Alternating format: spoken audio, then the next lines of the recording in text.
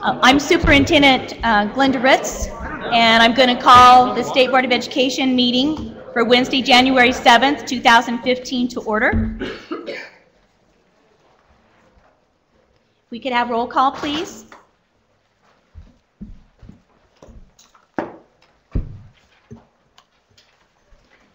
Mr. Albert? Present. Mr. Elsner? Dr. Freitas? Present. Mr. Hendry? Yes. Ms. Neal? Present. Mrs. O'Brien? Present. Dr. Oliver? Present. Mr. Walker? Mr. Watts? Present. Mrs. Wicker? Present. Superintendent Ritz? Present. I invite all of you to please stand for the Pledge of Allegiance. I pledge allegiance to the flag of the United States of America and to the republic for which it stands, one nation, under God, indivisible, with liberty and justice for all.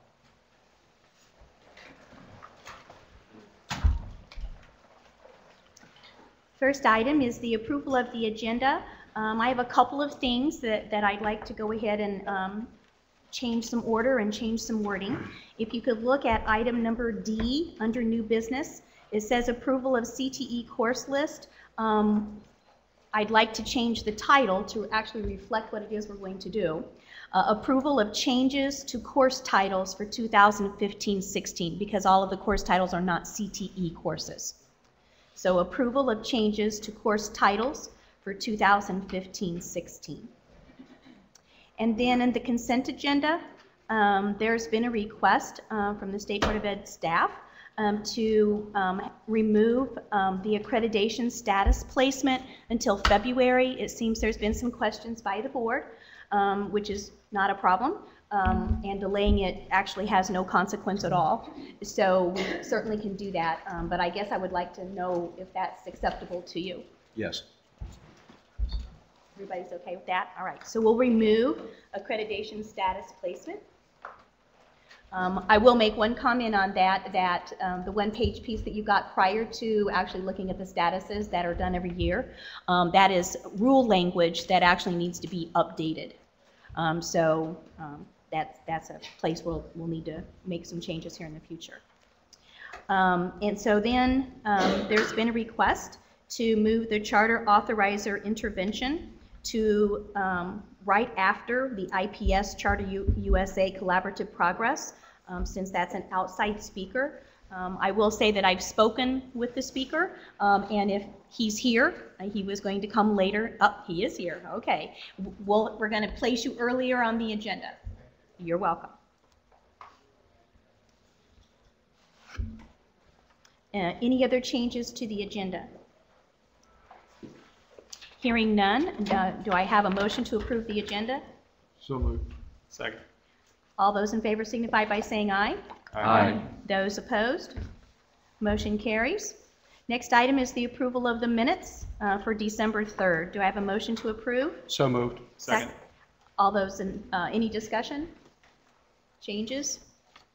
All those in favor of approval of the minutes signify by saying aye. Aye.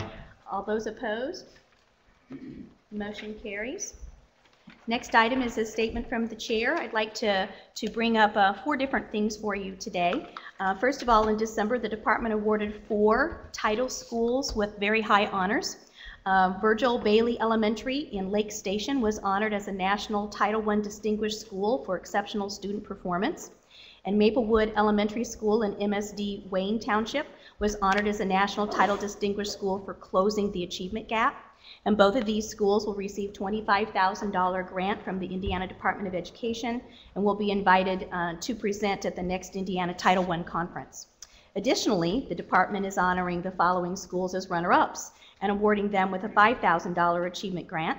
That would be Hawthorne Elementary School in MSD Warren Township for exceptional student performance, and Homecroft Elementary School in Perry Township Schools for closing the achievement gap.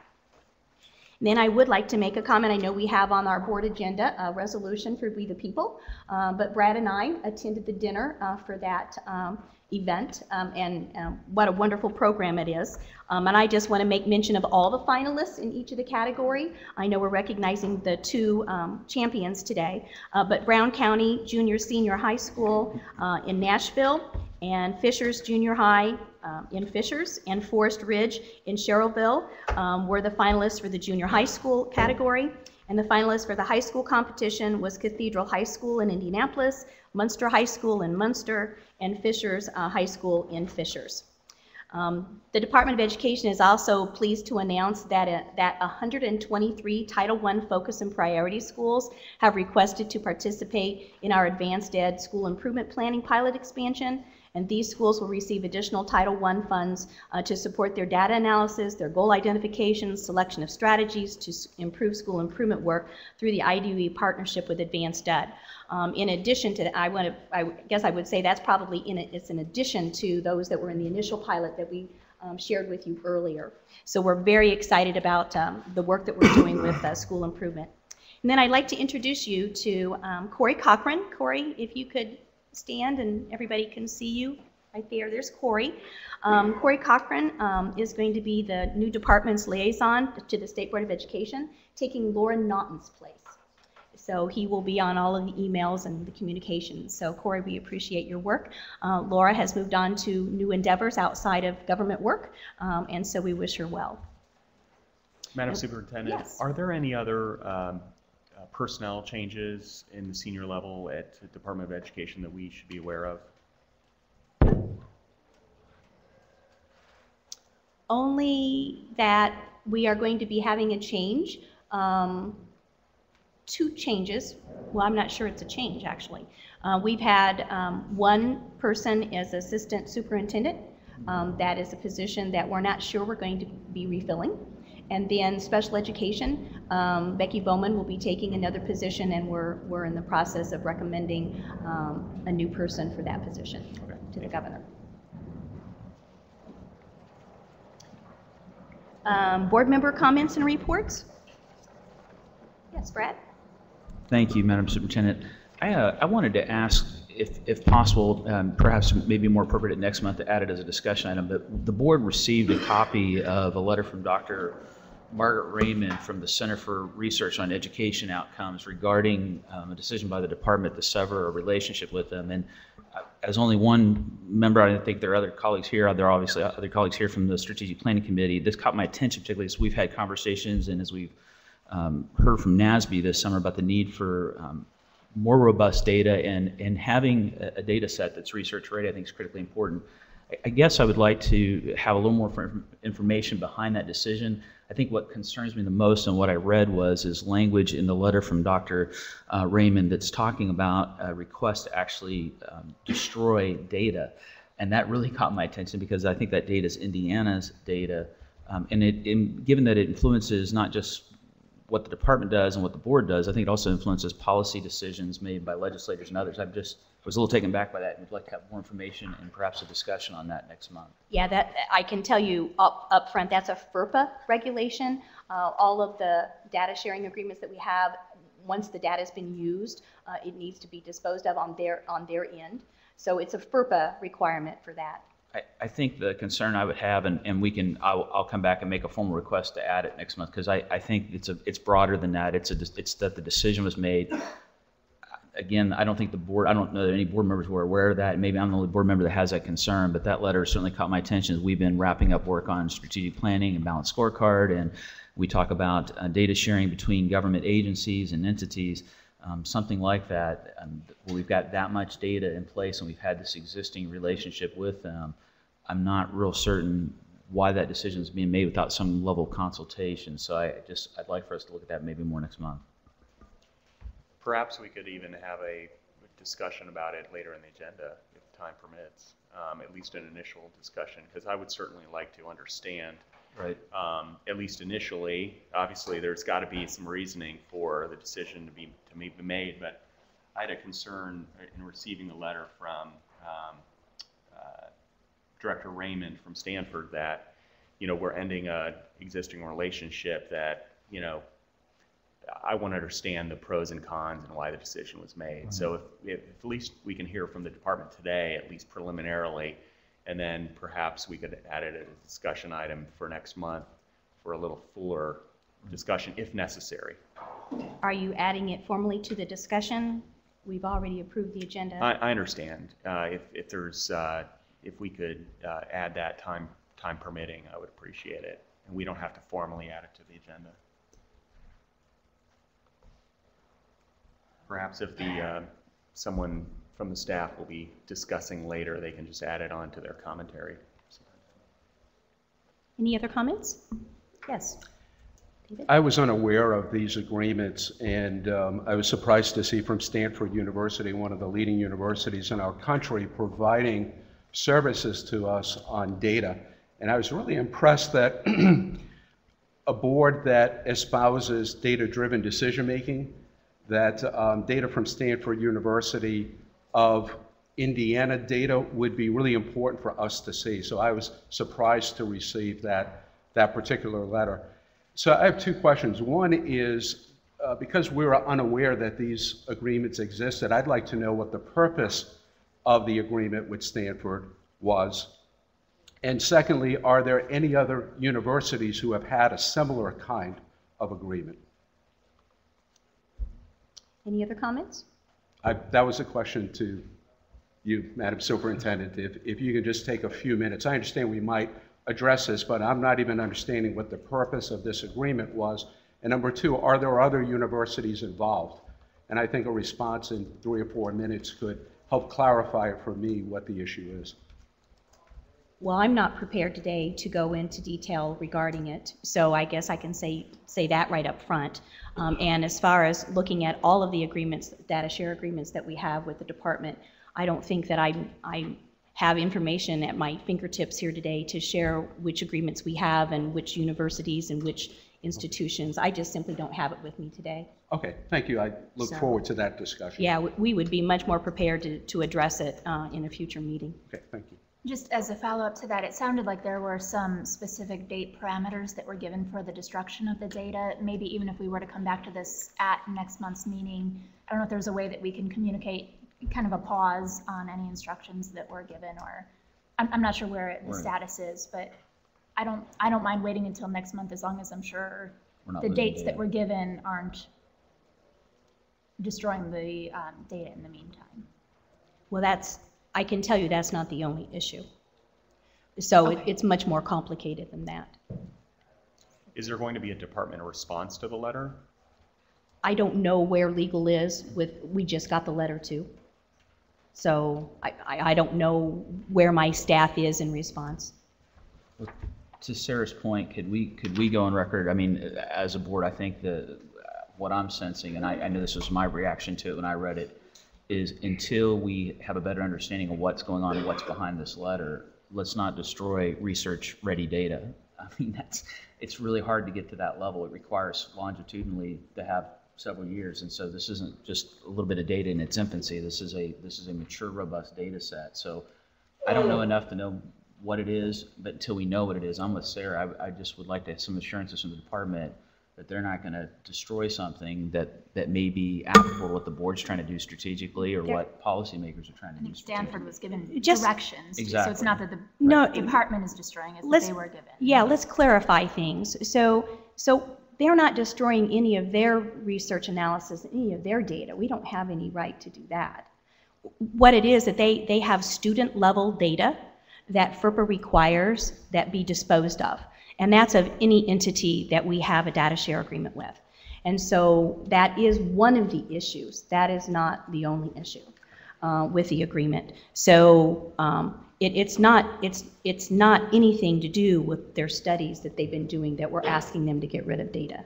It has to do with after they use our data, they are supposed to dispose of it. I apologize if I'm inferring that. I just have not heard anything from the department on this issue, and kind of like Dr. Freitas, I frankly was unaware of what the extent of that agreement was.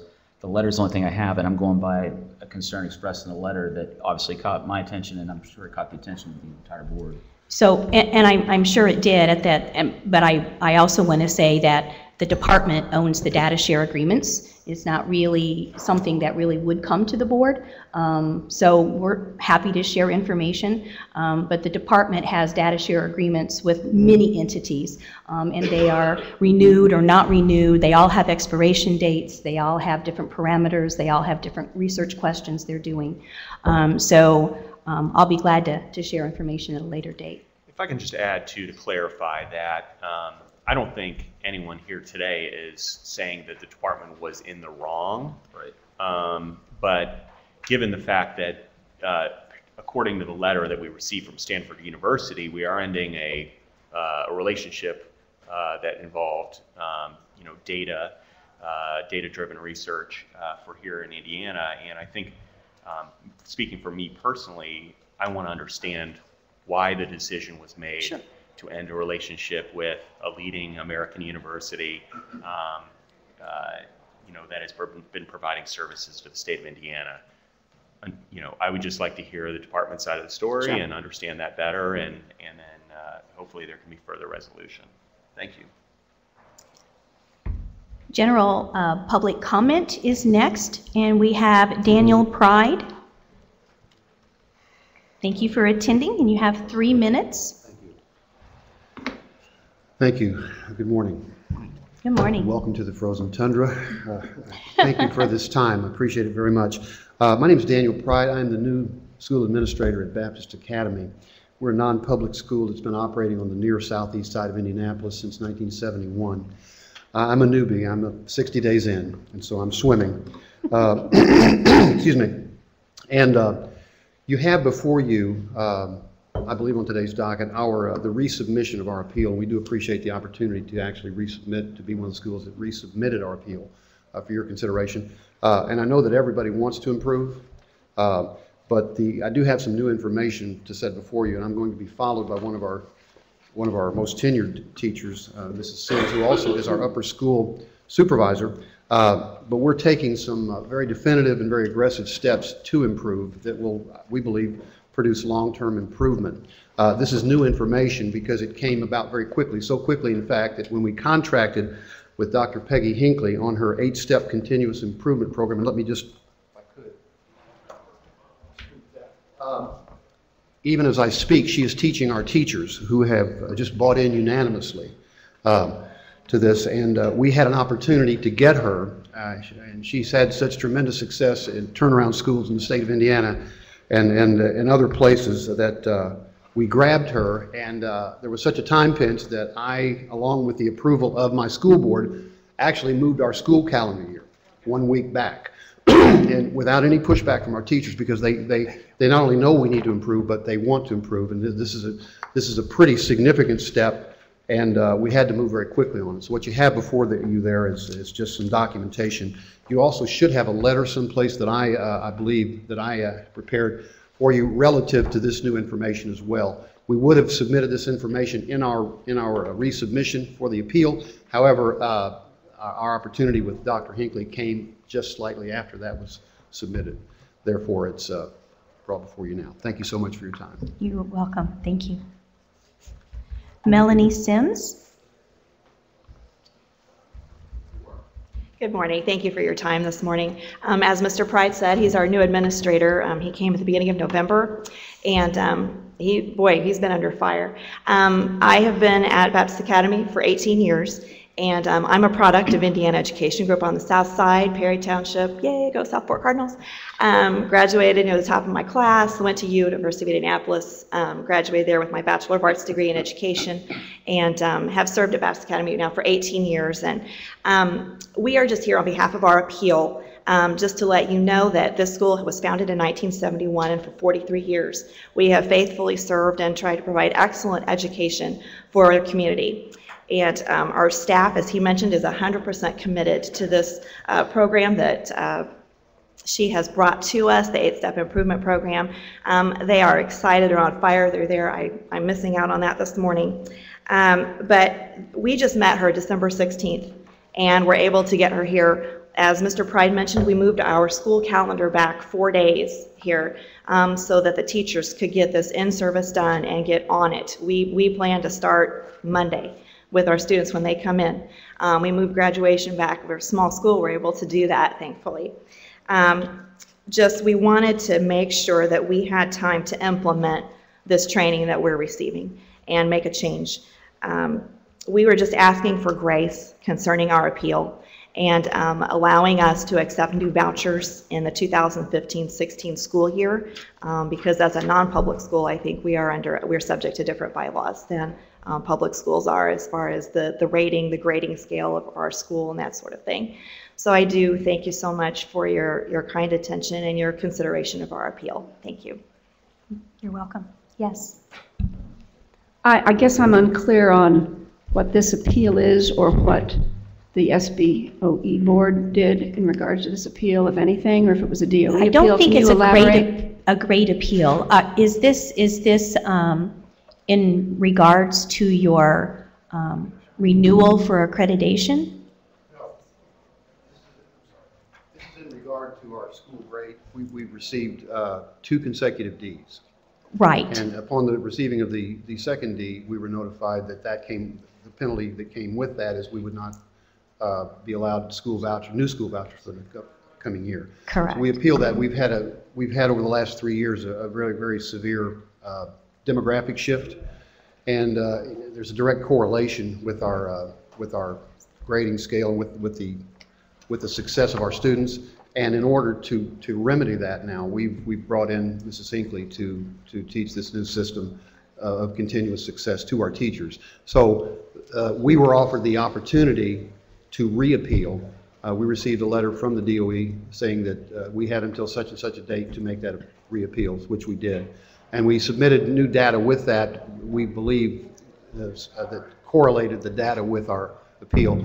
However, this partnership with Dr. Hinckley is brand new and fresh. You're just letting us know that you're adding that into it Absolutely, also. for consideration, Okay. yes.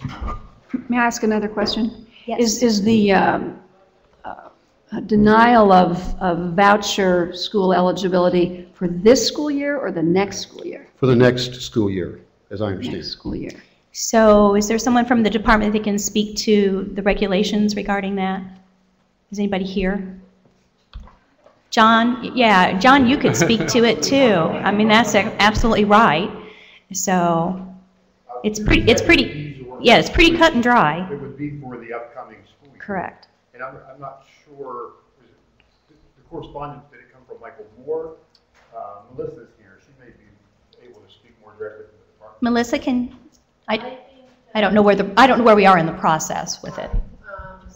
We were sending out notifications this week for schools that have letter grades. We needed to wait until after the board meeting. I think your communication may need to be with Debbie and me directly rather than the board. And that's okay. And so if you could get with him and make sure we have that direct connection, that'd be perfect. Yes. May I ask, what percentage of your student body are recipients of voucher? About 60% to 65%, and the demographics have changed in our neighborhood so drastically over the last 4 to 5 years. And of course, most of the young people that we're now trying to reach and help would qualify for the voucher. So I would say roughly 60 to 65%. Okay, thank Very you. close. Thank you. You're welcome. Next item is the consent agenda. There's one item, review of final grades, and you've already received them, and there was 3 grade changes. Motion to approve the consent agenda? So moved. Second? Second. All those in favor signify by saying aye. Aye. Those opposed? Motion carries. Next item of business is adjudications, and I understand Sarah is going to run the adjudication process, and so I will step down momentarily as chair and let Sarah continue. Beginning with IPS, this is an administrative proceeding conducted pursuant to Indiana Code 20-31-9.5-3 to determine the amount of state tuition support to be withheld from the state tuition support funds that would have otherwise been distributed to Indianapolis Public Schools from January 1st, 2015 through June 30th, 2015.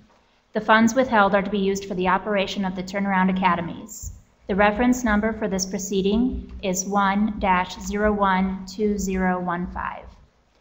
Board members received a copy of the certification that was provided to Dr. Farabee, in which Dr. Farabee indicated that the corporation concurs with the recommendations of the department. Because IPS agrees with the department's withholding recommendations, the adjudication is limited to a determination on the documents filed with the board. The board's decision will be determined by an affirmative vote of at least 6 members. Is there any discussion on this item? Seeing none, I would invite a motion to adopt the agreed recommendation to withhold the following in-state tuition funds for the operating of the turnaround academies and IPS. So moved. Second. Do I need to read the numbers off, or? Yes. Okay, I will read I the numbers withdraw off my for you. motion. $1,335,743.85 for the operation of Emmett Middle School. $1,321,580.07 for the operation of Arlington Community High School. $2,385,217.74 for the operation of Emmerich Manual High School, and $2,431,104.90 for the operation of Thomas Carr Howe High School. I would invite a motion. I make a motion to approve. Second. Roll call. Mr. Albert, Yes. Dr. Freitas, Yes. Mr. Henry, Yes. Ms. Neal, Yes. Ms. O'Brien, Yes. Dr. Oliver, Yes. Mr. Watts, Yes. Mrs. Wicker, Yes. Mr. Walker, Yes. Superintendent Ritz. I don't believe I vote on this. Correct, yeah.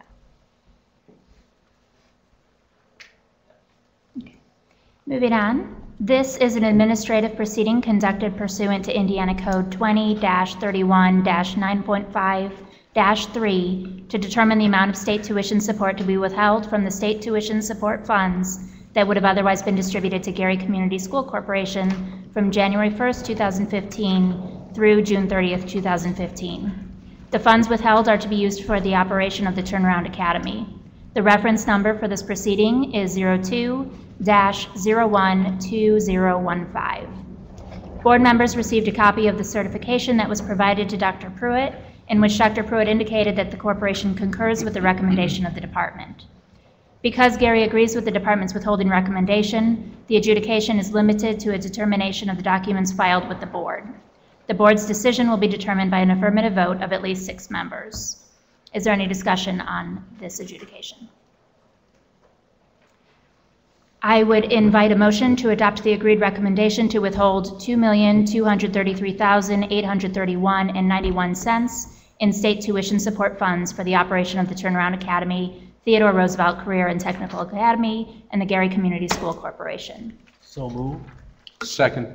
Roll call. Mr. Albert, Yes. Dr. Freitas, Yes.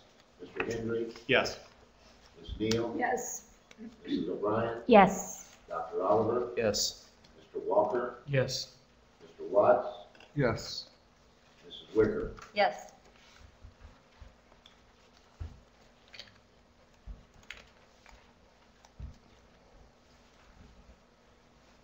Seeing that the adjudications are completed, we will continue with new business. Action item A, approval of the 2015 summer school funding categories. The department is not recommending any new categories or any changes. If I could have a motion to approve the categories for summer school programming. So moved. Second? Second. Any discussion? Roll call, please. Mr. Albert, Yes. Dr. Freitas, Yes. Mr. Henry, Yes. Ms. Neal, Yes. Mrs. O'Brien, Yes. Dr. Oliver, Yes. Mr. Walker, Yes. Mr. Watts, Yes. Mrs. Wicker, Yes. Superintendent Ritz. Yes. Next item of business is school quality review process. You received information, and so the motion is to approve a memorandum of understanding between the board and the Department of Education for the purpose of conducting school quality reviews. Do I have a motion? So moved. Do I have a second? Second. Any discussion? Roll call, please. Mr. Albert? Yes. Mr. Reagan? Yes. Mr. Hendry? Yes. Ms. Neal? Yes. Mrs. O'Brien? Yes. Dr. Oliver? Yes. Mr. Walker? Yes. Mr. Watts? Yes. Mrs. Wicker? Yes. Superintendent Ritter? Yes. The next item on the agenda is the initial approval of rule language for 8F accountability. You have a copy of the language, and through our work with the State Board of Education and the department, we have one issue that we would like to gather your input on, and we can do that through an amendment today, or we can do it through the process of going forward in the public comment. However, my preference, just right up front, is that we might be able to amend it today because the Department of Education is going to begin running pilot information and scores and using actual data to start our work, and it would be very helpful if we had that ready to go. So we have a couple of pieces of information for you.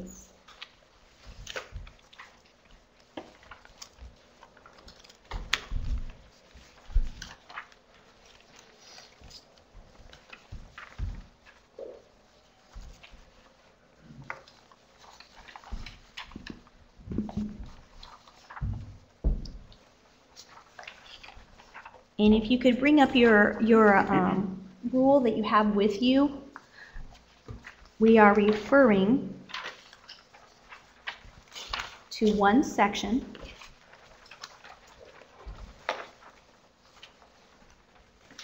Debbie, could you put us in the right place? Sure. Good morning, State Board, and what a chilly morning it is. Can you put us in the right place? We in the certainly will. rule? So we're looking on your 10-page document, it's page 3. We're looking at 511 IAC 6.2-10-3. And what page again? It was page 3. Page 3. And it is placement of placement of schools in categories, overall framework. Within this section, we're looking at subsection D that has to do with weights of performance, growth, and multiple measures. Yes, and subsection D is on page 4. And it begins with the weights of the performance, growth, and multiple measures domains as set forth in this rule shall be awarded as follows. There was not clarity on how the board felt about wording this, and so we want to talk with you about it. Great. So in working with board staff, I think there's 2 plausible solutions or interpretations of how these weights should work. DOE and board staff both agree that it was the will of the board to see the current breakout of graduation, college career readiness, performance, and growth information at the high school that's being reflected in current A through F. Where we have the 2 different interpretations is at what level. Should that be at the overall school level, or should that reflect just the high school data alone? So before you in the rule language, you will see one interpretation of that information and those weights being calculated at the overall school level. So in other words, any school that has grade 12 information, graduation, college career readiness, those components will be weighted at 60% of the overall school grade. Second interpretation is before you in the recommendation. That interpretation is to apply that at the high school level and then utilize the enrollment of grade spans 3 through 8 versus 9 through 12 to get an overall weight across the entire school. Now, the similarities between the 2 interpretations is it works the same for an elementary school, it works the same for a high school 9 through 12. Where the difference comes into play is a combined school or any corporation. So combined schools represent about 9% of the schools in the state, and of course corporations, most corporations have a K-12 configuration, although there may be some exceptions to that rule. So in the original interpretation that you're looking at in the rule, again, this interpretation is static weights representing 60% of the overall grade coming from graduation, college, career readiness information. This is true whether the school is a 9-12 building, a 7-12 building, or a K-12 building. Second interpretation, the recommendation for the change in front of you, that final weight is dynamic and it changes depending on the enrollment in grade spans 3 through 8 versus 9 through 12. So if I refer now to page 2 of this information, it has a breakout, again, just comparing the two pieces of information in the two rule languages. The current language in the rule before you, again, the significance is placed on graduation, college, and career readiness data. Weights are static. It allows for the easy interpretation by the stakeholders. However, it does not reflect the actual weights in each of the grade span. Any school with multiple measure data will have that information weighted as 60% of the overall grade. In regards to graduation, college, career readiness, the application is consistent for a high school, again 9 through 12, but it does differ from the current application for combined schools and corporations. Okay. The proposed amended language, it does reflect, better reflects what was outlined in the accountability panel's recommendation to have that enrollment included and have that more of a dynamic excuse me, formula and adjust for those enrollments. Overall data significance varies depending on the actual enrollment in which grades are present. The weights are dynamic using the enrollment in each of the grade spans. This can be more complicated for stakeholders to interpret. However, it is more reflective of the actual enrollment in the grade spans. High school information, again, only the high school information does reflect the 60% significance of graduation and college career information. However, that is weighted against the total enrollment to get to the final significance of graduation, college career readiness information. In regards to graduation, college career readiness, this application is more consistent with the 2012 version of the A through F rules for combined schools as well as corporations. So on the example pieces that you have, the proposed amendment on down below, and maybe Troy can speak to this probably more eloquently because since he's at the high school, but it actually involves enrollment of the students at each of the levels and adjust the weights accordingly.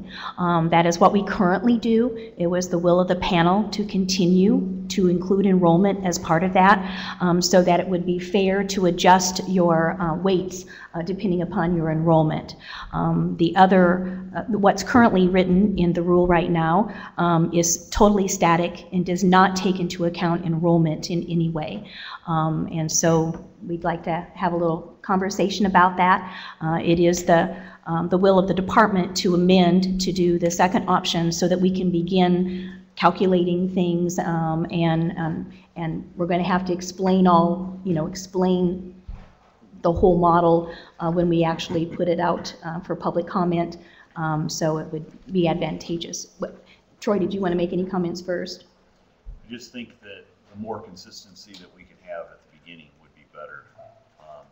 And as a 7 through 12 building, I'm a combination, so I understand that weighting system, and so then it would be consistent with what we've had in the past. Andrea?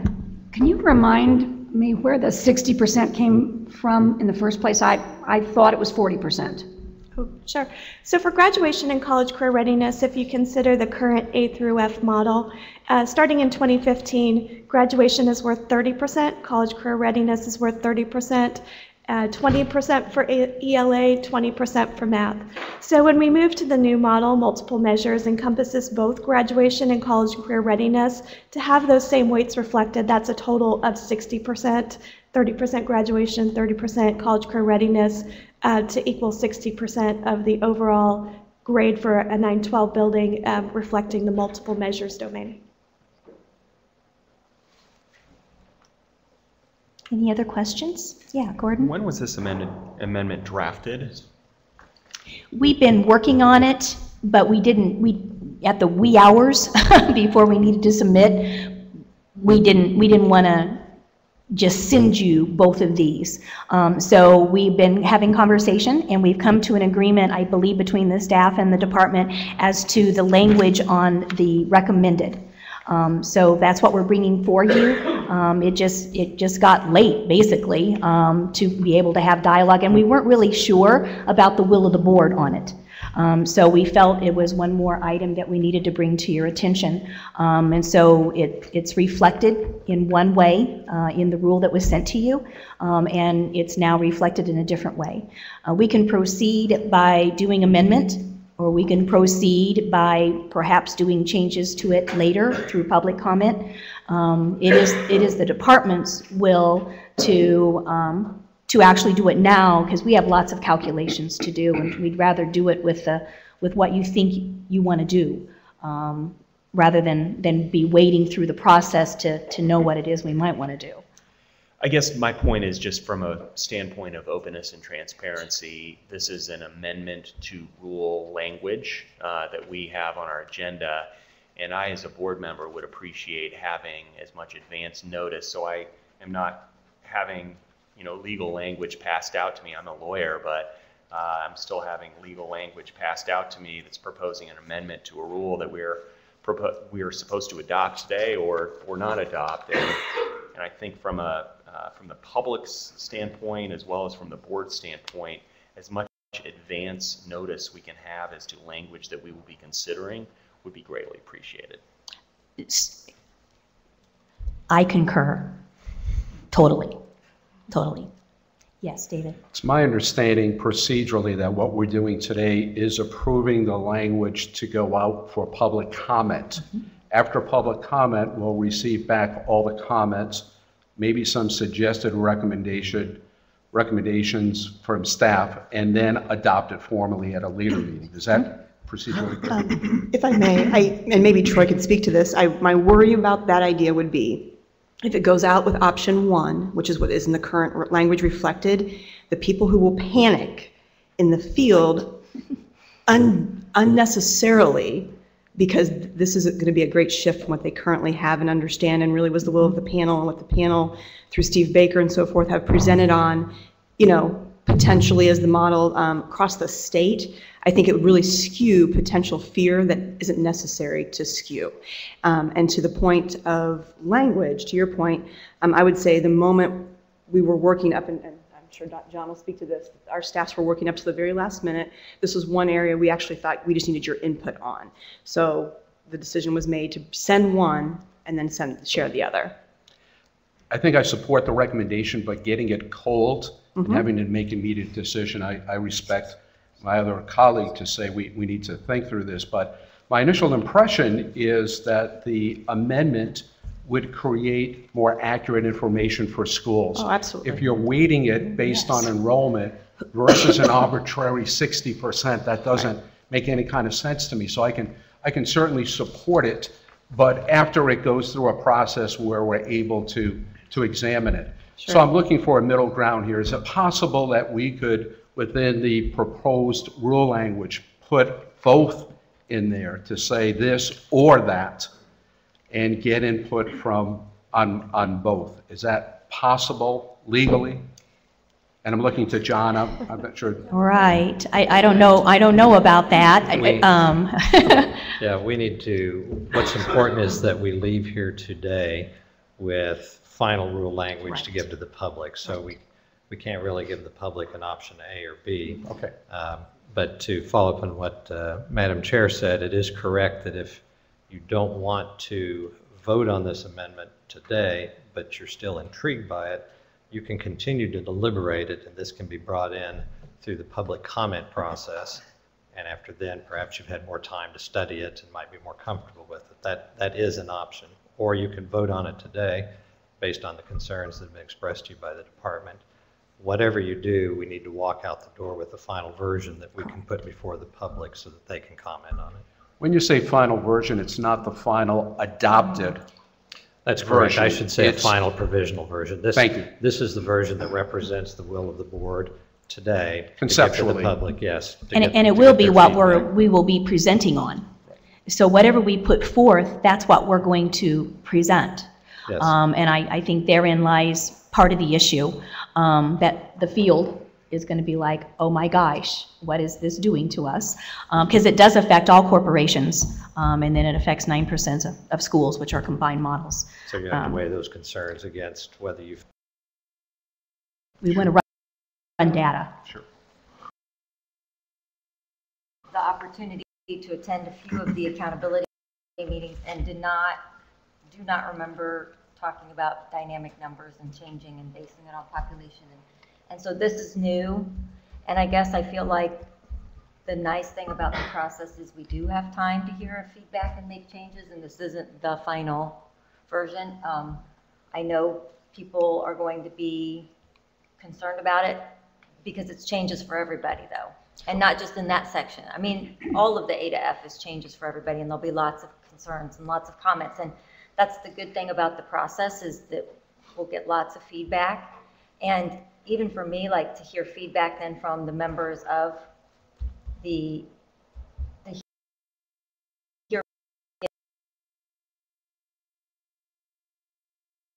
getting it this way.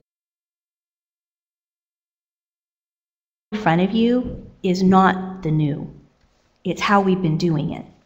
What you have in the rule is a whole different, that is new.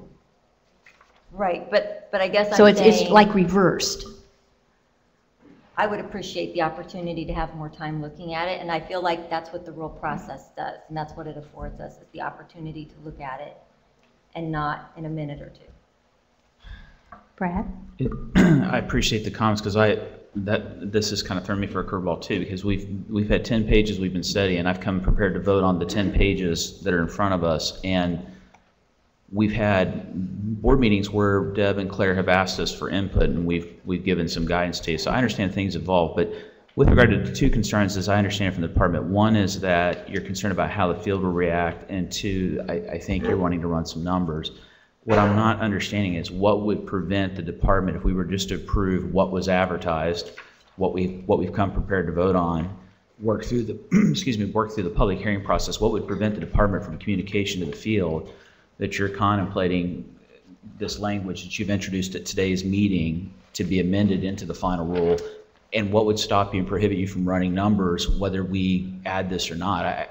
That part is not making any sense to me. It seems like you'd be able to run analytics regardless of what language we publish for the final rule, or the draft rule, I'm sorry, not final. Sure. No, we anticipated that, and we would be happy to run it both ways. I mean, we ran it 60 some odd different ways through the panel's work, so that's not the rub. I think really, truly the rub is presenting to the public what we believe to be the best model. And I would ask, given the dynamic of the last week and a half, we suggested the night the rule language went out that both options be presented to you, and I would hope that the board would concur and you direct them in the future to go ahead and send you both options. But the suggestion was it would be too confusing, and rather your staff asked that we wait to present it till today. So it seems like they've put us and put you in this situation when you could have had 10 days to study this. And so that's concerning to me, and I just don't want that to go So it's our staff's unnoted. fault that we got it 10 minutes ago? They made that decision to not send it to you at the day when we suggested. They didn't want to make the change that we were suggesting to go to option 2 because we felt like it was aligned to the panel's recommendation and has been presented to you. And they said, we don't want to confuse the issue, so rather let's bring it before the So board. can I ask a question? Why wouldn't the department and the chair just go ahead and communicate directly with the board? Because we've been very cautious and careful to make sure that we're following the deadlines and the dates of materials and only trying to send one message. So we, even up until the very last minute, we met with state board staff, the superintendent met with state board staff. We tried to come to a resolution of what you receive to give you the 10 days. But there have been And this other is one of the instances- cases where we said, please make sure they can see both options, and the choice was to bring it forth to you and only send the option for which they had sent. I just hope you appreciate why I'm having kind of a moment reaction to what you're trying to tell me, because Yeah. there have been other instances where the chair's communicated with the board and we've not said we had to go through board staff to get the communication to us. So I'm just struggling with the reasons my colleagues have expressed. I'm not comfortable voting on anything other than the 10 pages that was put in front of us. I think there's 3 public hearings yet that this can be discussed. I think there's ways you can communicate to the field, and I think you can run your analytics. then I think we'll probably strongly suggest to the field through our presentation in those hearings that option 2 is the option we support the most and what we believe the panel recommends. And it may be. It may be. I don't know. I've had it for 10 minutes. Well, and I do want to clarify, this is what was presented to you through the many presentations on the panel. But it's not Option what 2. was in the rule. And Correct. we continued to try to express, we did not think that's what the rule reflected. We asked that they send that to you in advance, and the choice was made not to.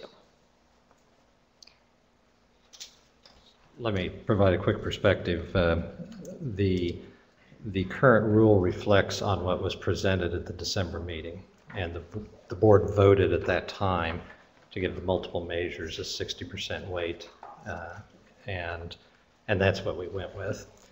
We had a deadline mid-December to get these things to us in anticipation of the holidays and so forth.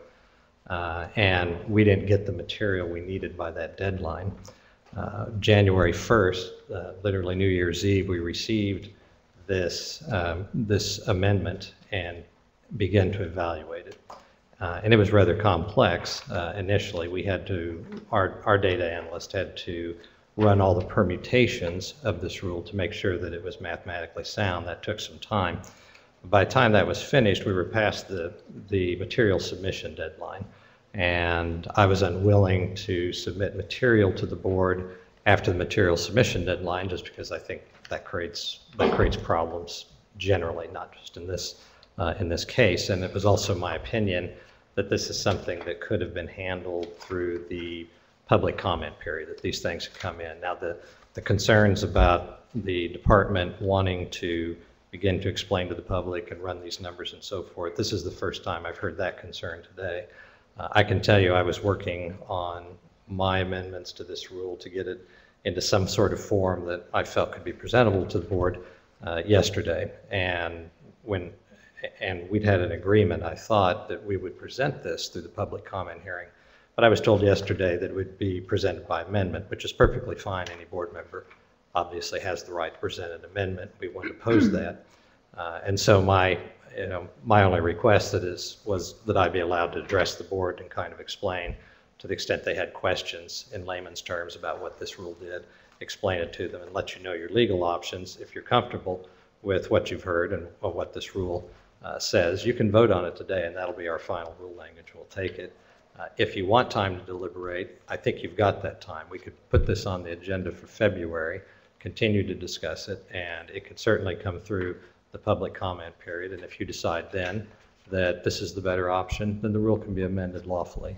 It's what you want to do, and I don't have a recommendation one way or the other, because this is a policy decision that I think is best left to the board.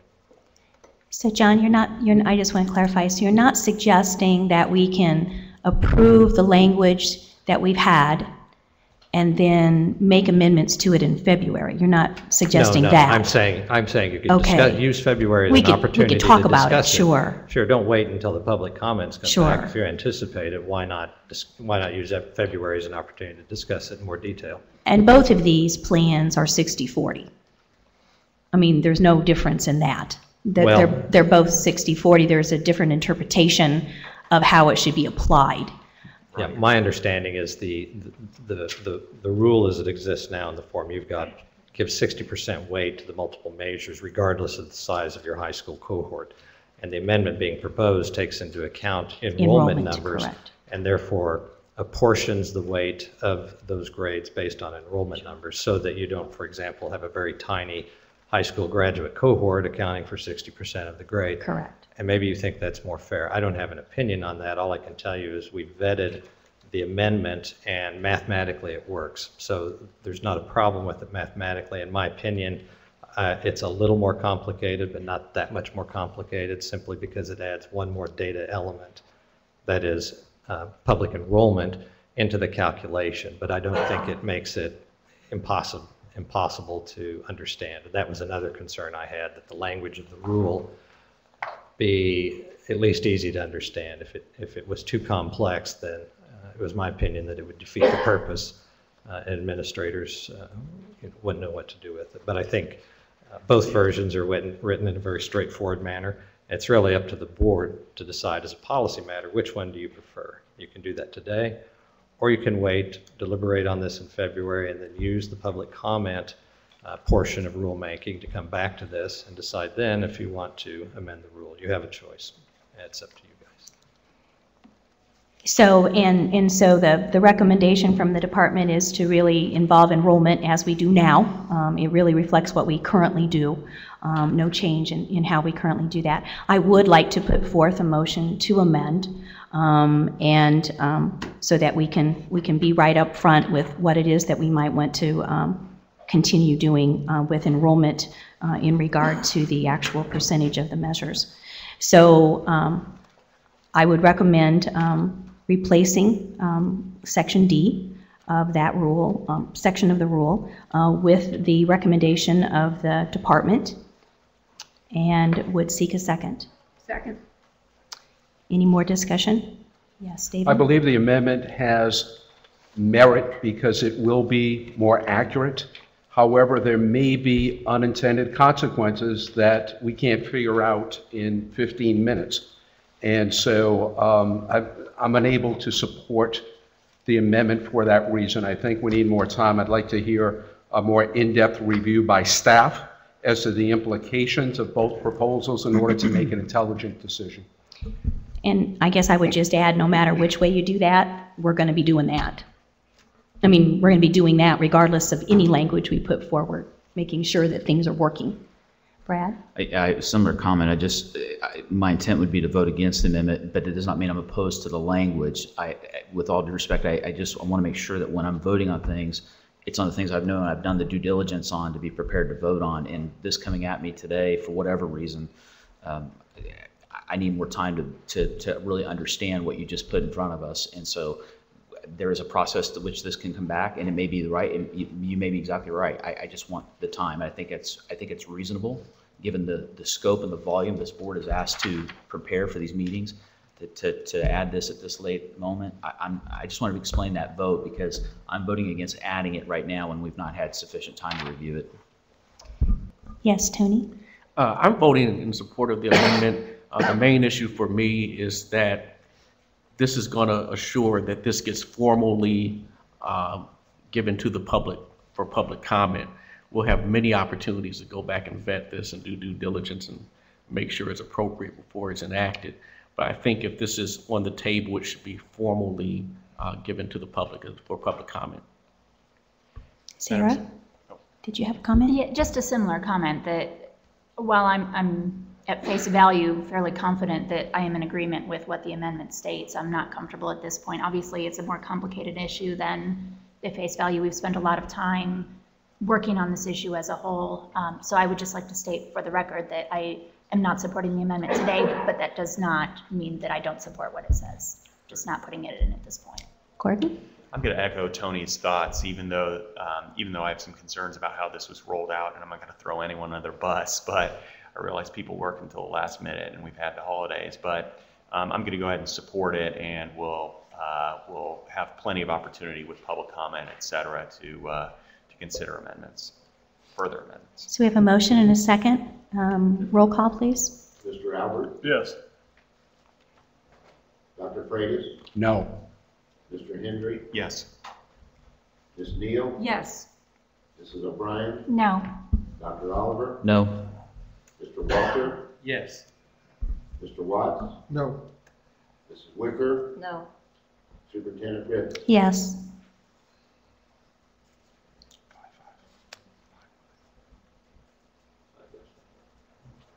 Five yes, 5 no.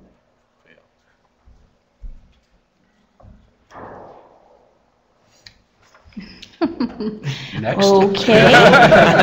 Anyone want to revote? Let's see. Superintendent, if it may help, Yes. I was talking to Debbie, if we wanted, I have no idea what the correct order of procedure would be. She could present on and explain the tables and give you further information about both options, to your point of needing to understand it more fully. I mean, we've been moving pretty quickly through the agenda. If that helps, now that we're at this strange tie thing. Well, we have a tie, so Doesn't pass. yeah, I mean, it's not, I mean, we have a tie, but it hasn't passed either. Do any of the no So- votes want to hear any more information, or do we move on? Can I ask a question? Yes, What does Brad. it do to our overall timeline if we simply table action, any further action, and bring this back next month, and at that time, it's included as a part, as you're proposing today, which gives us some time? Because I understand what you're saying. I'm not trying to belabor this, but I mean, I want to know before we put anything out that I've done what I think is reasonable due diligence on my part before I vote for something that's going to go out for public comment. And it's just, I've seen it for 10 minutes. So if we can take it to next meeting and it doesn't impact the overall timeline, it seems to me that would give everybody sufficient time to really digest and appreciate what you're putting in front of us. Possibly even hear more from you at the next meeting on this, and then vote on it. I guess John, probably, we're going to be right in sync on this. We want approval today of some language because we have to get this going forward. We're already going into the summer and having it finalized. Schools have to know how their accountability system is going to happen for that following year. So delaying it, I think, would be a problem. I would say that department and board staff have been very cautious about causing any sort of delay to adopting this language. Some of the decisions that have been made, whether to send out or not send out multiple versions, have been around not delaying the adoption of this language. So just to be clear on that, I think both parties came into it today fully expecting to get the preliminary language adopted and move forward either way, with either the original language or the amended language. Yes, Carrie. And to what Gordon asked, I mean, I would appreciate an explanation, and it could change my vote because I'm not opposed to it. I just don't know it well enough to vote on it. At the same time, I know we have a full agenda and we're here late every time we meet, and I don't want to be the one to say, sure, spend an hour explaining it to me. Actually, Carrie, I think if we look at the actual two charts, it's simpler to understand than you think. Do you understand what I'm saying, Gordon? Absolutely. Why don't you take a few minutes? So I want to be clear about the vote. So we have only 10 members here, and it takes a majority to approve. So we're at 5 and 5. So it hasn't passed. Huh? It takes a quorum of 6 to approve. It actually takes 6 votes, no matter who's here. At least, yeah. I just want to clarify that. So it's 6 votes, no matter who's here. Okay. Well, Question? Yes. The vote we just took, 5-5, is on the amendment. Yes. Only. Yes. We could Yes. still approve sending the rules forward to public testimony and not impact the timeline. Is that correct? And so second, are there other amendments that are coming forward before we vote on the entire document? Not to our knowledge. There No. could likely be amendments offered to the public comment process, but we can't foresee that. We just anticipate it. So I'd like to make a motion to forward the draft as presented to us today for a public testimony. Second. Okay, so I want to make sure I know what we're doing here. So, and John, I want clarification from you in a second. So you're suggesting that we put forth this draft in addition to the approval of the language? Are you suggesting we put forth the amendment? The amendment was just voted down. Therefore, to me, that issue is done with for this meeting. I'm trying to get us moving forward on this issue. So my recommendation You're just going for the main motion. Put forward the main motion, which is to release this for public testimony. Right, approve this for public comment. Then as a separate issue, if you all want to revisit this amendment in February as a separate item, concurrent with public comments, you can do that. There's nothing to prevent you from doing that. So in other words, Gordon has suggested that we have some more dialogue about it today, and you're suggesting no. I'm always for dialogue, so but it's not up to me. You know, I'm always for dialogue, but I'm looking at some staff members, and I'd like to have their thoughtful, reflective input on it. And in addition, just to take a closer look myself, at it. To make a decision in 10, 15 minutes, it So- subverts our responsibility. We have due diligence, as my colleague mentioned, to really study this issue. So I think we need to release it to the public, get it out there, get input back, and then we can move forward. So we're going to go on to the main motion. Initial approval of rule language for A to F as was given to you. Do we have a motion? Point of order, I believe Oh. Dr. Freitas made a motion and I seconded it, so I believe there's an active motion on the I think table. that's what I'm doing, is doing the same motion Can I ask a question? for C, right? The initial approval of language. It just wasn't worded as it Yes. should be. Okay. So I'm just rewording it, if that's okay. Sure. The initial approval of rule language for A to F accountability. Do we have a second? Second. Any more discussion? Yes. Brad? John, I guess a quick question, clarification, because I think this is the solution. So if we act on releasing this language that was in our packet that we've been studying, we can come back next month and we want to add, if we want to amend this language next month, there's nothing that would prohibit it, or once we send it, we're sending it out? You wouldn't amend the language, you'll send it out, and if Go there to are the public amendments, it hearing. would be through the public comment process. thank and you. Certainly, this language could be submitted to public Okay, comment. just want to clarify, thanks. Madam Chair. Yes.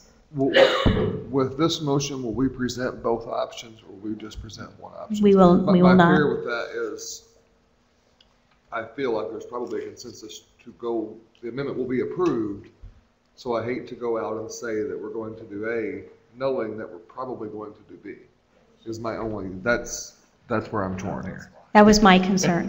You want to change your vote?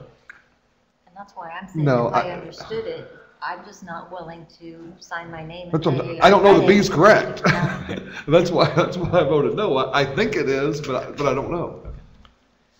Madam Chair, Yes. I would love to hear more from Deb on the basis of this, but I would also like to request that we hear from our staff as well on the rationale for inclusion or avoidance. Sure. Also, I think if I was able to kind of hear a big picture of what the thought process was, it might allow me to better inform Sure. my decision. Sure. So we have a motion. We had a second. I think we're gonna, are we making kind of a consensus to table that for a little bit? Because we have a motion and a second on the May we table. invite commentary from both the As department part of and this board staff? discussion? Okay, we're in discussion of the actual motion. So I guess we can. Go ahead. I just have one more point. It's not just this that could possibly change through public comment. You may receive public comment Oh, yeah. on multiple parts. So, Oh, sure. So I just want you to be prepared that there could be amendments beyond what we're discussing today. We just don't know. But BJ's correct. What we send out is what we'll be presenting. Exactly. Debbie, you've been asked to give some more information. It may help, and Cynthia also, it may help if you give some real concrete examples of how this works to simplify it. And the chart itself, the two charts that you have, I'll just start it out a little bit here. The top one, as the language that you received, everything is static, and it's applied, if I have this correct, at the end to all of it, okay? Regardless of how many kids you have enrolled in each grade level area, okay? The second option is how we do it now, where we involve enrollment and we spread out the weights accordingly, so that no one group has most of the weight for their school. So if you could give some concrete examples, that might be the best. And Cynthia, we certainly want to have you speak on the language that was presented to the board. Sure. If you recall in the presentation from the accountability panel recommendation, at that point there was simply a formula. Probably one of the more complicated parts of writing this rule was translating that formula into actual rule language, something that is simple enough to be able to be understood by all parties. This is something that both Cynthia and I worked on. Took multiple versions. I must admit, I probably deleted my first 10 versions because it was just too complicated to follow. So in trying to make this much more simplistic, again, we had two interpretations of the board's will. First interpretation is that those weights are static. You'll see that in the first chart. Let's take, for example, along the left-hand side, you have different school configurations. In the middle, you have elementary, middle school data, high school data, what the weights would be in each of those scenarios, and then finally, overall weights for a school. If you look at the K through 8, 9 through 12, and 11 through 12, in both the current language and the proposed amendment, those weights are exactly the same.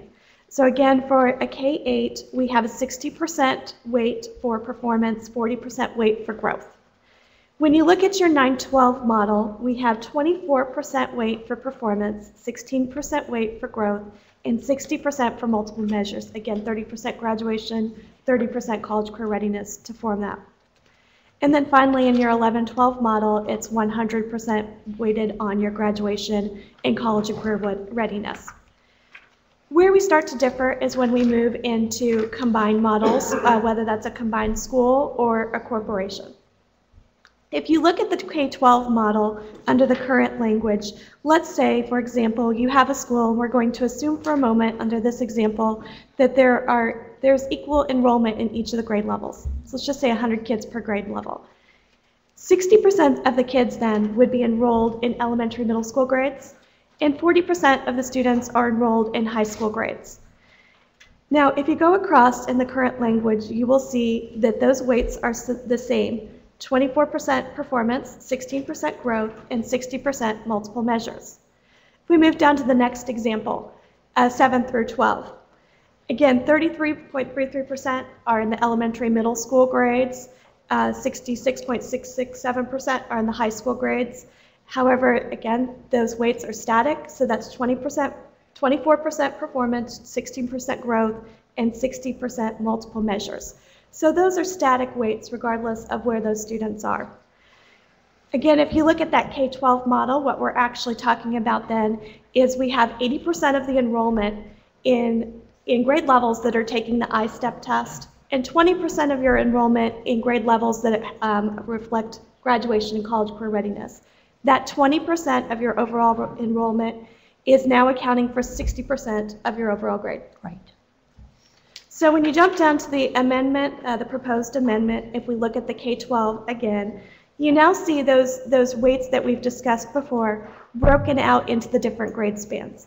So for your elementary middle school data, again, we've talked about the 60% performance, 40% growth. You see that reflected within that grade span of 3 through 8. On the high school side, we see the 24, 16, 60, again reflected in high school. Then finally, we just multiply the 60% times the elementary data, 40% times high school, to get to final weights. So for your K-12, for example, again, under current language, that's performance of 24%, growth of 16, and multiple measures of 60. Under the proposed option, that's performance of 45.6% of the overall grade, growth 30.4% of the overall grade, and your multiple measures, graduation and college career readiness, are 24%. So again, now 20% of your population is now worth 24% of your overall grade. So it's more reflective of the actual enrollments in those grade spans. If you jump down to the next example of 7 through 12, again, you'll see that 33% in the elementary grades, 66.6% in your high school grades. You just see those multiplied out times the weighting in each of the grade spans to get to a final weight of 35.6%, or I'm sorry, 35.9% performance, 23.9% growth, and 40% of multiple measures. Again, it's just more dynamic and reflective of the actual enrollment in each of the grade spans, more reflective of how the 2012 version of A through F was written as well. What you're trading off here is simplicity. Again, the other version, the current language, it's much easier to explain to simply state that it's 24%, 16%, 60% than to have to enroll that or include that enrollment. So it's really just a decision for the board, and we felt that it best for the board to decide what the will is to have that enrollment included or excluded. I'll let Cynthia speak. Debbie's correct. We actually went through this multiple times, and because we could not get language that accurately gave the public or you a way to calculate including enrollment. We didn't get that language until Friday. She sent it to me Friday. Thus, the decision was to wait to get it through public comment whether or not we should include enrollment. I have no issue with including enrollment. The language she sent, it works. I vetted it. She's correct. It works. I was thrilled. It definitely simplifies the very complicated formulas you receive through the A through F panel.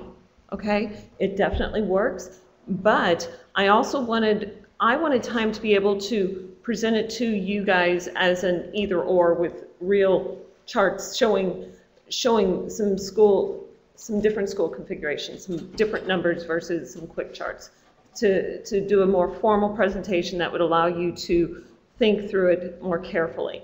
And we knew that we could buy time by adopting current easy language, quote unquote easy language, and letting the public comment on including enrollment.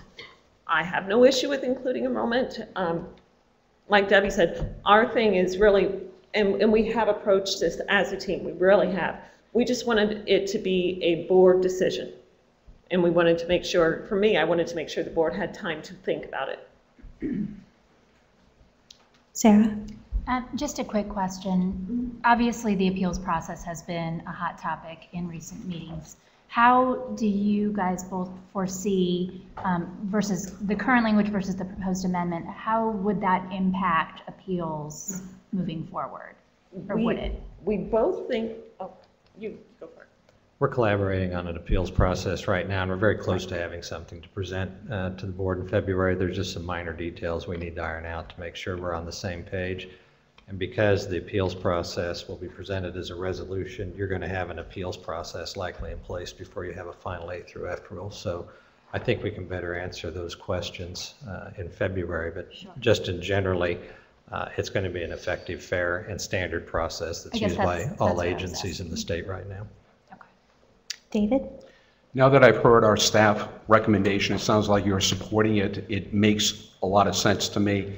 As someone who voted no on the amendment, I'd like to make a motion for reconsideration on the amendment. Shall we reconsider? I think we have to kind of take that. Shall we reconsider? I think you'll have to withdraw. Well, we're in discussion. Yeah, let's talk about what it is where we are, okay? So we were in discussion. So a couple of things can happen, okay? Going forward, I think, to kind of work our way through this. So we could go ahead and approve, I'm just putting things out. We could go ahead and approve the initial rule language that was given to us, and then somebody could put forth an amendment to it, I believe, and then we could take another vote. I think normally we approve or reject amendments prior to the main motion. Correct. Correct. And that's why I'm moving for a reconsideration of the prior my motion. recommendation would be to consider a reconsideration of the amendment. We vote on the amendment, then if it... Correct. As a result of discussion. Correct. Okay? And the amendment can interrupt the main motion. Correct. Correct. Correct. So a motion to reconsider.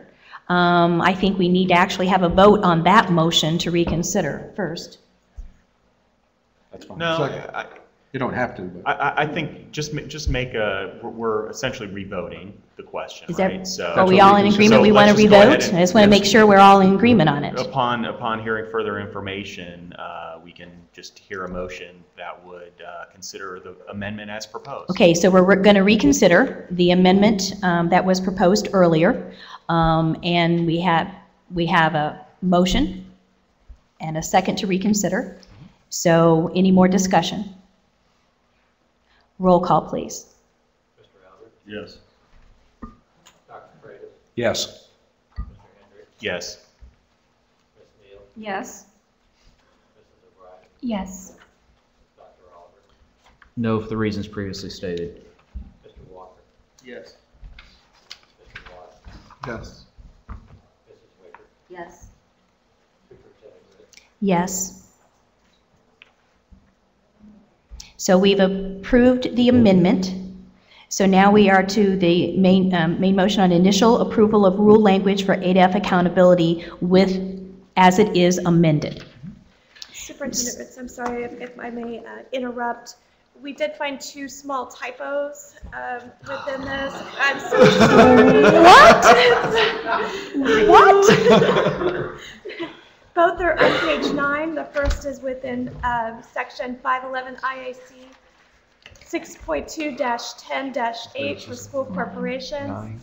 Subsection A states the board shall assign each school corporation an overall performance and improvement category in accordance with section 4 of this rule. That should be section 3 that reflects the overall framework. In addition, under the new school section, further down the page, that's 6.2-10-10 for new schools. Subsection C states section 4 of this rule shall be the exclusive means used in determining the school's final category placement. That should state section 5, which is actually the growth section. All right, so now we're going to approve this rule with the technical corrections that were presented. I have a question. Yes. One of the concepts we've talked about at previous meetings is that schools will receive a performance letter grade as well as a proficiency letter grade. And I was reading this last night and fell asleep, honestly. It was, I was trying to find that in here. Is that concept in here somewhere? Definitely breaking out the different domains and being able to display each of those metrics separately, as well as the final overall category grade. So that's within the rule. I think that's important for schools to receive disaggregated data to look at proficiency and growth separately in order to make some wise decision making. So I trust you that it is in here somewhere. Absolutely. With breaking them out into the separate domains, right. That does allow for that separate display. Okay, so we have a motion to approve with those technical corrections, and we have a second. Any more discussion? Roll call. Oh, Tony. Just so I know, we're voting on the main motion to As adopt amended. the language. Yes. I'll just have some brief comments regarding that. I gave a lengthy exposition as to why I don't support the A to F model in our joint session with the panel, but I'll just give a summary here that I really do not feel we have exhausted our efforts to come up with multiple measures for accountability for elementary schools. I'm just principally against giving a letter grade to an elementary school based on a single assessment test. I've also discussed previously that I thought that IREAD 3 should be added into that metric for an additional assessment test to evaluate those schools. But more importantly, I feel we should come up with some multiple measures that do not include testing in order to evaluate the elementary schools. There are so many other factors that go into making an elementary school a good elementary school other than just testing.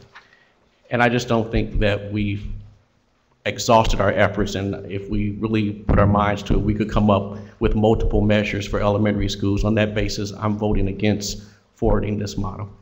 And Tony, my comments is I agree with you, and I think the board is committed to going forward and studying other possible measures that we could put in at a further date. Andrea?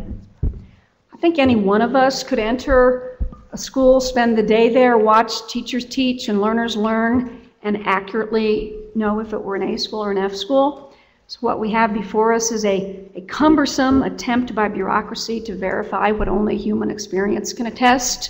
Nonetheless, we are required to do it, both by federal and state law. So my standard all along has been, does it allow schools to exercise choice in deciding what they look like, what kind of schools they are? And I fear it does not. I have 3 concerns. My first is that this formula is based heavily on a high-stakes assessment that we don't have yet.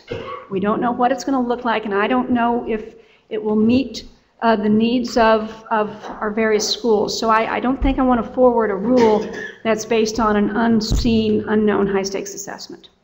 I continue to think this has a perverse incentives to do things and disincentives to do others.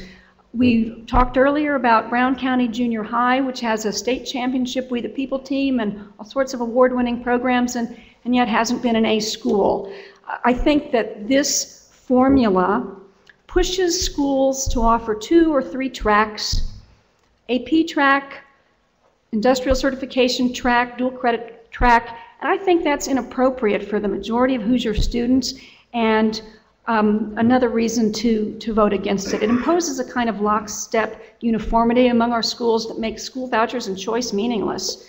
And then finally, I think it's overly complex. I met with some constituents from District 7 over the holidays, and they asked me what it was in it, and my test was, can I explain it in 2 to 3 minutes, and I cannot. And so for those reasons, I'm going to vote no. So we have a motion and a second. Roll call, please. Mr. Albert? Yes. Dr. Freitas? Yes. Mr. Henry? Yes. Ms. Neal? No. Mrs. O'Brien? Yes. Dr. Oliver? No. Mr. Walker? No. Mr. Watts? Yes. Mrs. Wicker? Yes. Superintendent Ritt? Yes. Motion approved. The next item of business is approval of changes to course titles for 2015-16. You have been afforded the titles as well as descriptors to help you.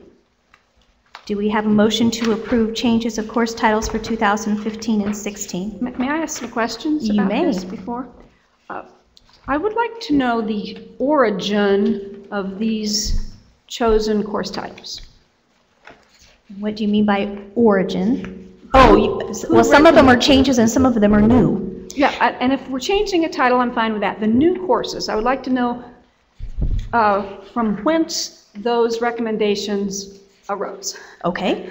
Do we have, yes, Jenny Berry is our Director of Career Tech Education, and she oversees not only that, but curriculum. Readiness. Yep. Good morning. Okay, so the titles, these particular courses that you see have been recommended by pathway panels, and some of them are actually being piloted right now. So that's kind of the origin of where they've come from. Also from some of the industry, the business and industry that's going on in where they're actually being piloted at. So for example, Energy Industry 1 and Energy Industry 2, how did those become? Sure. Well, that is actually a pilot, and I might call on Peggy Wild, and she can also talk a little bit more about this. She's very familiar with this pathway pilot right now, but that is happening in Region 1, and it's also being supported by Duke Energy, and really working in conjunction with the schools there to get students involved in that industry, and also provide some certifications and the possibility to post-secondary or opportunities after high school.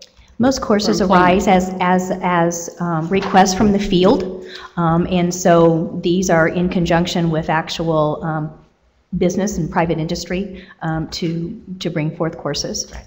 So I fundamentally object to the notion of using high school curriculum to favor some sectors of the economy over others. I don't believe it's the job of K-12 education to train the workforce for the private sector. I believe it's the job of vocational education, post-secondary school, and those sectors themselves. So I don't think these are, some of these are really appropriate in the K-12 curriculum. David? There's a lot of great work going on in Indiana in this area. A lot of different groups are participating. Would you talk about the alignment between what your office does and all the other great initiatives in Indiana beyond the board and beyond the Department of Education? Sure, I think I'm going to call on Peggy because she's been very involved in that. We do have a Pathways project that we've been doing for really 4 years, and the Pathways project is a collaboration of secondary, post-secondary, business and industry, and community stakeholders. And those pathway panels work on a logical sequence of courses that lead students through really beginning in 8th grade through high school on into post-secondary training and or into a career. And so the logical sequence of courses that they develop are done very deliberately to help students be college and career ready, to help them develop the academic skills as well as the career technical skills. And we find that a great many of our students who are pursuing technical pathways really do have then the opportunity for applied learning of the academic skills. And so we think that's one of the reasons that we have such a great graduation rate for students who have concentrated in career and technical programs. And that's the way we do it. I was pleased to see, of course, robotics, for example, pleased to see a lot of the STEM kind of initiatives that are happening across the country. And I always like to think of Indiana as one of the leaders, and I really think we are in this field. The other area you have listed here is advanced placement and international baccalaureate course offerings. And those, therefore, are courses that can be used for high school credit in addition to advanced placement or international baccalaureate. Is that correct? So they're dual credit in a sense. And my real question is, can these courses be used by a post-secondary institution? For example, if a student takes a course at a particular high school, it's my understanding that those can be transferred into a post-secondary institution in Indiana. Correct. And how often does that happen? The AP courses can be transferred if a student scores a 3 or above, depending on the requirements of the school. They'll accept that as college credit. IBO really operates on IBO's agenda. So I'm not quite sure how those transfer into college credit, but students, because of the rigor of the DP and the MYP program, I think they have a very strong college success rate. The reason why I'm mentioning that, I've been curious to read stories in Indiana about students graduating in 3 years. And I think Purdue has been one of the leaders in this area. And the notion of taking some AP classes at the high school level, transferring to the university, and have a student graduate in 3 years where they save the tuition of the 4th year, plus they have an initial year of salary, could add up easily to over $100,000. I think it's a way that we should be supporting as a State Board of Education, working collaboratively with Commission on Higher Education. So thanks for your work. You're welcome. Thank you. Other questions, Gordon? I'd just say briefly, I'd echo David's points. I mean, I am excited to see Automation and Robotics 1 and Automation and Robotics 2 on this. And we're seeing, medical forensics, accounting, banking and investment. I think all of those are absolutely appropriate in high school. And I think, just to take issue a little bit with what you said, I'm a product of a liberal arts education, but at the same time, I think that you cannot unlink education, K through 12 education, and our workforce. It is critically important what we're doing in K through 12 to prepare our kids for the real world and for a place in the global economy. So I feel what I'm seeing here, I'm extremely supportive in all that you do. Thank you, and continue the good work. Troy? As a high school principal, I welcome all courses and opportunities for students. However, I will tell you this, we're deeply into our planning session for next year, and this is a little late for us.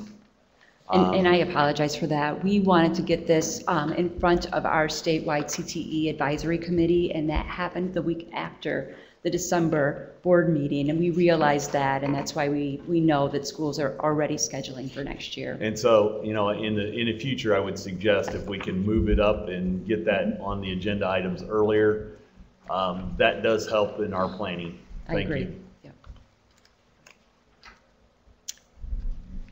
So we have a motion and a second to approve the changes of course titles for 2015-16. Roll call, please. Mr. Albert? Yes.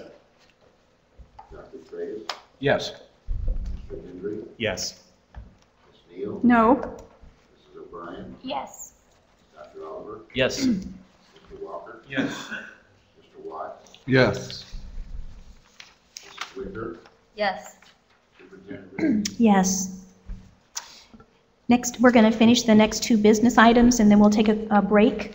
So the next item is resolution congratulating Cathedral High School and Brown County Junior High as state champions of We the People.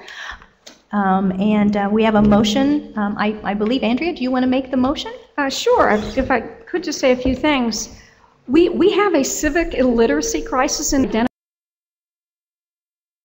identify all three branches of government and identify what they do. And that is not the case at Cathedral or Brown County Junior High or actually a host of other Indiana schools that take place in We the People. It's a wonderful program. I not only want to congratulate Cathedral and Brown County and all the schools that participated, but I want to congratulate the legislature for its foresight, its pioneering attitude when it decided last biennium to spend $300,000 for the We the People program. This is money well spent. And it's my understanding that they intend to do the same for the coming biennium. I hope so. I hope we can get even more schools involved. I read in the paper about a legislator who was proposing requiring high school students to pass a citizenship test in order to graduate. And I'll tell you what would make a much, much bigger difference in the lives of our Hoosier children is for more of them to take part in this award-winning program that has proven to increase levels of civic participation. So with that, I propose that we not only congratulate Cathedral and Brown County, but wish them the best as they go to the national championships later in the school year, and also thank the legislature for its support of this program. And so we have a resolution. Do we have a second? Second. Any more discussion? I would say, Andrea, that the department fully supports We the People and robust civic education. Yes, Brad? Yeah, and just would echo that. I did appreciate attending that dinner and getting a chance to see the video of the actual projects, and really appreciation to the Indiana Bar Foundation as well, and the number of their members that actually help serve as jurists for the competition. But I had not been that familiar with the program before, having seen it.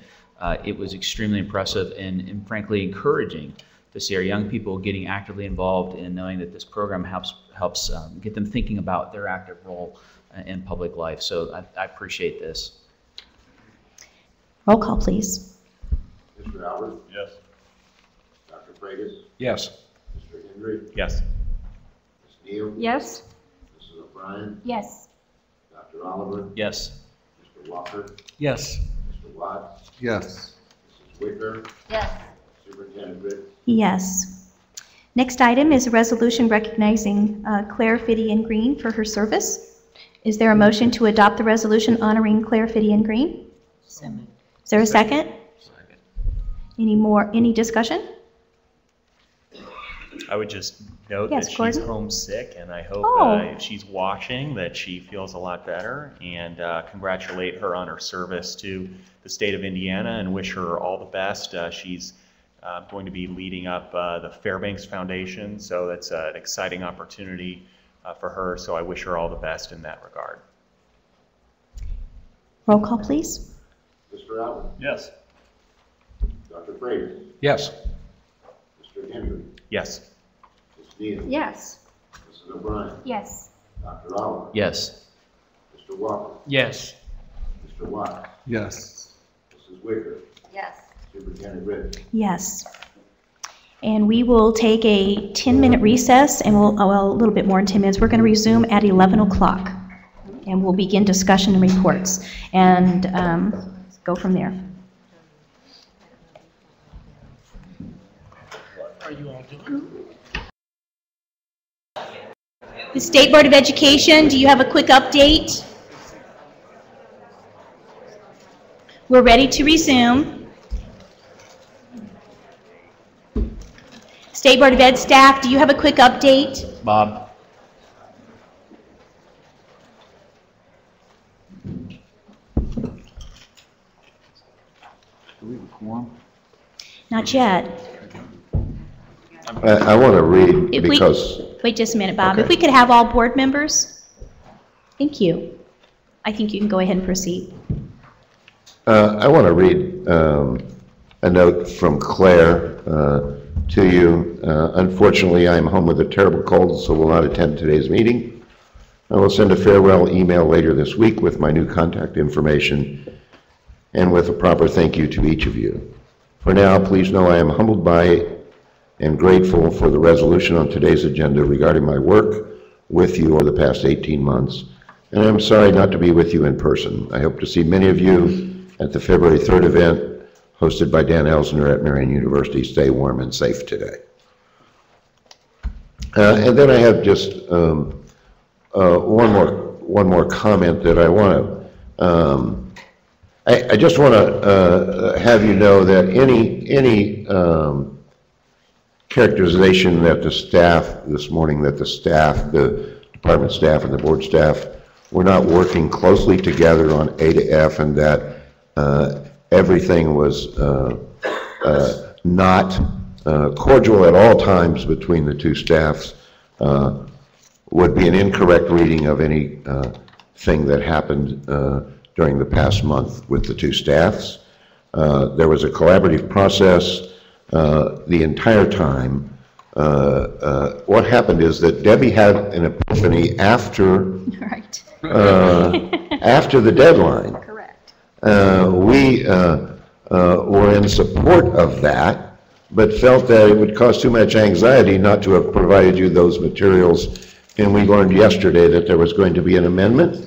So we didn't feel that we could totally support that amendment, not giving you time to review it. But Cynthia has vetted it and is in agreement, and we thank you for taking that action. And that's all I have to say. Thank you. Okay. We are at State Board Intervention for IPS, and I just want to reiterate that we have 3 schools, George Washington, John Marshall, and Broad Ripple Magnet High School, and I want to just remind the board of action we've already taken. So with George Washington is back with IPS, and on June 4th, we took action to do that. John Marshall and Broad Ripple, we have actually given a partner, Marzano, and we approved that not too long ago. So what we're hearing today is how they're further doing work with the transformation zone and work with Mass Insight, and they just simply want to give us an update on where they are. Hello, Dr. Farabee. Good morning, Superintendent. Good morning, board members. It's a pleasure to address you this morning. We have a team presentation. Since our marching orders in the meeting in December, we had a short amount of time to get a lot of work done. And what you have before you is a draft of what we believe is a strong partnership and opportunity to really transition our thinking on State Board of Education intervention, and also how a school district can lead its own process for transformation. For academics, Dr. Wanda LeGrand. We also have teammates from Mass Insight. We have Chris and Ami that you should know well from their work in Evansville. And so at this time, we'll begin the presentation. We'll highlight our journey since our last meeting in December. We'll also present some specifics on what we feel will be a strong partnership between Indianapolis Public Schools and Mass Insight. And then we'll also give you phases of what we believe the implementation process should look like. So with that said, I just want to begin to reiterate what we've accomplished since the last meeting. Had an opportunity to have a number of meetings with Mass Insight just to get a better understanding of their process and their practices, and also to ensure that there's alignment between what we're trying to accomplish in the district and also their work that they're doing across the nation. We also wanted to ensure that we did a deep dive back into best practices on turnaround. We also want to emphasize throughout the conversation today that we are urging the board to consider a shift in thinking from takeover to transformation. And you recall you received a presentation from Public Impact that highlights some of the point of what we've seen across the nation as it relates to turnaround and this idea of transformation, and also this idea of a transformation zone. As a follow-up, we also had a meeting with Public Impact just to unpack their feedback and their input as well, along with a site visit to Evansville, just to have a conversation with that school corporation to learn from them their experiences and some of their successes with implementation of their model. So at this point, we'll talk a little bit about the partnership. We've had an opportunity, as I mentioned earlier, to have several meetings with Mass Insight since the meeting in December. We had an opportunity to discuss how this particular partnership can already build on the work that's happening in IPS, and we'll talk a little bit more about that in the presentation. We also agreed upon this idea of an embedded presence, and that's something that we heard from our conversations in Evansville, that this is not a partnership where we see Mass Insight directing IPS, but an embedded presence where they're part of our team and they're part of the transformation work that will happen in the district.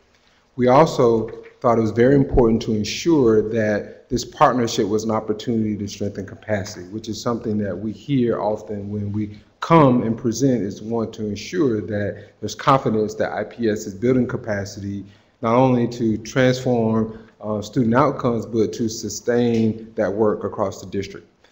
To sustain that work across the district, we knew we had to develop those structures, the culture in the district to continue that work. So in addition to building capacity, what you see in the presentation involves developing the systems and structures around sustaining school reform and transformation in Indianapolis Public Schools. So as I mentioned earlier, we had an opportunity to visit Evansville, and what you have before you are some of the takeaways from those conversations. One of the things that we had already been looking at is additional time for professional development. In the work in Evansville, they have carved out additional time for teachers to spend together and professional learning experiences throughout the school year and over the summer, and something that we believe should be included in our own transformation zone model. There's also evidence that what we've started in our district as it relates to schools clustered together for professional learning communities is also a part of the process in Evansville. We also saw that there was a focus on lesson planning and also an idea of custom plans and targets for schools and students. In addition to the work that I've just described, there's also a lot of conversation around how they change the thinking around school improvement planning for the district. And so starting with the district goals and then helping schools better unpack that process at each school building and the work that needs to be done to improve student outcomes and family outcomes as well. Part of that work includes a lot of time focused on culture and climate, and that's something that you'll see embedded in our process. You also see that in the presentation, we'll talk about capitalizing on teacher expertise. That's something that we also heard from Evansville, that many of the teachers and administrators are involved in the development and transformation process, and all of the work is happening within the organization instead of external outputs, inputs coming in and leading the transformation process. We see this as an opportunity to build a similar partnership. One of the things that we heard loud and clearly from the Evansville conversation is the corporation leads the work, and Mass Insight is truly a partner in that work. And one of the points of emphasis when we were planning for this presentation is Chris and Ami was very clear that you lead the presentation today. We will chime in when we feel necessary, because we believe the district should be leading this work. And sure, go ahead. It's a big man, it's hard to like get up. So just in chiming in, partnership, we believe in performance partnerships. We don't just go places. Evansville is near and dear to our hearts. Ami has led this work. We're not in 50 places. We are in 6 to 8 right now. We're in conversations with a couple other places. We want to pick a few places, find true partners, and establish proof points, because the reality is that there's a lot of people out here saying they can do turnaround, but the track record speaks otherwise. So, sorry, just wanted to jump in. So as we talk a little bit about what will be happening in the district, again, we'll go back to the conversations that we had in Evansville and then relate that to what we want to accomplish here in IPS. So you can see on the presentation, we've already begun the work in many places to establish this transformation zone and the concept of internal lead partner. We've already organized our school into learning communities by East, West, and Magnet. And we have a school administrator that's responsible for supervising those schools and principals in each of the learning communities. And there's already district supports around each of those learning communities. We've also already increased the presence of embedded professional development. Now we believe we can extend that to the efforts with Mass Insight.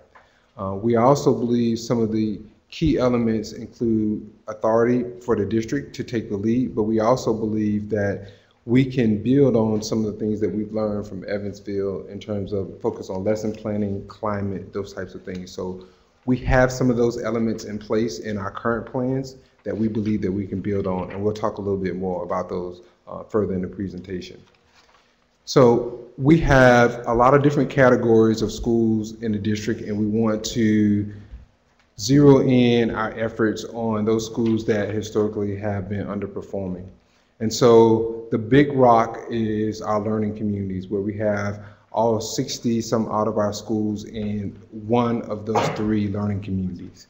Within those learning communities, we have already identified priority schools, and those are schools that we started working in last year, and they don't typically align with the State Board of Education designations for priority schools. These were schools that when this administration came on board last school year, we knew we had to start working those schools immediately. These were schools that had not performed well proficiency-wise, but also we saw that there was not growth in those schools as well. So if you don't have proficiency, you don't have growth, we know those aren't good places for our children to learn.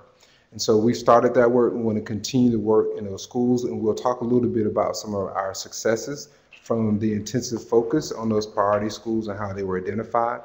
We also would like to establish the transformation zone.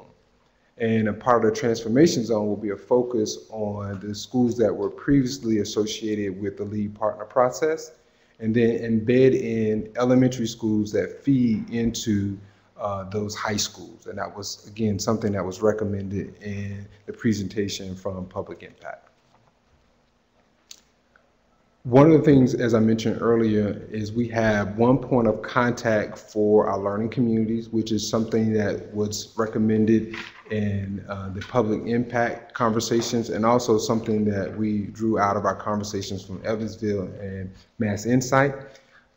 We also had conversations around the feeder patterns, which we referenced earlier. Again, those are recommendations that were included in the conversation with Public Impact and Mass Insight.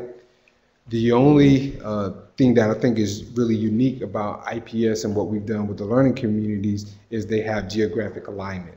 And that gives us an opportunity to have leadership and conversations around schools that share the same communities and the same students and same families.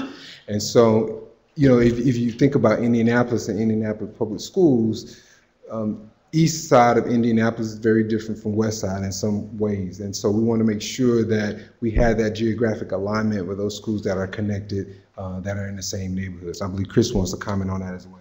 I just wanted to say K-12 feeder patterns are something that I benefit from as a father of 3 children. Now, when I lived in Baltimore City, I didn't, and I had to find a good school for my kids, and they went to a charter school.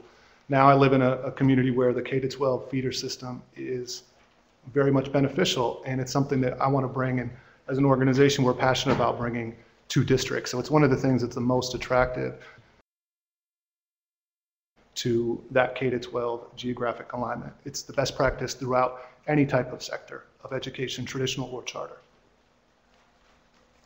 And the last point we'll make in regards to the K-12 feeder pattern is we know, and I believe you've recognized on many occasions, that the high schools that were a part of the lead partner process did not become failing high schools overnight, and that there are challenges primarily with the middle grades associated with those high schools.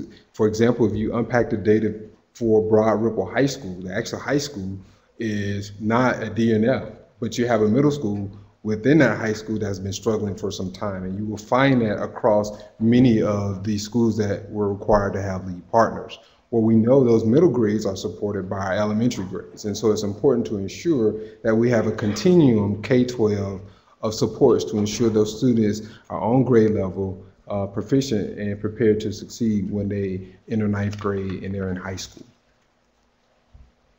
So at this point, we're going to talk a little bit more about what those priority schools were that we identified last school year and how we've supported those priority schools and some of the results from that work.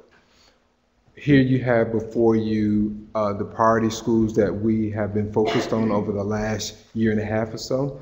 Many of these schools were not only D or F, as I mentioned earlier, they were not getting to the 60% proficiency, but again, these were schools where we didn't see growth. We've highlighted 3 schools to note some features that are unique to those schools. George Fisher School 93 is in their first year of implementation of Project Restore. Project Restore is a teacher-developed transformation model that's been implemented in 2 of our other schools in the district that we've seen significant increases in performance, specifically Arlington Woods School 99. Started on this process a couple years ago. School has gone from F and now is higher performing and has been able to maintain that performance. We then moved that process to another school, and George Fisher has requested to be a part of that model, and we're implementing that model this school year at School 93. With Broad Ripple and George Washington Community High Schools, we're highlighting those because those were previously schools that were associated with the lead partner process. Here we have before you some of the data points from what we've seen as it relates to letter grades. In 2013, of those priority schools, 13 were F. You can see that we were able to move several of those schools out of the F status, and we also have some schools we had a school actually take a jump into 2 letter grades, and you can see some schools move from an F to a D.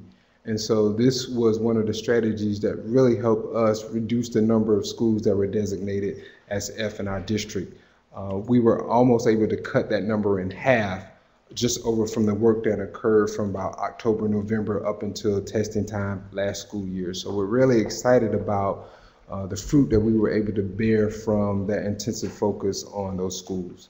At this point, Dr. LeGrand will talk a little bit more about the pillars of the transformation process for those priority schools. Thank you, sir. So for those priority schools, our 4 pillars for transformation in IPS are staffing, instructional and support strategies, climate, and monitoring systems. It's important to have an excellent staff, and you see the bullets where we focus on recruitment, central services, as well as school-based staff. But then once you have great people, the instructional processes must follow. And so we work with instructional planning within our IPS framework to make sure pacing is appropriate. We conduct content-specific staff development training for teachers as well as principals. And we also have strategic coaching for building coaches as well as leaders. For the climate, so if you have great people in a building, great instructional plans, it also must feel right for kids. And so we focus on the climate with the student behavior model. Each school must select a national model. They have the freedom to choose. Working on staff morale, so it's a place where staff want to be in the schools every day and to remain year after year. And then having a culturally responsive environment. The final one is once you have all those great things in place, you have to monitor to make sure they're effective. And so we have systems to monitor those weekly, monthly, as well as quarterly. The next step just goes a little bit deeper into what we've done with the priority schools. The strategic instructional planning walkthroughs and instructional audits. So we conduct audits at the beginning of the year to get a baseline on what's going on instructionally, as well as a mid-year audit to see the progress. School support matrix, that is where we actually design for those schools specific things we'll do for the schools. Not everything fits everyone. The pillars of transformation are pretty much the same nationwide, and we've learned that with chatting with Mass Insight, but you have to tweak them a little by building. And then the last, of course, is content-specific training, helping teachers to be better for their specific content area. Now the superintendent will talk a little bit more about our future. So one of the things I hope is very clear is you see some of our strategies, you see an alignment between what we heard in the conversation in Evansville and some of the principles a part of the Mass Insight model. And so you see evidence of a focus on lesson planning. You see evidence of a focus on climate. you see evidence of focus on staffing. And so we heard those conversations. One of the things that Mass Insight was able to support Evansville with is looking at how they staff their schools that were underperforming and how they can ensure that they were attracting and retaining the best teachers and administrators in those schools. And so much of that work is already underway in our district, and we want to use this as an opportunity to build on that. As I mentioned earlier, we see that we are struggling across the district in middle grades. And that's a part of some of our challenges in the schools that were under the lead partner process. And so a part of the strategy will also be redesigning the work that we do in our middle grades to ensure that those students are performing at a higher level and better prepared for high school. And that work will not only happen in our priority schools, but we would recommend that that be included in the work that we do in the transformation zone as well. We also are working to ensure that we are preparing students for graduation. So not only to be on grade level in grade 9, but to graduate and on time. And so one of the things that we've been focused on is not only ensuring that we increase our graduation rate, but also doing that at the same time that we're reducing the number of students that are graduating with waivers. And so we're excited about the preliminary data that we have in front of us from last school year, and we're continuing to intensify our efforts there this current school year. We'll continue to utilize some of the best practices that you've heard in terms of lessons. Again, all of the work that's aligned to what we heard from Evansville and then what we've also heard from Mass Insight. We want to continue to have conversations around 2 high schools. One is Arlington. At the last meeting, we were given the opportunity to take the lead on the work at Arlington High School. We believe the next step is to get community input to ensure that we engage the community on how that facility should be used and how we could best support the students and families in that community. And so we're scheduled to have that community forum within the next 2 weeks or so. We are also having conversations with potential partners. We believe that if we can go into this coming fall with a strong partnership for Arlington, it positions us well to support those students and families at the highest level possible. We previously presented 3 options of what we thought could occur at Arlington. We're currently going back to the drawing board and considering not only those 3 options, but as I mentioned earlier, potential partnerships, different ways the facility could be used. We've gotten significant interest from Cathedral High School, which is very close to the campus of Arlington. So we want to see where those conversations go as an opportunity to better utilize the facility, but again, also better support the students and families in that neighborhood. With Broad Ripple High School, this is one of the schools that I continue to challenge the staff on as it relates of its performance, that this is actually a choice school. And so it's my purview that we control the enrollment in this school and we control the instructional focus. And so we need to be thinking about how we can do that work differently to improve student outcomes. And so there's an effort underway to refine our focus on the arts and humanities at Broad Ripple. We also want to continue the priority school work that we have in place. We currently have Marzano that's working with the staff at Broad Ripple. We want to continue to enhance that curriculum because, again, this is a choice option. This is a magnet option that we believe that we can improve the features of that will yield higher student outcomes. So the transformation zone.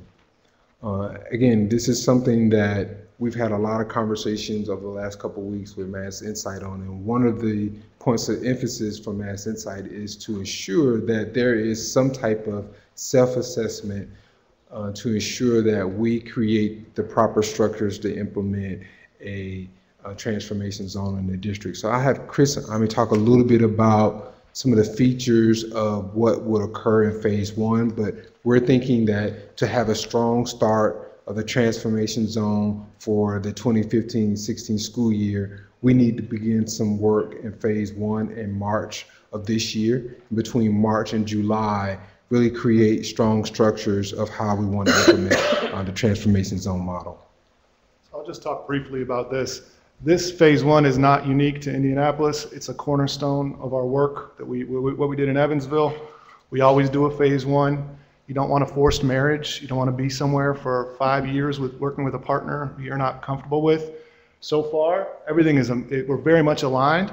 But, after doing the work for a few months, Dr. Farabee may decide, or you guys may decide, maybe we're not the right fit once we get in there and do the work, and vice versa. Regardless, now we're confident we wouldn't be here if we didn't think that this was going to be a long-term partnership. But I do think it's important to raise this aspect of our model. Regardless, the way we structure the first phase is so we have leave behinds and toolkits that can be built upon, so that it's not just wasted time. That will not take place regardless. But that's the first phase of our work.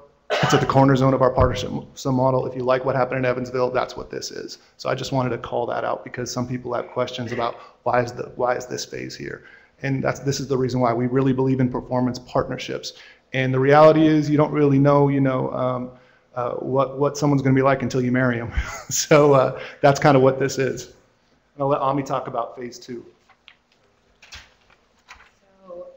As Chris just pointed out, and I think Dr. Farabee alluded to this as well, is just this point of reflection. So some of the questions to consider at that point in the juncture, similar to what we did with Dr. Smith and the team there. So are we still starting with that same theory of action? So is that theory of action actually what's occurring in both parties? Do we, are all the assurances being met? By both parties? Is the funding in place? A lot of the similar things that Public Impact had stated should be in an MOU between a state board and the partners. So this point of reflection is actually pretty important to all of us to make sure that it works. So the next phase is the actual building of the transformation zone model. So it would actually include two of the high schools that Dr. Farabee and Dr. LeGrand mentioned, Northwest and George Washington, along with their 4 feeder patterns, because again, that K through 12 feeder pattern. And what you see in your presentation in those 16 blocks are what we start considering. We call them the cornerstone of our partnership zone, or the TZ framework, which is the 16 design features. So we basically take a deeper dive in phase one of understanding how each of those elements work. And then in phase two, really start thinking about, okay, if these are the design features, how does it work at George Washington in the cluster there? How would it work at Northwest? Similar to some of the work that and all embedded within the work that Dr. Farabee and Dr. LeGrand mentioned was already happening for the priority schools in the district. So that context building, and something that we would learn in phase one as well, is how does this need to be differentiated? So the geographic organization, for example, that Dr. Farabee and Dr. LeGrand talked about is different than some districts that we walk into. So the scope of work has to match what we're doing. So this phase is a lot about, okay, let's match what's happening with what we know is best practice to move forward. And one of the reasons we see a lot of alignment, which Dr. Farabee and Dr. LeGrand alluded to earlier, if you looked at Dr. LeGrand's slide when she was presenting about what they're doing, there's significant alignment with the design features, which are based on our research on what are the best practices in turnaround schools nationally. So the fact that they're already doing some of this work and are at least philosophically aligned with the work that we want to do is one of the reasons we think this is a partnership worth pursuing. So phase two would be building out these feeders and then the office that would support it in these design features. Phase three, which is, these are actually the models. Do you want to speak a little? Yeah, I'll talk a little bit about, so you recall that George Washington was one of the high schools that we were the lead partner. Northwest High School is actually one of the high schools that was not a part of the lead partner process, but one of the high schools that we discussed that was on the cusp. We wanted to proactively implement a model to improve student outcomes there. So we're not in a situation where we are considering some type of State Board of Education intervention for that high school. And so you see here, the model begins with the learning community, as I referenced earlier, and that particular school, George Washington High School, is in the West Learning Community. And then we've identified 2 elementary schools that feed George Washington High School that we believe is on the cusp of State Board of Intervention as well, where we've seen underperformance. and that's William Penn Elementary School and Wendell Phillips. So you can see we're creating that K-12 feeder pattern that we've discussed earlier between these elementary schools that are feeding into George Washington High School, which we believe will position the students at George Washington High School to perform at a high level and ensure that we are graduating these students to compete after high school. Again, same thing with Northwest High School. We're beginning with the West Learning Community. And again, I emphasize that because they have the same supervisor, and the point of contact will be shared among those schools, which is something that we discussed in our conversation with Public Impact and Mass Insight as a strong feature and evidence in school turnaround across the nation. Similar to George Washington, Northwest High School, we have identified elementary schools that are on the cusp of intervention, that are underperforming, so we want to better support those two elementary schools and create a K-12 continuum for Northwest High School. Again, we believe that this is a proactive approach to addressing student achievement in the district, and those two elementary schools are Lewis B. Russell and Eliza Blaker. So a quick question, if I may. So you're not creating a zone necessarily where John Marshall or Broad Ripple will be part of a zone? So Broad Ripple would not begin the process of part of the zone. We're going to talk a little bit more about phase 3 and phase 4, which does involve John Marshall. Okay. I just wanted to make sure that was clear. So the 3 schools that the board has some intervention decisions, one of them, George Washington, actually is under your purview now. Correct. And so you're putting it in a transformation zone, but John Marshall and Broad Ripple will not be part of a transformation zone beginning. It's going to continue its partnership with Marzano. Right. I think as we go through the presentation and discuss the various phases of implementation, it'll make a little bit more sense. One of the things that I think Chris and Ami will talk a little bit about with is ensuring that we enter this process with a manageable size of schools that we can support. And they'll talk a little bit about what that will look like in phase 3 and phase 4. Okay. Yeah, I would just say that taking 5 of your lowest performing high schools and trying to fix them at the same time is something we haven't seen done well anywhere. So what we wanted to do was come up with an approach with Dr. Farabee and his team that addressed those things that put a plan in place for all of those schools, but maybe it was a different plan for different ones. For example, Broad Ripple being a magnet school is not one that would fit in well in a K-12 feeder pattern. So we tried to work together to align our model and our research with his reality and his team's reality. So hopefully it'll come through through the course of the presentation. Okay. So just kind of going back to phase 2. So this is the biggest planning phase of the work. So it's building the infrastructure. And what that means is sometimes that includes the staff recommitment process. Sometimes there are staffing features that need to change. Sometimes, as Dr. Farabee said, there's an increase of professional development time. So what does that mean for master schedules and bus transportation and all those supporting factors? So that happens as part of phase 2. And then the fostering community support. So making sure that there is an active community voice within those communities in that feeder pattern and in those neighborhoods. Creating the necessary conditions related to human capital. One of the things that was incredibly successful in Evansville was the staff recommitment process. So the teachers there really said, yes, I want to do this, and I want to work in a school like Glenwood Leadership Academy or like Lincoln Community School. And that's actually one of the biggest kind of successes coming out, because the team there, EVSC really worked with the ETA there to actually make sure that this was a collaborative effort and that the teachers worked. And it was great to have that condition in place for both the teachers and the district staff. And then promoting the accountability of the turnaround schools. So that's really, really building in some of the performance monitoring systems. So I think Dr. LeGrand talked about some of the performance management pieces that are in place as part of that instructional model, but really figuring out kind of what needs to be monitored on a monthly or quarterly basis, and how often do those checkpoints happen to make sure that the planning aligns with what's actually happening in the classrooms on a daily basis. So those are the systems and structures. Just to jump in on staffing, I mean, there's a notion that is put forth by some that you should just get rid of all the teachers in a low-performing school.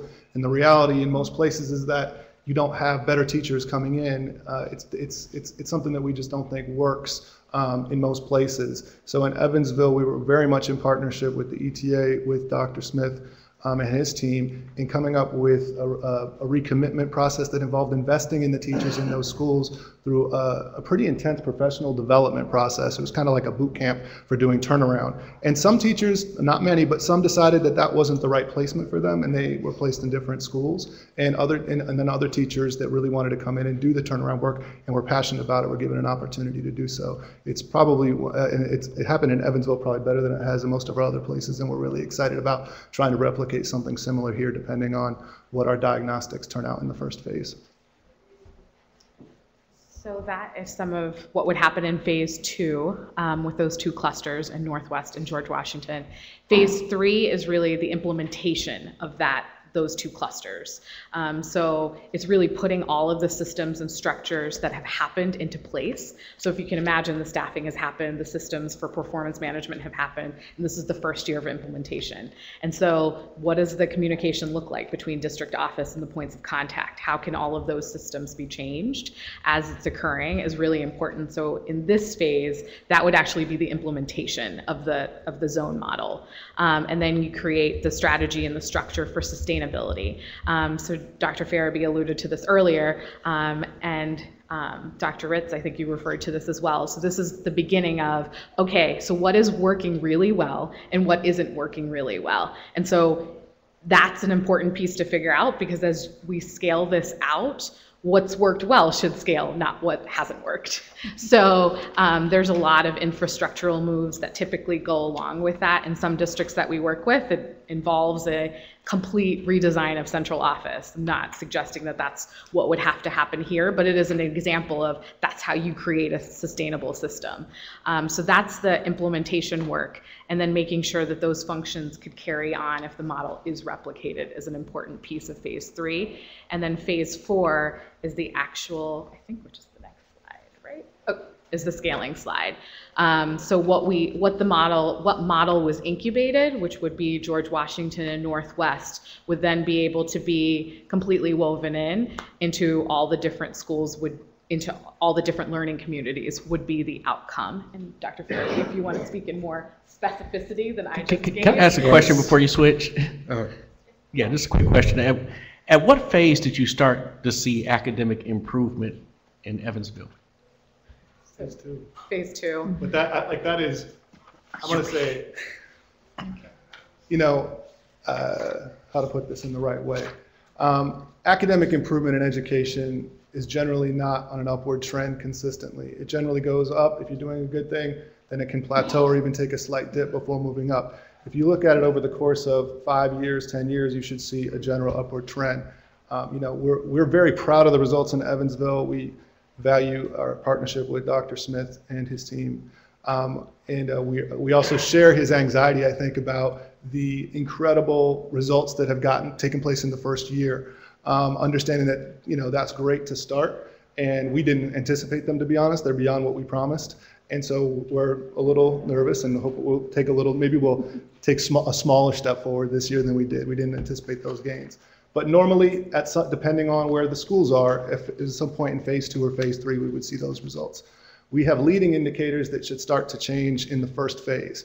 You should start to see improvements in student attendance. You should start to see decreases in out-of-school suspensions. You should start to see improvements if you have climate surveys for teachers, staff, and parents. That's when you start to see those changes. And those changes will lead to some academic gains. The more sustainable academic gains, I think, take place once you really do the hard work that Dr. LeGrand was referencing in terms of getting into schools, impacting lesson plans, and really improving teaching practice in those buildings. So just wanted to say that. Did that answer it? Yes. Okay. So a little bit more specificity, we wanted to ensure that you had an understanding of the phases in the scaling process. And so we wanted you to understand why we are beginning with 2 high schools and their feeder schools and not 5 high schools and their feeder schools. Because this will be a new process for those feeder schools, and this will be a new process for Northwest High School that's not currently in intervention. And so we would continue our priority school work with John Marshall, as we've done. John Marshall is one of those schools we did see some gains. We're not ready to run a victory lap yet, but we know we still have some more work to do. As I mentioned earlier, we believe that we have strategy that's strong around what should take place at Broad Ripple. Again, if you look at the data specifically at Broad Ripple, the challenges are mostly there in the middle grades, not the high school. And so we want to attack that specific area to address student achievement. By doing that, we're also proactively addressing Northwest High School, and we're proactively addressing those feeder schools that feed into George Washington and Northwest. And we would scale to other schools like John Marshall or other high schools or elementary schools that may be on the cusp of some type of intervention, or schools that we believe that may be struggling for different reasons and need intensive support. One of the things I would highlight is some of the points that Chris mentioned. We're doing that work already, and I want to emphasize that. He mentioned suspensions. To date, we've already reduced our suspensions by 40%. I mean, these are things that we're focused on today. So I want to make sure you get that message that we're not sitting with our legs crossed and twiddling our thumbs as we wait to scale up. We know the importance to get this work done now because our students simply can't wait for us to provide them better.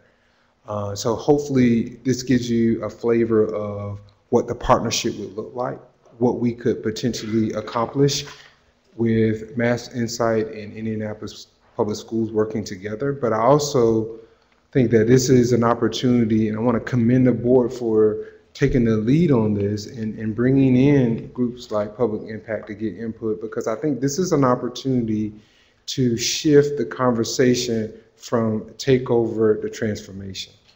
And I think that's what we heard in our conversations at Evansville. I think that is the secret sauce and the magic pill that we're looking for to get the results that you're expecting us to deliver. And you'll hear that in the conversations that we'll have around Charter USA in Arlington. We have to transition the conversation from takeover to transformation.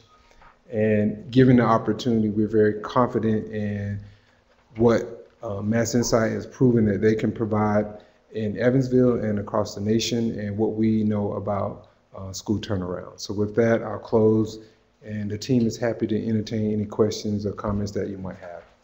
Dr. Farabee, I just want to make a commitment that we made to Evansville when they first began this process, that the department is certainly willing to have conversation with you about funding. Yes, we didn't talk money. About funding. How did I do that and not talk money? Well, I'm going to talk about it for you. Okay, it's time for lunch. When Evansville began this process, we were very committed to the department to making sure that we worked with them to have funding available through their federal funds. So we are willing to work with you as well. I'm sure Charlie Geyer and our title folks will have some conversation with you as you begin your journey. We can find ways to work things and make some things happen within funding mechanisms that you already have in place, with all kinds of ways to perhaps support your work, just as we did in Evansville. So yeah. Thank you for bringing me back to this topic. To reality. So we included in the presentation what the fees were for Mass Insight to do this work. We'd like to have deeper conversations sooner rather than later about the resources required for phase 1, because that would need to start in March so we can have strong implementation and be prepared to begin in fall of 2015. And you can see the costs associated with phase 2, 3, and 4.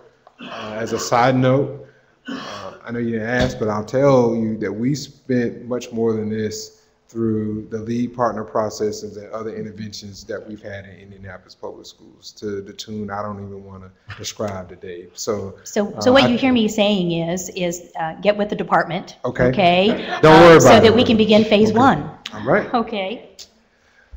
I think that's it. All right. We talk a little bit more about the investment and some of the positions that will be associated with the implementation of this model, but I'm hearing that the resources will be available to us, so thank you. You're welcome. Oh, yes, David. Really appreciate the presentation today. I was struck by several things. One is the alignment with best practices, number one. Number two, using best practices that have worked in other places. Number three, the collaboration between superintendent and our partner here. And a question for you. Schools don't operate in isolation. They're part of a community. And the plan is a logical plan that will likely work within a school environment. But looking at schools within a community, you have community members who have different beliefs and attitudes about schools, as well as learner expectations. And in turnaround schools, one of the key things is looking at behaviors and attitudes towards schools and looking at expectations of students. Expectation should be graduating from high school or whatever that higher expectation is. If you look at the literature, that seems to be a key component of turnaround schools. And so I'd like to hear how that ingredient will be involved in the process to make schools part of the community and looking at attitudes and values of school. Have you thought about that at all? So we have thought about that. That's why on many of the slides you see elements of culture and climate, and you see elements of community engagement. That's why we want to start the conversation with Arlington with the community, because it's important for us to have a good understanding of what the needs are and what the expectations are of us, and also at the same time be able to shape what we want back from our students and our families. One of the things that I would emphasize in addition to that would be this idea of the K-12 continuum with a view on graduation and what's going to happen grade 13, what happens when you leave us. And so I think the better we can do with creating that picture, creating systemic plans for students of what they're going to do when they leave us, to ensure that they're able to take care of themselves and their families and be productive citizens, is the hook that brings students and families into the equation, because it makes it real and relevant to why I'm doing the things that I need to get done now so I can have a brighter future. So when we talk about a transformation zone, we're talking about transforming schools. And communities. Okay, that's my Yes. question. Are we transforming communities also so that we can move out of a cycle of continuing mediocrity potentially to something else, rise expectation levels, provide the support monetarily and personal resources? Is that your vision for Indianapolis? It is a vision. That is why we started with the geographic alignment, to ensure that we're having conversations with the same communities, people who live in the same areas around that shift in mindset. I will tell you though, there's a lot that goes into that that's not in this presentation. There's a lot of wraparound supports that are involved in that is not in this presentation. But what you're asking is, yes, that's a part of the vision. We could spend a whole nother day in presentation on how we get that done though. Okay, thank you. Just to add very quickly on the K-12 feeder pattern, our experience and my personal experience, having been a teacher and a principal and a district administrator, is that kids get lost in transitions. And one of the things, and kids have to learn oftentimes 2-3 times how to redo school. Every school has its own rules, has its own culture, and so kids get lost, especially kids that don't have the outside supports, are more likely to get lost in those transitions. And it's one of the reasons we're really, that K-12 feeder pattern, just to not be, a broken record, but that's one of the reasons if we can do that well, what we'll be able to do is give kids fewer transitions and make it a more seamless transition for them so that they can not feel like they're having to relearn school 2 or 3 times. Brad? Yeah, I wanted to ask a question. you guys know last month we had several recommendations from a subcommittee on how to keep improving the whole school turnaround process. And personally, I'm really glad, one, that we live in a state that no longer just ignores the fact that we had kids in a situation where we needed to disrupt some of the assumptions that were contributing to mediocrity, to status quo. I feel like we're moving on the right track with the whole idea of transformation zones. One of the things that I keep coming back to is something I've heard some of my colleagues talk about, which are roles and responsibilities. And I absolutely do believe the districts, as we talked about last time, need to have a voice in the whole LEAD partnership. I worry about confusing roles a little bit. I think one of the things I talked to Dr. Smith about when he was here last time that I think really deserves additional research to the larger body of literature on school turnaround and cultural change is that, as Dr. Freitas was saying, that relationship between the superintendent and the lead provider. Because one of the things I want to be careful of is that right now we intervene as a state after we've had 6 consecutive years of failing. And the idea there is to try and disrupt some of those core assumptions. What I get concerned about is I want to be careful that we don't somehow blur the lines on the lead partner, put the lead partner at a disadvantage potentially if we go so far as to suggest somehow that you're just a highly paid consultant, because you're really not. But it really does fall back on the superintendent to really be the bridge, if you will, between larger district assumptions that are driving what's going on in schools and within that community, and new assumptions that hopefully the lead partners bring in terms of how to move those schools towards a path of improvement. And I guess I'm just looking for some comments on how can you best help the board think that through, because I would love to say we'll have a Dr. Smith and every time we do one of these, or Dr. Farabee, but I also want to make sure that we don't either put the lead partner at a disadvantage, or we don't ignore the fact that there needs to be strong leadership at central office, or none of this. It might be this all those great ideas, but it will undermine the intent. It can be a real problem. And look, I lived this when I was a high school principal. I started a school in Baltimore City. This was before charters, before any of this. But there was an outside partner. It wasn't called a lead partner, but that's what it was. And it was the mayor's office in Baltimore City. And so it was difficult having 2 bosses. The public's, because in Baltimore, the school system is actually a separate entity from the state by law. From the district is separate from the city by law. So, it really presented a lot of problems to figure out who's your boss, who do you go to. So I very much lived that, and it resonates very personally what you're saying to me. Let me tell you, it brings back some memories. One of the things that I don't think this is the solution in every district in your state. I want to be really clear about that. I think that education is very local in this country, and that's the way we've decided to build it. And as a result, I think it's why we don't think that this is something that we're not trying to take and replicate 100 times, like I alluded to earlier. We really look for partners that are like-minded, and it's funny. We had an initial conversation with Dr. LeGrand and Dr. Farabee, and Ami and myself, and one of our colleagues. And it was a long conversation, actually, longer than I thought it was going to be. It was probably about 2.5 hours. And then we learned about each other. And then what we said was, how about this? We'll go apart and we'll come up with what we think the right idea is, given the context we've got, and then we'll come back together. And we'll see how aligned we are, just to do a little internal testing.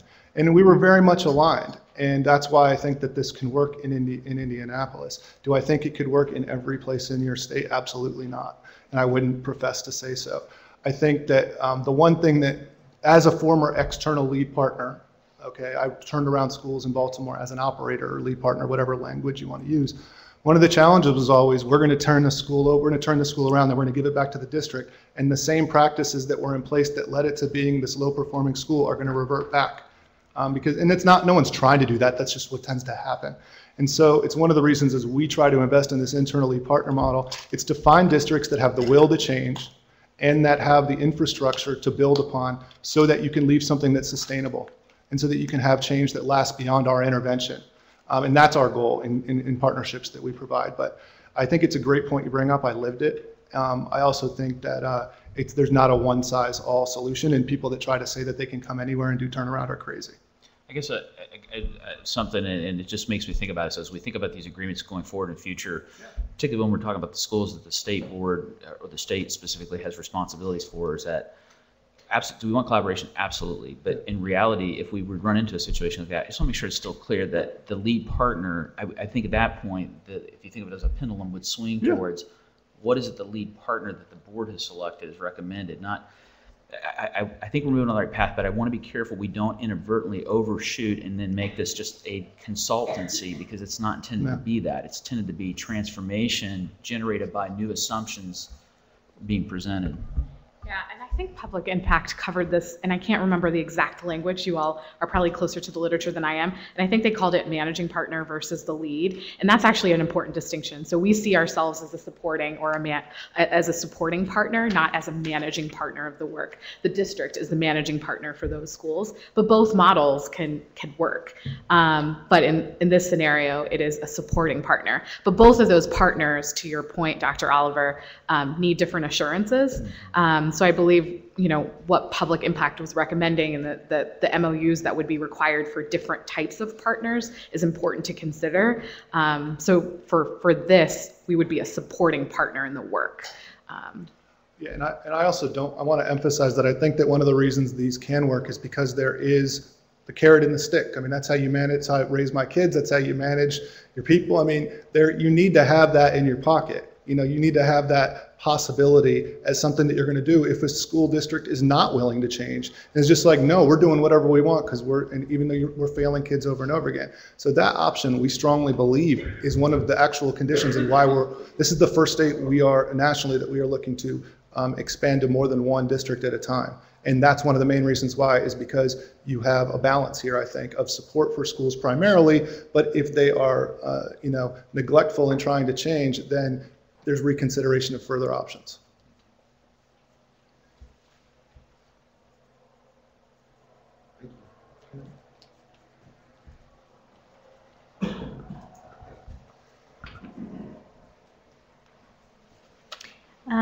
IPS Charter USA collaborative progress. Are you coming back up, Dr. Farabee? I know we don't have any materials, so you just have some brief comments, perhaps, on your update? Yes, I'll invite John to the podium as well. Okay. I think this would be another team conversation. Charter USA and IPS has had several conversations since December meeting as well about what we could possibly do to create a strong partnership between the two organizations to ensure that we're better supporting the students that are currently attending Madonna, Manual, and Howe. We've also had conversations about opportunities to create a K-8 continuum that would feed into Manual and Howe, the two high schools that are currently being operated by Charter USA. We don't have all those details resolved at this point, but we are very confident that we're on our way to a formal agreement that we can present to the State Board of Education that would address the needs and concerns from Charter USA of having an opportunity to touch students before they enter into the stream in the current Charter USA schools. And those students begin in grade 7. We've reached some agreement that to support those students, we believe that a school with K-12 students may not necessarily be the best learning environment. And so how we can create a K-8 model and then have those students transition into a 9-12, we believe is the best way to handle that. And we've had a lot of success with our K-8 models in Indianapolis Public Schools. One of the points that I would, again, raise to the group, I also think this is the opportunity to change our thinking from takeover to transformation. And much as possible, we'd like to look at ways of we can change those elements. One of the things that I had conversation with Bob Guffin and John about is, and we saw it this morning, we just withheld $7.4 million from the district to transfer over to Charter USA to operate those 3 schools. Nothing's wrong with that. That's the intervention. We are where we are.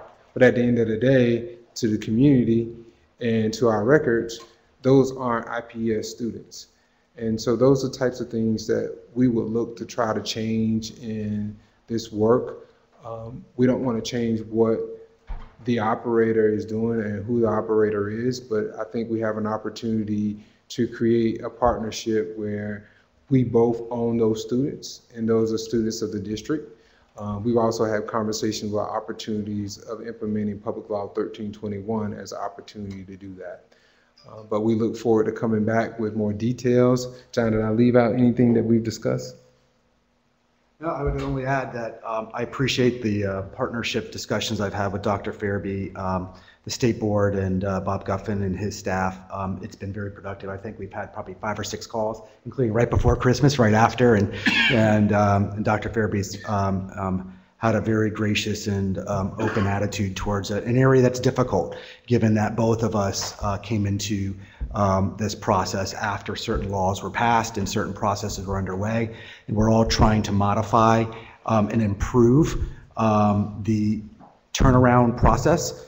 I don't, at the same time, want to throw out the baby with the bathwater, so to speak, in the sense that there is real progress being made, and Dr. Farabee knows that on the ground with the schools that we have been running for the State Board. At the same time, we noticed that, as you see in his own presentation with Mass Insight, that feeder school program, everybody's in agreement on that. Everybody understands that intervening earlier, especially in Donnan, which has the most turnover, I believe, of any public school in all of Indiana. About 80%, 75 to 80% of the students every year are new students in that school because it's only a 2-grade school.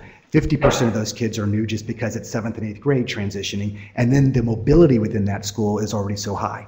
So to get that school above that F status, unlike where we're at Manual and Howe, where you're going to see continual real progress in those kids, because we're grabbing them, from 7th through 12th at Howe, and that Manual school, where obviously they're coming in at 9th grade, still 3-4 years below grade level. At least we now have 4 years to get them there. In Donnan, you don't have that situation, and there's not an educator in this country who would want to sign up for that deal. And so I think the fact that we both recognize that we've got to solve Donnan's problem in a K-8 environment, which we all agree is the strongest educational model, is a real consensus point.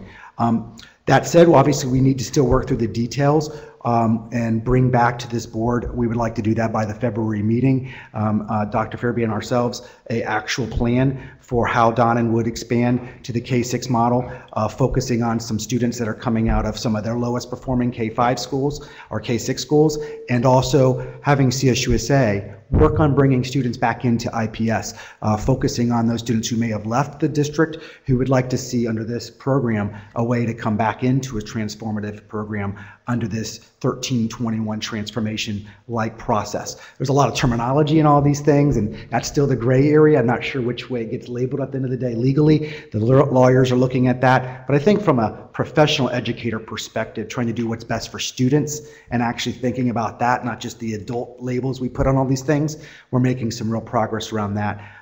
I do think we need to walk before we run to some extent, because there's a lot of implications around this, and we want to make sure it works and it works well for students.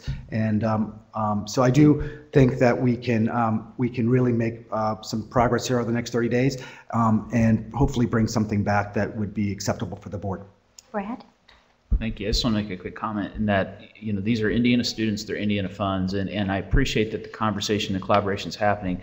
One of the things that I can't get out of my mind, and I'm glad to hear you guys are talking about, is when I think it was Gordon and I had a chance to visit Howe, one of the things that has stayed with me since that visit is making sure that we see the return on the investment of those dollars. It's not IPS students or Charter USA, they're Indiana students and they're Indiana funds. And what has concerned me is that when you know that there's that much mobility, while the impact of what's happening may show up in the middle school test scores, you have to address the feeder system. So I'm really glad to hear that you're looking at that same thing, just as you explained in the last presentation, this whole idea of transformation zones. You've got to look at it systemically. And so I would encourage you to do it. If you do, I absolutely do believe our kids are going to win. Yeah, and one thing I will say from the previous comments that really rings true is that intervention, no matter what it's called, has to have both the stick and the carrot, right? But it also has to have some of the flexibility and freedom to work sometimes outside of that system. And I think that oftentimes can benefit ultimately the system. In fact, both the state system and in this case IPS. And one of the things that I think is helpful in the discussions Dr. Farabee and I have had is that he's willing to be open-minded. We're open-minded. Everybody's come to this with an attitude, quite frankly, that is student-centered and trying to bring that to bear. There are small differences on how we want to do this. Part of it is that, we still want to focus on that community, that neighborhood, to really ensure that those parents and those students stay together. And I think we heard that in the earlier presentation. So I'd like to, keep with that theme to the degree possible. At the same time, we're willing to really help with those students that are really the struggling ones that have really fallen between the cracks in whatever school they're in the environment. But I'm also hopeful with the new school board that just took place, took office last night in IPS, and some of the positions of those board members, along with what we're doing here, we can begin to start to see, and I think, there's an old adage, but it's basically, I think, true in this process to the degree we can all keep it in mind, and that is, it's not important who gets the credit, it's more important that we get the results. And I think that's the key aspect that we're trying to keep in this, which is to really not utilize the inherent process politically of moving towards controls and those aspects as much as what is working, and amplify and replicate that, and what is not, to get rid of that. And so again, we're hopeful for that to continue, and we think that this could be a very successful way within the broader transformational ideas that are coming to the table from multiple parties to get success for students. Thank you very much. Thank you. I have one more question. Oh, sorry, Gordon. Dr. Farabee, just wanted to ask if you had any breaking news about snow day tomorrow? Oh, my goodness. Just like yesterday evening, the goal, because we are being impacted by temperature and not snow and road conditions, is to make a call the evening before day of school, so families and students can make plans. So stay tuned, a decision will be made this evening. So that is maybe as early as 6, 7 o'clock p.m. I say that because I have a 7-year-old at home watching this meeting. And just for the fun of the jest, we'd like to point out that the turnaround schools did not shut down today, and as a way to show that there is some value in having a little competition. That's still healthy. Oh, my goodness. Thank you. I think we'll take a little break here before we have our next item of business is the Charter Authorizer Intervention. Dr. Mara? Superintendent Ritz, members of the State Board, thank you for the invitation to speak to you today to talk about how Ball State uses its oversight and its accountability system that we put in place to monitor our schools. What I wanted to do, with your permission, is just take a step back. I know we're here to talk about two different schools, Hoosier Academy and Options Charter School, but I just want to kind of give you just some brief history about the Office Charter School and what we've been doing. Could I make a request? Yeah. Just in the interest of time, I know you've got a lengthy presentation. Is it possible for us to just get the overview and then discuss the key points, and just assume that everyone on the board has reviewed the presentation that's been provided to us? And Dr. Mara, we have had this for over a week, so that might be... I can go right to questions? Well... Not that quick, right? Well, just tell me your pleasure. I think why don't you do a summary? Sure. Yeah, why don't you do an overview of the two Okay. schools that are in question, and we'll proceed from there. So if I can, with permission on that, what we try to do is we work with Public Impact, National Association of Charter Schools. We're part of the performance management replication, and we help write the national standards in 3 areas is the important part. Academics, finance, and governance is how we oversee schools. So that's an important piece. We just not only look at the academic areas on there. So if I can get to my slide then, you can see that. Academic performance, you can see all the different types of areas that we work with. The fiscal performance is near and far, or sustainability. And then we also look at this as our governance piece. We look at the education program, et cetera. So what we did in the renewal process, we used this back in 12-13. We did recommend some schools for non-renewal. Some schools we gave 5-year renewal. Some schools we gave a 3-year extension. Okay, and then some schools went to that. You can see that on several of the schools that we did non-renewals, several of those schools went to other authorizers after we recommended non-renewal in the 12-13 school year. In the 13-14 school year, we had a total of 7 schools. 1 school closed because of fiscal problems, and then we extended some contracts and gave a 5-year. So let me get to Hoosier Academy is the first one that you wanted to look at. One of the important parts here is that what we're looking at is that in 08-09, they operated a hybrid, basically because of the General Assembly did not permit 100% virtual charter schools. In 2011, or 9 through 11, they were on a pilot project under the Department of Education. And then they came to us after that year to amend their contract and bring in the virtual children. So we have in Hoosier Academy, you have both hybrid students receiving some brick and mortar, and then some students that are receiving virtual education, 100%. And I believe that some of the virtual students are allowed to come to school 1 day a week, but they're still considered virtual students. From that, what we did in that earlier renewal process, they had 2 schools with Ball State University, one in Muncie, one in Indianapolis. As we talked through their data with them and their strategic plan, similar to what you've done with IPS today they decided to close the Hoosier Academy up in Muncie and consolidate their resources and then add 100% virtual in the Indianapolis area down there. And so at that point, we gave them a 3-year extension. We did not renew them because they were having poor performance. The emphasis on your point then is that they're in their final year right now. We use, you can see in the information, we used their baseline data back then of what they were performing last year and this year. And so they're in right now the school year for their last data point. They have 1 more year of the contract, but by the time you know the process, we'll get the data at the end of August, September.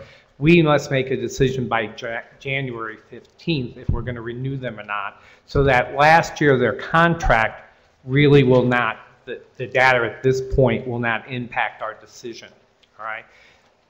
Part of the process, yes? Oh, yes, Brad. Just a quick question on that, Bob. Given the fact that when that happens, I know you're saying that you've given them 3 years conditionally. My concern is that if you know you have students in a learning environment that is not meeting their needs, what does Ball State, or what does the charter, what is the responsibility of the authorizer at that point to intervene, and what intervention takes place? Because simply extending it and saying we're going to give you 3 more years, I don't think that happens, but I don't understand fully what happens. Sure. So if I can, first of all, we look at data to see who's growing and who's not. Those are some of the other slides that you have. But I really want to emphasize a really good question then. What does a charter school authorizer do? I cannot, as the previous conversation, I cannot go in and make recommendations on how to approve that school any longer. I can only ask them to write a plan. Sometimes they work with the Department of Ed under ESAA, or working with now sometimes Advanced Ed. They need to give me that plan, Mr. Oliver, and we make sure they have one. But if I go in and tell them, well, you should be doing this or this, they do that and it doesn't work, then they come back and say, you can't close me. So an authorizer, if I can give you an analogy, my job is to put up stop signs, guardrails, those types of things so people know where to drive. And we also, through our frameworks, what I call, if you think about driving your car, we're putting in dashboards. Hey, the light comes on for a flat tire, the light comes on for oil change. We're trying to give them dashboards in fiscal, academic, and governance to say, hey, something's broken, and then it's the board's responsibility. And some schools have EMOs, management companies they go to. Some are mom and pops or independent, so it's really up to them. So I have no authority to tell them you must do it this way, other than saying you have to have a plan to do and correct whatever that deficit is. So it's the what part. They figure out the why, and they figure out the how, and they figure out how to evaluate, and then I come back in. Does that help answer your question? Yeah, and so on page 10 of your presentation, at that, the last bullet actually says that they've submitted a 3-year plan. Yes. And are in the process of doing that. Of implementing that plan that they decided. Correct. These are the things that they believe will correct their problem. If it doesn't, then we will take action in a renewal process at that time, or closure earlier if need be. But in this case, Hoosier is a renewal. And then on page 18, we have the actual data regarding their performance. Sure. With that plan in place. And they use some, we mandate or have our schools use NWA along with iStep. Hoosier uses Scantron. You know, we try to look at as many data points as possible to triangulate those data points to really get behind that. Another example would be looking at, I know this sounds really simple, but attendance. You know, is this kid chronically absent? Because if he's chronically absent, it may not be instruction at all. It may be showing up at school. It sounds like a simple thing to look at, but it's not just about failure. Yes? Oh, yeah, Carrie? I just had a question about the iStep, because you have your enrollment listed, but on a previous page it says that 66% of the students turn over within a year. Yes. So what number of this enrollment is actually being tested? What's your actual testing number? Do you have a number for me, the actual number that's being tested every year for the 162 days? On the 162 day, from an iStep standpoint? Yes. Yes. I don't have do that. not know that off the top of my head. We'll get you that answer then. Yeah. And so part of the issue is to look at, we're asking them, well, how do you deal with this enrollment issue? And you can see some of the slides that say, hey, well, parents kind of use this, they come, they go. It's not an excuse, it's just part of the reality if you have that high turnover. I believe in this case, you also have to look at what they were saying are some of the issues. In talking to parents, I wasn't prepared to be the home coach. I heard you're a teacher. It's really tough. I'm a teacher by trade. I mean, last month we had a student return to us. Right. Because it's harder than they think. It's extremely hard. When I went through the background and thought about my own son or myself, I thought, can I really do this? And I got my doctorate in education. So part of that is, you know, upfront how parents make choice. And is this the right choice for my kid? And some of the children, they are making great success. I mean, they have the dive team, this nationally dive team, they have kids in, you know, the ski, whatever, or homeschooling that needed materials and supplies, and mom or dad willing to do that. And also a model is sometimes teachers gather up a number of students and get paid by the parents to be that home coach. So lots of different types of things in there. Maybe to summarize then, Superintendent Ritz, on Hoosier, we believe that we're doing our due diligence, we're monitoring them, we have them on a corrective action plan, and if there's continued failure, then those consequences will impact. So we believe we're adhering to what, you know, national principles and standards are on how to monitor schools. We have them, you know, under that, they recognize that, and we'll take the action. If I can jump real quickly, there's my oversight. Charter option school is a different scenario in the sense that you all have this all just summarized. Looking at the vision and the mission, it's an alternative school. Kids are coming with, you know, at 17 with 2 credit hours, or they're having family issues, they have drug or alcohol issues, they're withdrawing from school. Again, when we go back to a little bit of their enrollment, they have 160 seats, but they deal sometimes with about 250 children because Bobby decides I'm not coming back. So they want to keep those seats filled. So again, you know, they're trying to work on that, and you can see through some of the other data points then, you know, what kids are coming with what issues are pointed out. You can see some of the districts that they come from. I want to emphasize that if you look at where Noblesville is and you understand Westfield, Washington, Carmel, Zionsville, these are high-performing schools, right? This is not a poor area. So you have kids that aren't making it in these quality schools. This is an alternative for them.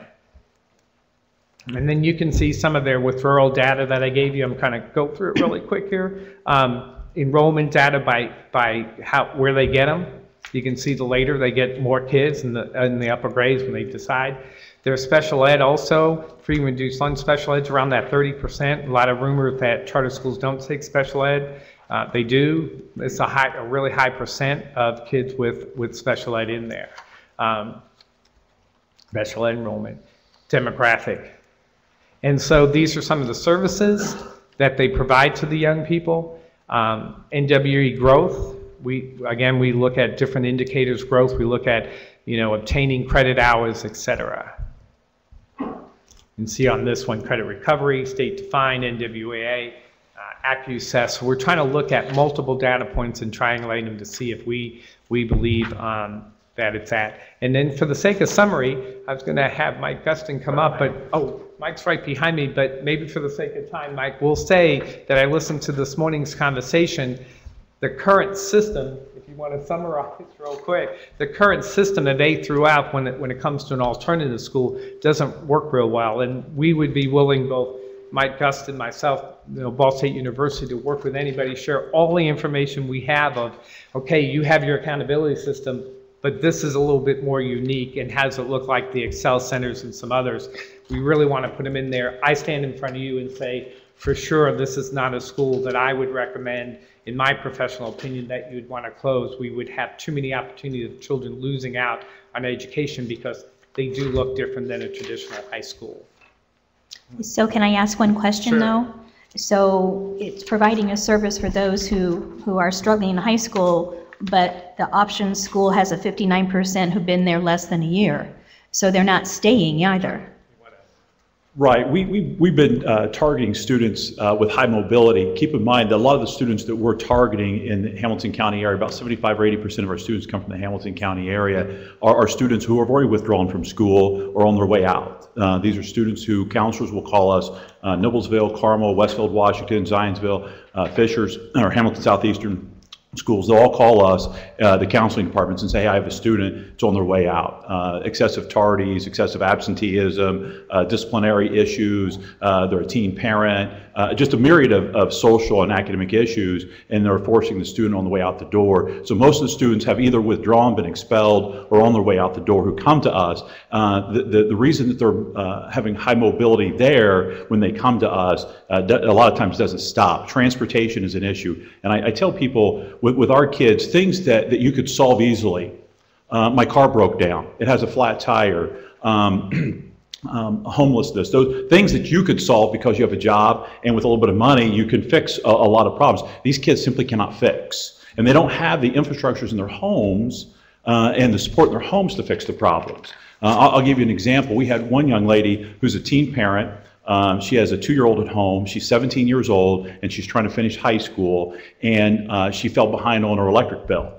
$500 it was going to take to keep her electric paid up and keep her electric on. If she couldn't keep the electric on under the lease, she was going to be evicted from the apartment. So she came to us and said, Mike, I need this fixed. We don't know what to do. And so through our foundation, we raised funds. We were able to pay the bill for her, keep the electric on, keep her from being evicted, and keep her in school. In addition to those kinds of interventions, we also have expanded into electronic education. If a student, like that parent, has a sick child that morning, we are now using online services, Play-Doh services, other kinds of electronic services to try to keep them connected to school until we can solve those problems and get them back in. So we are addressing our mobility problem, but with this population of students, it's inherent to them, and we just have to recognize that and begin to try to solve those problems. Go ahead and continue, sorry. I'm glad. Any other follow-up questions? Yes, Gordon? What do you all do differently than the schools that are saying they're on their way out? Right. The first thing we do is we have no such thing as a no tolerance policy. There's no zero tolerance for anything a student can do. The other thing we do, if a student comes through my door and they're a high performing student, they're excited about school, first of all, they don't walk through my door.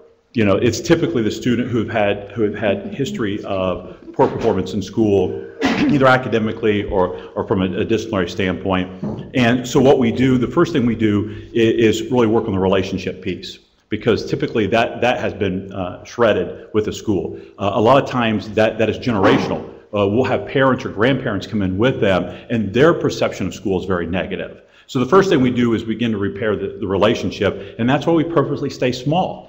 We can't do this with 800 kids or 1,000 kids. That's why we do 160, 170 kids in our schools. We've expanded our time of day because we have a lot of students who can't come in the morning because they have to work. It's not, hey, I want to work. I have to work. I have to pay bills. And so we've expanded our time. We now go from 8 o'clock in the morning until 8 o'clock at night. We have a night high school. It's just extended time. We call it night high school for that. So we begin to address some of those issues that they have. But the first thing that we do is we rebuild the relationship with not only the student but the family, and then we try to leverage that into rigor and relevance in the classroom. And I noticed that one of the charter schools that you did not issue a charter renewal to ended up having a new charter authorizer, so Trine University. Can you explain why? I mean, explain what happened there, because it seems strange for me for one organization, school, to go from one charter authorizer to another. So we're working with the General Assembly right now. We hope that there'll be a bill passed that prevent authorizer shopping. So, I think it's terrible. Right, we strongly disagree with that. We believe that if an authorizer says X, they should be held accountable to that. So we're working on the state statute. House Bill 1338 only addressed that if they wanted to change authorizers, they'd have to come in front of the state board with the new authorizer and the school, but people are leaving prior to that decision. 2 schools, by the way, that we recommended in Fort Wayne actually went to voucher schools. So they became private schools and took vouchers. Even that, we decided they were low performing. After their 1 year of vouchers, they were still low performing. So we share that same concern. Right, okay. And I guess I want to understand too, when you decide, or when you're approached to have an application process to open a school in a certain community, how do you all work with the local public elected officials on coordination? You know, I'm not talking about just mayors or other city officials or county officials, but also the schools. How do you all work with them? we have in our statement of interest, before even the application, question number 11, we want that school to go to the public school corporation and talk to that public school to say, here's something we're planning on doing. Are you willing to do that? And so we want feedback, whether that school corporation was willing to put in, say like Mike's program, here are different types of programs. So we don't look for a vote to say, yes, we approve it, but we do mandate that the organizers of a charter school have dialogue with the school corporation. Sometimes it's productive, sometimes they agree, sometimes they walk out, but we do look at what the impact will be on that. And then we also have to conduct a public hearing in that area, and the superintendent or the board has the right to tell us what that impact will be if we place a charter school in that. And how about the local public elected officials? So for example, here in the city of Indianapolis, I noticed one of your charter schools is here in Indianapolis. Correct. Obviously, the mayor of Indianapolis has charter authorization authority. Right. Why do they need to come to you as opposed to the mayor of Indianapolis? Well, those were there before I got there, so I can't tell exactly why they came, but to your point, we're also work with our other authorizers, especially in Indy where they're concentrated, and even up in Gary, because there's X amount of students. So we want to make sure that if we place a school, we're coordinating that effort with our other authorizers, so that we're not, because if you... But the mayor of Gary can't charter. No, but we still talk to other authorizers that can, and make sure we're not putting 2 schools right across the street and drawing from the same population, from the same pool, because in that case, the glass is going to be half full for both. They won't have the enrollment. Enrollment's a really important factor. If you don't get the enrollment that's targeted, then you don't get the resources, and then you're into a whole nother set of issues with charter schools if you don't have the money to run the school. So we do coordinate, we talk, we share. The state chartering board, the mayor's office, myself, we talk on a regular basis. I can assure you that on multiple issues, not just placement in schools. So let's say the mayor's office says we're not authorizing a charter, and then we've got the issue we talked about earlier where if they came to you, what would be knowing that they've been rejected by the mayor's office of Indianapolis, then do you have a different evaluation criteria? How do you take that into account? So let me share with that what we have done under this, because the mayor's in this and the charter, we have very similar now accountability systems. So I think organizers are starting to understand, wait a second, if the mayor's office interprets it this way, Bob from Ball State is probably going to do, because we're looking at the same measures. We didn't have that in the very beginning of the chart. Yeah, you know, so we're coordinating. So I don't want to say it's exactly a tomato, because it could be a tomato. The mayor's office can really drill down in some of their data points where they have some city resources that can identify where the student would go if they weren't in a charter school. I don't have that capability, but I have a broad eye look at similar schools and surrounding home schools, that type of stuff. And then we do coordinate, trying to look at what that would be. One of the examples, if I want to point out and say with the mayor's office, they took one of our schools, concept schools or Indiana Math and Science, many conversations with the mayor's office, many conversations with the school board, and they were high performing. They had 2 charters with the mayor's office. They had a charter with us. It was kind of getting, well, they want this, they want that. It seemed easier for them to be transferred. So that would be a good example how we coordinated on a high performing school. Let me ask you this question. If I want to organize a charter school in Indianapolis,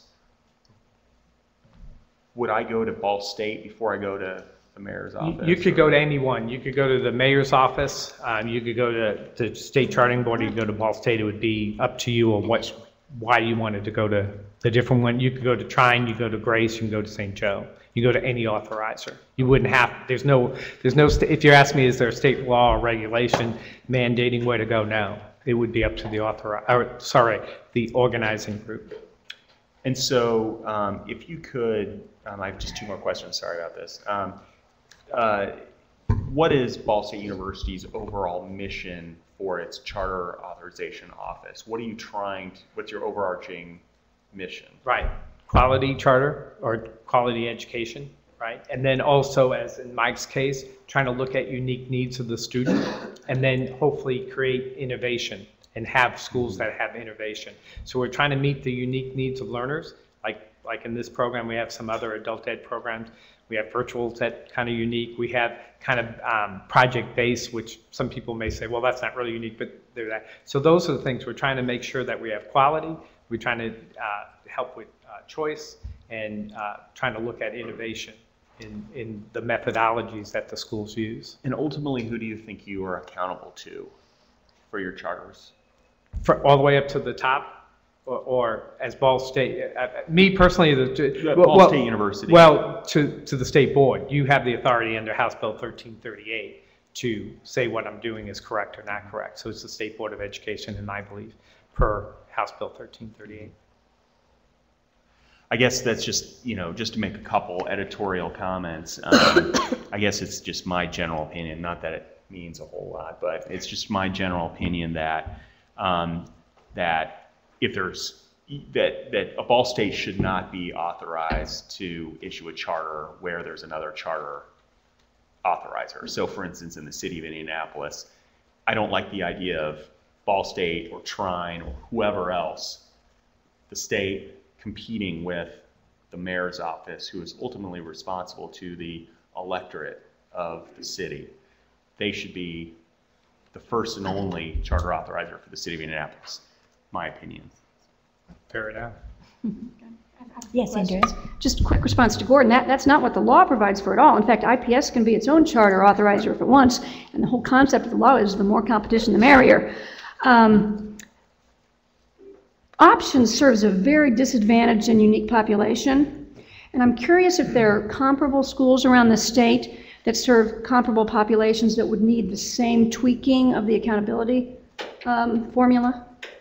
Absolutely. There, as a matter of fact, right now with Dr. Mara and Mr. Lynn Black, the Office of Charter Schools, we're trying to build a coalition of these organizations. And about a year ago, we began to approach the Department of Education and talk about how the current A through F, when the rules were written, it had inadvertently harmed us. And so the department and the employees there have worked as much as they can to be as flexible as they can under the rule, but they can't escape the rules. And so that's what's happening. So that's why we're so excited with the vote this morning with the rulemaking decision for the new A through F, because it's our opportunity now to come together as a coalition of education professionals and feed back to you the information you need so that this doesn't happen to us again. The really neat part about what we do is you almost need to see it to believe it. And I know you come and you visited our schools to find out firsthand, and we so appreciated that. And anybody else on the board, the superintendent, if you'd like to come and see what we do firsthand, I think it gives you the best representation of what we're doing in our schools and the quality of our schools. Our principal, Michelle Walden, sitting over here to my right, and she does a fantastic job at Noblesville, as does Barb Machino at our Carmel School, of providing for the needs of students well beyond what's called for in an educational environment, so that the students can stand on a firm rock in order to move forward in their education. And so I really would invite you to come and take a firsthand look at what we're doing. And I think what you'll do is you'll walk away with the same kind of sense that the Scholastic Achievement Partners and that DOE officials have come in and reviewed what we're doing, walk away going, wow, that's nothing short of amazing what you guys are doing with these kids. So I'd invite you to come and look. And I will concur. This school is doing whatever it takes to keep these students in school and get them graduated, which we need a few more of those. Is the fix for options the same fix for Hoosier Academy, or do those require two distinct Those would fixes? be different, a little different. This is totally alternative. Okay. We want to look at it under that model. Okay, and are the people who are coming up with the fix, are they getting close to having something that will? I think we're getting closer to agreement. Yes, would that be fair? Absolutely. I mean, it's just like your discussions that you have. You know, you start here and then you start looking at data and points and stuff. And again, my job is an authorizer, I'm not running the school. So there's that, I got to do my job by saying, hey, this works or doesn't work. But I think we're getting closer because of what you said. There's more and more schools. We have one that used to be an alternative school program up in Porter County that, because of the funding switched over to charter. Same issues. 16-year-old dropping out. This is the place to go. I guess what I'm wondering is, do these unique niche schools each need a unique accountability formula, or can we arrive at a formula that will take into account several different kind of? Go ahead. I'll let you go first. I believe the flexibility that's built into what we're at now allows for schools like the one in Porter County and the one that sits in Hamilton County to kind of construct within some qualitative frameworks the kind of feedback you need to see if they're a quality school. But there are quantitative pieces like the ECA exams, NWA exams that you need to really show are students proficient, and if they're not, are they growing to proficient? And that's, for us, that's the secret, is the rules can't unduly harm us in our subsets because we're so small. Under the current rule, for example, they use as many as 3 years worth of data in NWA or in ECA to get our grade in math and language arts. So what happens is we're trapped by previous year's performance. For example, this year, and it's in the pack that we gave you, if 100% of our students perform, 10th grade students perform on ECA exams this year, 100% pass, we're still in F school. And the math is in the PowerPoint that you have in front of you.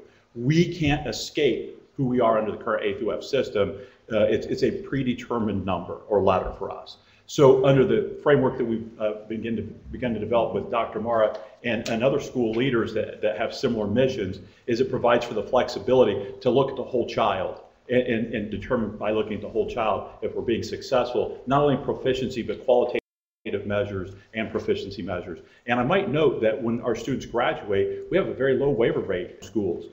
Eventually, and keep in mind, most of our kids come to us significantly behind. In that 5th and even 6th year sometimes, our kids become proficient, pass the ECA exams before they graduate our high school. Yes, David. Mike, my comments for you. Obviously, we want 100% of our students to graduate traditionally from high school or through charter schools, other kind of charter schools. But we know there's, I don't know what the number is, but there's a number of students in Indiana who will not graduate from a traditional school. So you're providing a key service for us. And there's several other programs in the state we sort of lose track of that take these students who are not performing in their school and have moved on to something else. And if it's not a school like yours and some of the others that I know about, they're moving into the criminal court system, they're moving into other systems that are really a drain on the system. And we need to look at each individual student and try to provide that additional opportunity before they move into the court system. So I thank you for that, and I hope that with some of these other organizations that do good work, there is some ways to support it, that we're not penalizing you. The job you're already doing is difficult enough without policymakers at the state level creating more obstacles for you. So I would hope we'd take a conceptual stance of being flexible, but yet holding you accountable. Yes. And you're willing to be held accountable, but balance accountability with serving a group of students who really need that additional help. And that's why we really look at the vision and the mission of the schools that come in the application and say, what are you trying to get at, and are you accomplishing that? And that takes, you know, I want to say, I don't know what the number is, like 90%.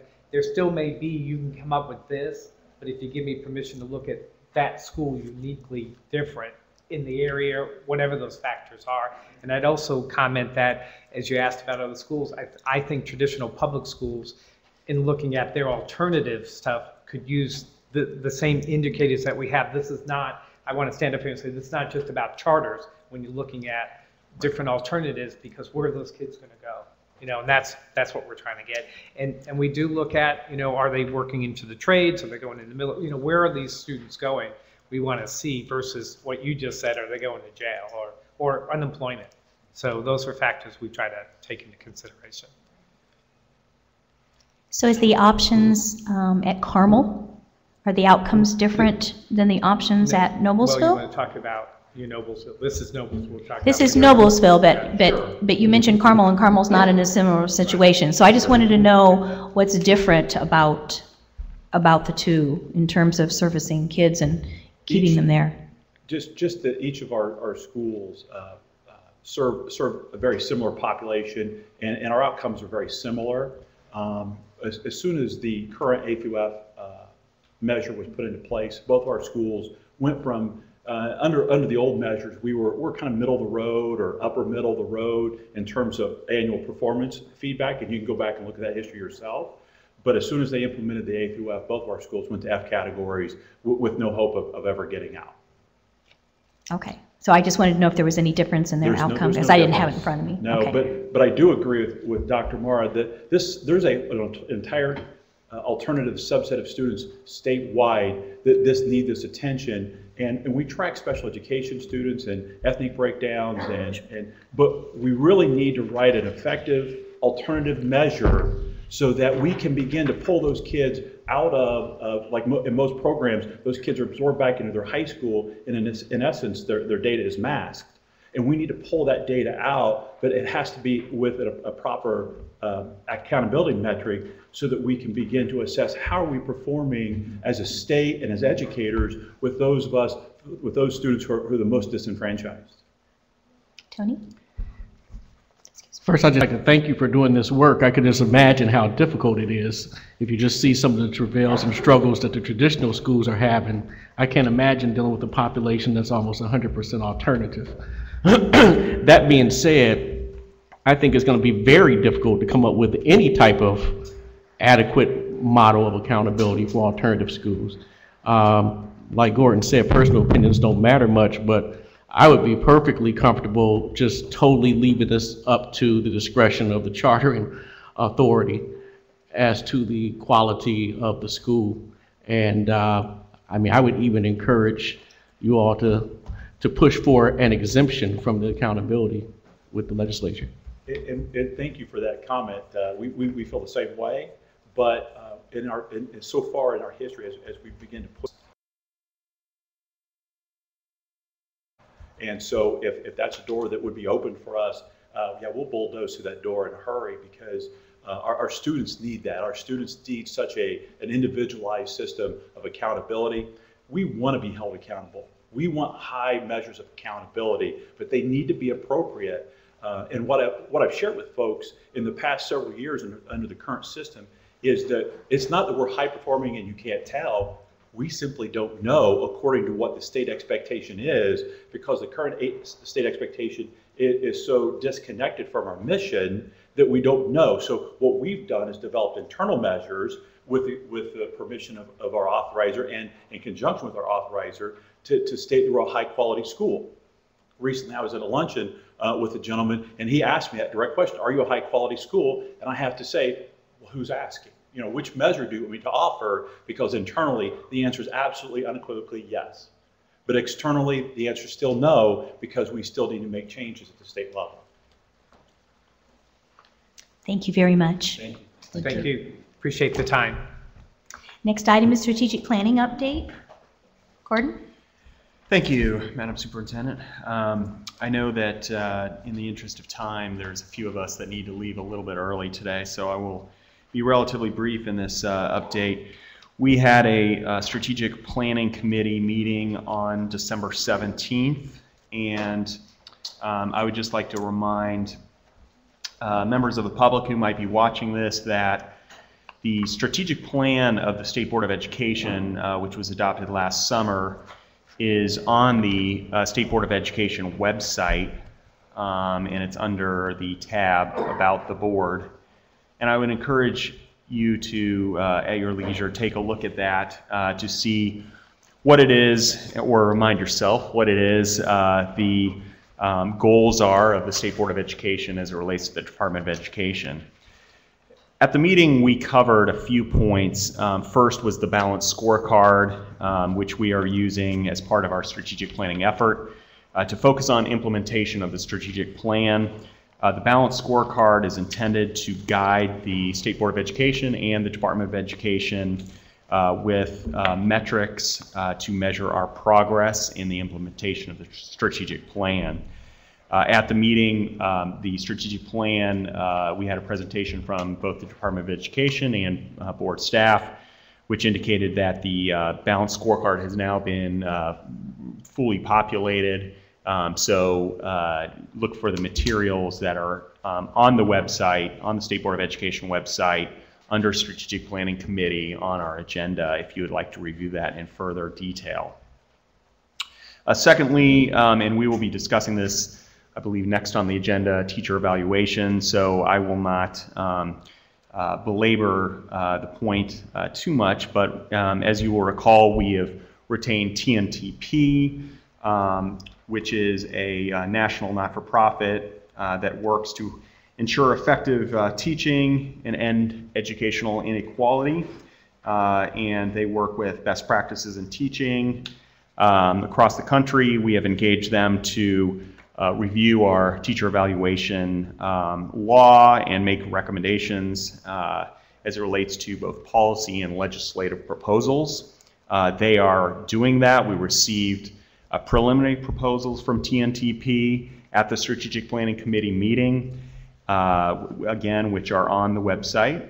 And those were reviewed. We also received feedback from the department as to those preliminary recommendations. TNTP is engaged, has been engaged, and is continuing to be engaged in a stakeholder outreach to receive feedback from teachers across the state. They're having focus groups to get input on the teacher evaluation process. So we are very encouraged that they are reviewing input from participants from across the state, and it's a quite robust stakeholder input process. So we will be hearing final recommendations from TNTP at the next State Board, or the next Strategic Planning Committee meeting at the end of this month. And January 26th, 1 p.m. Is the next committee meeting. And then we will be considering those and making recommendations to the full board at the February meeting. We also heard a presentation from Leroy Robinson from the department. He is the Director of Family and Community Engagement. He made a good presentation on what the department is doing as it relates to getting feedback from across the state from various stakeholders as well. And so we had a really good conversation. The PowerPoint that he presented is also on the website under the agenda. Lastly, I will mention that as a follow-up to the board approval of the legislative agenda of the State Board of Education, Daniel Elsner and myself met with Speaker Bosma and Senate President Long as it relates to all of those recommendations. They were quite generous with their time, so we are grateful for them taking well over an hour to meet with us to discuss those important issues. I think they were well received by the leadership. I'm not sure what the status is from our staff in terms of making outreach to the minority caucus leaders of the House and Senate. But I hope those meetings are in the process of being scheduled. We have requested that those be scheduled as well so that we can meet with the leadership from the minority caucuses of both houses. In addition, not leadership, but Daniel Elsner and myself met with Senator Greg Taylor over the Christmas holidays to discuss the legislative agenda as well. So he has been fully briefed as a member of the Senate caucus.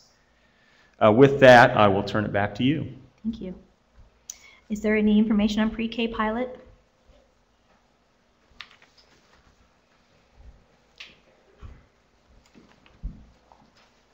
Good afternoon. Thank you for giving me an opportunity. I'll keep this update brief, but I wanted to give you an update on where we stand with the On My Way pre-K pilot program. So during our last update, we talked about the fact that 5 counties were selected to administer the pilot. That was Allen, Lake, Marion, Jackson, and Vanderburgh. 4 of those 5 counties are starting this month. So we concluded our family application process on December 15th. We received over 1,800 applications. A portion of those applications actually proved to be not eligible for the grant program. Either they were over income or their children did not meet the age requirements. But we had about 1,200 applicants who were eligible for the pilot that starts in January. We conducted a randomized lottery process to award 465 pre-K grants.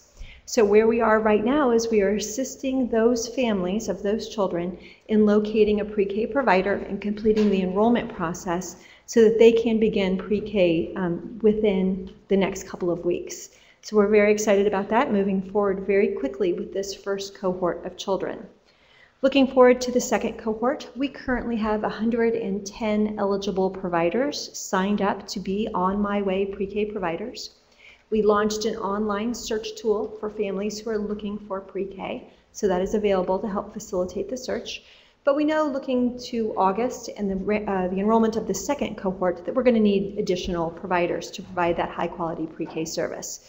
So we'll be spending the next few months very intentionally working with programs to assist those early education programs that wish to be On My Way pre-K providers in meeting the eligibility criteria, including the availability of some mini grants and some financial assistance. So we'll be implementing that. We concluded the RFP process for the longitudinal study. Purdue University has been awarded that contract. We're currently in contract negotiations with Purdue, and we will be executing that contract as quickly as possible so that they can collect some data on this first cohort of children. Additional efforts, will be some marketing for family recruitment. We intend to enroll about 1,600 children for the second cohort. So we'll be rolling out some community outreach, family outreach, in order to target those children who do not currently have access to services and get them enrolled starting in August. With that, I'll answer any questions that you have. Thank you very much. Thank you. Staff performance evaluations update, Sarah Pease, if you would come forward.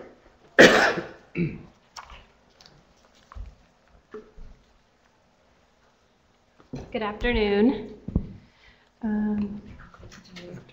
Okay. Sarah Pease oversees our Educator Effectiveness Division of the department.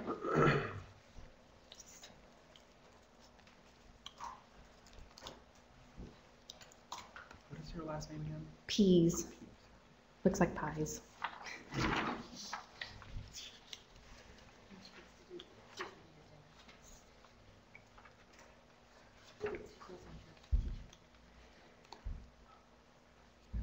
Thank you. Good afternoon. On December 15th, you received the raw data for the 13-14 school year for staff performance evaluation. We also posted it on our website per the code. I'm going to begin the presentation by looking at high-level, state-level data. Then we'll dig into a little bit of corporation data, and then we'll go into school-level data. To give you a little bit of context, this is the second year that we are displaying the data, and it is for all educators, so not just teachers. We have assistant superintendents, anyone that's certificated in the state of Indiana is required to have a performance evaluation every year. This year, we also added a few additional reporting requirements per HEA 1388. So we also displayed school retention data, which we'll get into in a little bit. And also, we added the initial license of the teacher prep program for those educators. And so that was on the Excel spreadsheet as well. We do have some corporations, as you know, that are under an unexpired contract, and so they do not have to report those teacher evaluations by law. This year, we currently have around 19. During the 13-14 school year, we had around 40, so that's why you may or may not see some of those corporations in the data. After today, too, all of the historic and current evaluation data will be housed on Compass, which is something new. So just as you can go on Compass and look at your accountability addresses, also on the staff page, staff personnel page, you'll have all of the evaluation data per school and corporation and the statewide data as well.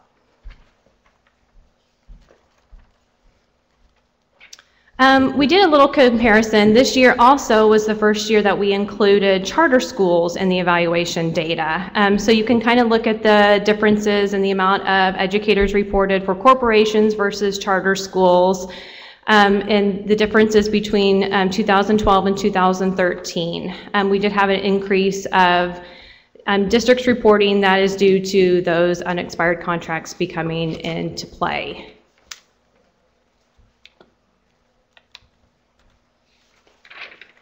If you look at the statewide results, we compared 2012-13 to 2013-14, and we had a slight increase in the percentage of effective and highly effective teachers, about 1.5% when you look at the pie chart. We did a little digging and we looked at other state departments of education that also have, that are also required by law to post their staff evaluations. And we have Florida, Massachusetts, Michigan, and New York that also display their state aggregate data. And so we wanted kind of to see where we were within alignment of those. And we also have several of those that received Race to the Top dollar. So lots of money to help them implement this. And looking at Florida, they have 97.7% of their teachers in highly effective or effective. Massachusetts has 94.6% of their teachers. Michigan, 97%, and then New York, 97%. So we're actually coming in a little lower than those other states that are also in that kind of implementation cycle that we are. Because as you know, we do still have some states that requested the waiver and are not implementing staff evaluations currently. We also looked this year ratings by role. So we dug in and we looked at superintendents, principals, and teachers. And the superintendents and principals, that also includes assistants in that. So we took a peek at those and to see if there was any data or any trends to look at those and to break those down. And this data does include charter schools when you look at the ratings by the roles.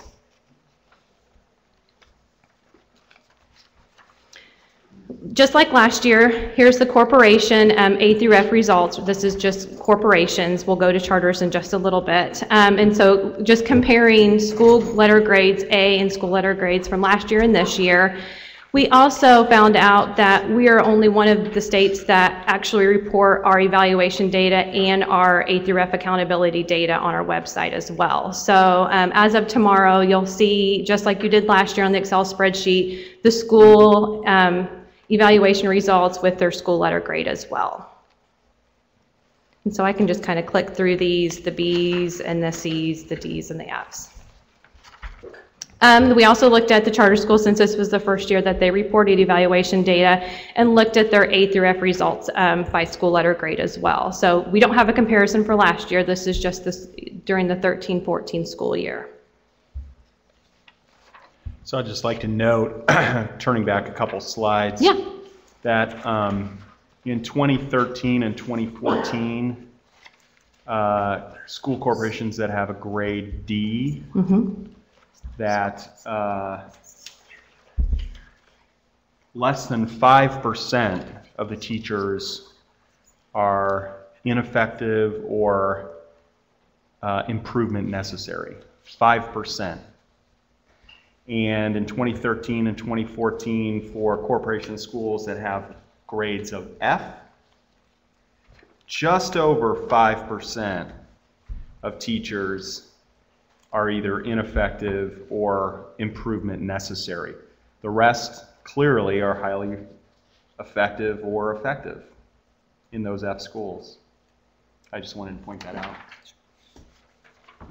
Question? Yes. Sir, thank you for the information. I wanted to know, is it possible, do we have the ability to disaggregate our data in a way that would let us take teachers in their first 2 years and set them aside and look at the distribution of ratings based on anybody with more than 2 years experience? In other words, taking what we've traditionally considered non-permanent teachers out of the pool to see that distribution. And the reason I'm asking that is anecdotally, one of the things I continue to hear is probably an unintended consequence of the way the compensation model is structured is principals are saying that they are concerned about retaining teachers, and typically your beginning teachers are your ones that need the most improvement. And I think one of the things that we have to be honest about as we talk through in terms of public policy, and I'd like to see our legislators have this conversation, is that when you're starting out teaching, I think there's a notion somehow that the performance grant that's being given to the district somehow is on top of any salary increase. And I think what's happened is in a lot of districts, the way they've bargained their compensation models, in some instances, the performance grant is the only increase. And so I just wonder if do we have the ability to take a look at that? My guess is that the trend is going to be similar anyways, but I would at least like to know if we have the capacity to study that, because I do think there is some policy conversation that does need to happen around how do we make sure that we're not somehow skewing a system that's intended to grow people professionally, because we're creating a fear or an expectation that we won't hang on to teachers that as they're developing in their first 2 years. And I've had that conversation with some legislators just personally, but I don't know if we have that ability or not. So I just want to make sure I understand. So you would like to see first and second year teachers compared to 3 and above? Correct. 3 years and above. Yeah, I don't see why we couldn't disaggregate that data out. Just like we do 1, 2, and 3 years of data with the teacher prep programs. Carrie? On the website from last year. Okay. Right. Is the 2012-13, and I would assume they'll update it with the new data, but there is the first year experience, 2 years. Yeah, it's on there now. Yes. Yeah. It's So up if you there. look at the tabs, yes. It's I just mean, not here in our It's packet. just not in the packet. Right, It's on the yes. website. You received that on December 13th. Yeah, you received it already. It's a That's huge okay. Excel document. If you just click on those bottom tabs, you'll see first year get to it. experience. Thank you. That's But what they're not important. you would have to combine first and second year experience. They're just kind of Carrie's saying untabbed. Carrie's saying it's out on Compass, so It's I can on just get it there. Compass. Yeah. And so Oh, you could good. just go to Thanks. Compass and, yeah, but she's right, there's first year, second year, and then 3 or more years. But I had brought that up, I think the last time we talked about the teacher effectiveness ratings, that an unintentional consequence of all of this is, and you're right, sometimes it's not even a raise, it's a bonus, and there are no raises. And so principals are hesitant to give a poor evaluation knowing that this is the one way that they're going to see additional funding. And, you know, for teachers who haven't had a raise in 5 or 6 years, they're feeling a pressure to compensate. I guess my hope just publicly would be is that every time we have one of these conversations, people immediately gravitate to, are you saying teachers aren't effective? I absolutely believe we have a large percentage of highly effective and effective teachers. I'm grateful we do. But I think there has to be a part of us, a responsible part of us, that looks at data and says, okay, is the system doing what it really was intended to do, which was to provide an honest reflection?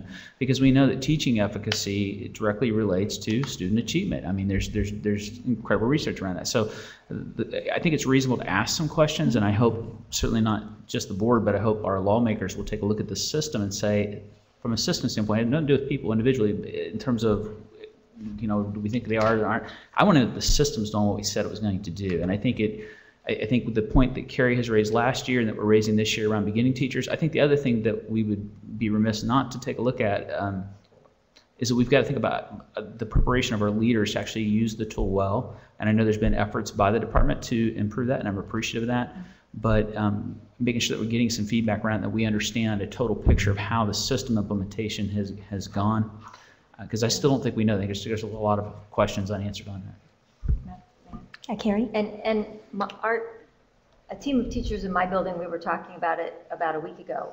I think the original intent was to provide coaching and to provide an opportunity for the principal to walk through the classroom 2 or 3 times a month for a couple of minutes and stop and coach, and especially young teachers, not that I don't have room for improvement, but to provide coaching, and instead it's become an evaluation process that's very cumbersome and feels less like coaching and more stressful. And so, but you know, I look at this in last year's data, 2012-13 school year, 15% of the first year teachers were highly effective. First year teacher, I mean, I love them, bless their hearts. I mean, I love the system, but it's hard to be highly effective. I mean, I question if I'm highly effective. And so, you know, they may have energy and they're excited and they're motivated and they're working hard, but for 15% of them to be highly effective and then to look and see, you know, what percent needs improvement, 2.8% of first year teachers. But I think it's an unintended result of the process that was meant to really be a coaching process. And just to follow up, if I may,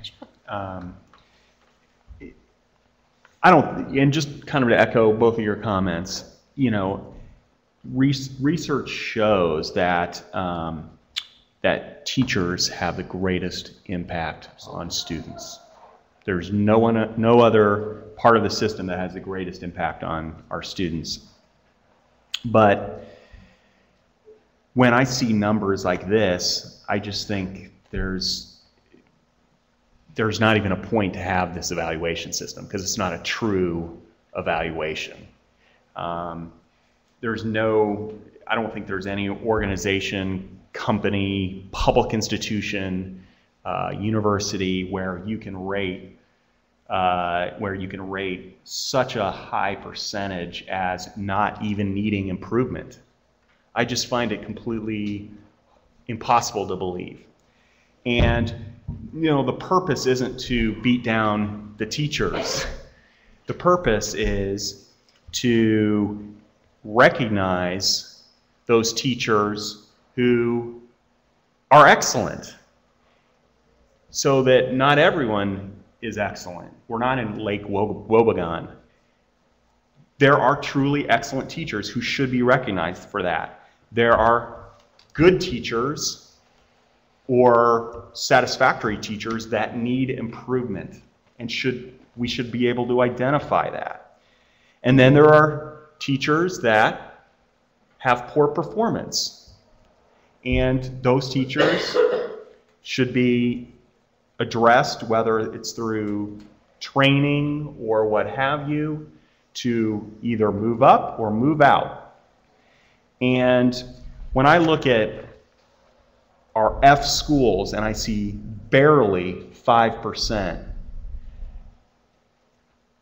of teacher evaluations as needing improvement or ineffective, I just call into question the whole evaluation model. Fortunately, we are, through the Strategic Planning Committee process, we are engaging TNTP, as I mentioned before, to provide some recommendations to the State Board of Education the Department of Education as well as the legislature. And my hope is that those are communicated to the legislature prior to the end of the session. I'm sure they will be, so that action can be taken this session to improve what is clearly a flawed process. BJ? I would caution us not to confuse teacher effectiveness with a school grade, because there's a difference. I'm going to share it now, but in preparation for our next strategic planning meeting, I pulled 3 teachers from the EVSC. One was at Glenwood Academy in 2013, 35% passed language arts. Transferred to Scott School, now we have 91% pass rate. He didn't get grade over 4 months. So I think it's certainly possible. I think it's actually, it's certain that you can have highly effective teachers in F schools. Oh, yes, we do. And another example, we have, I shouldn't use names, I won't. Transferring from Glenwood Academy, we're 47% passed in 2013, to Highland School, we're 88% passed in 2014. Again, he didn't have PD for 3 months and become this great teacher, or vice versa, transferring from an A school to an F school. I think we're confusing school grades with teacher evaluations, and I would caution us into putting too much emphasis on the teacher's, I don't want to say impact, because I know it's the most impactful thing that in the building, but it's certainly possible to have highly effective teachers in buildings that aren't performing. And let me add to my point too. I don't believe there should be a bell curve. Right. So I'm not saying there should be 20% at the bottom, 60% in the middle, 20% on top.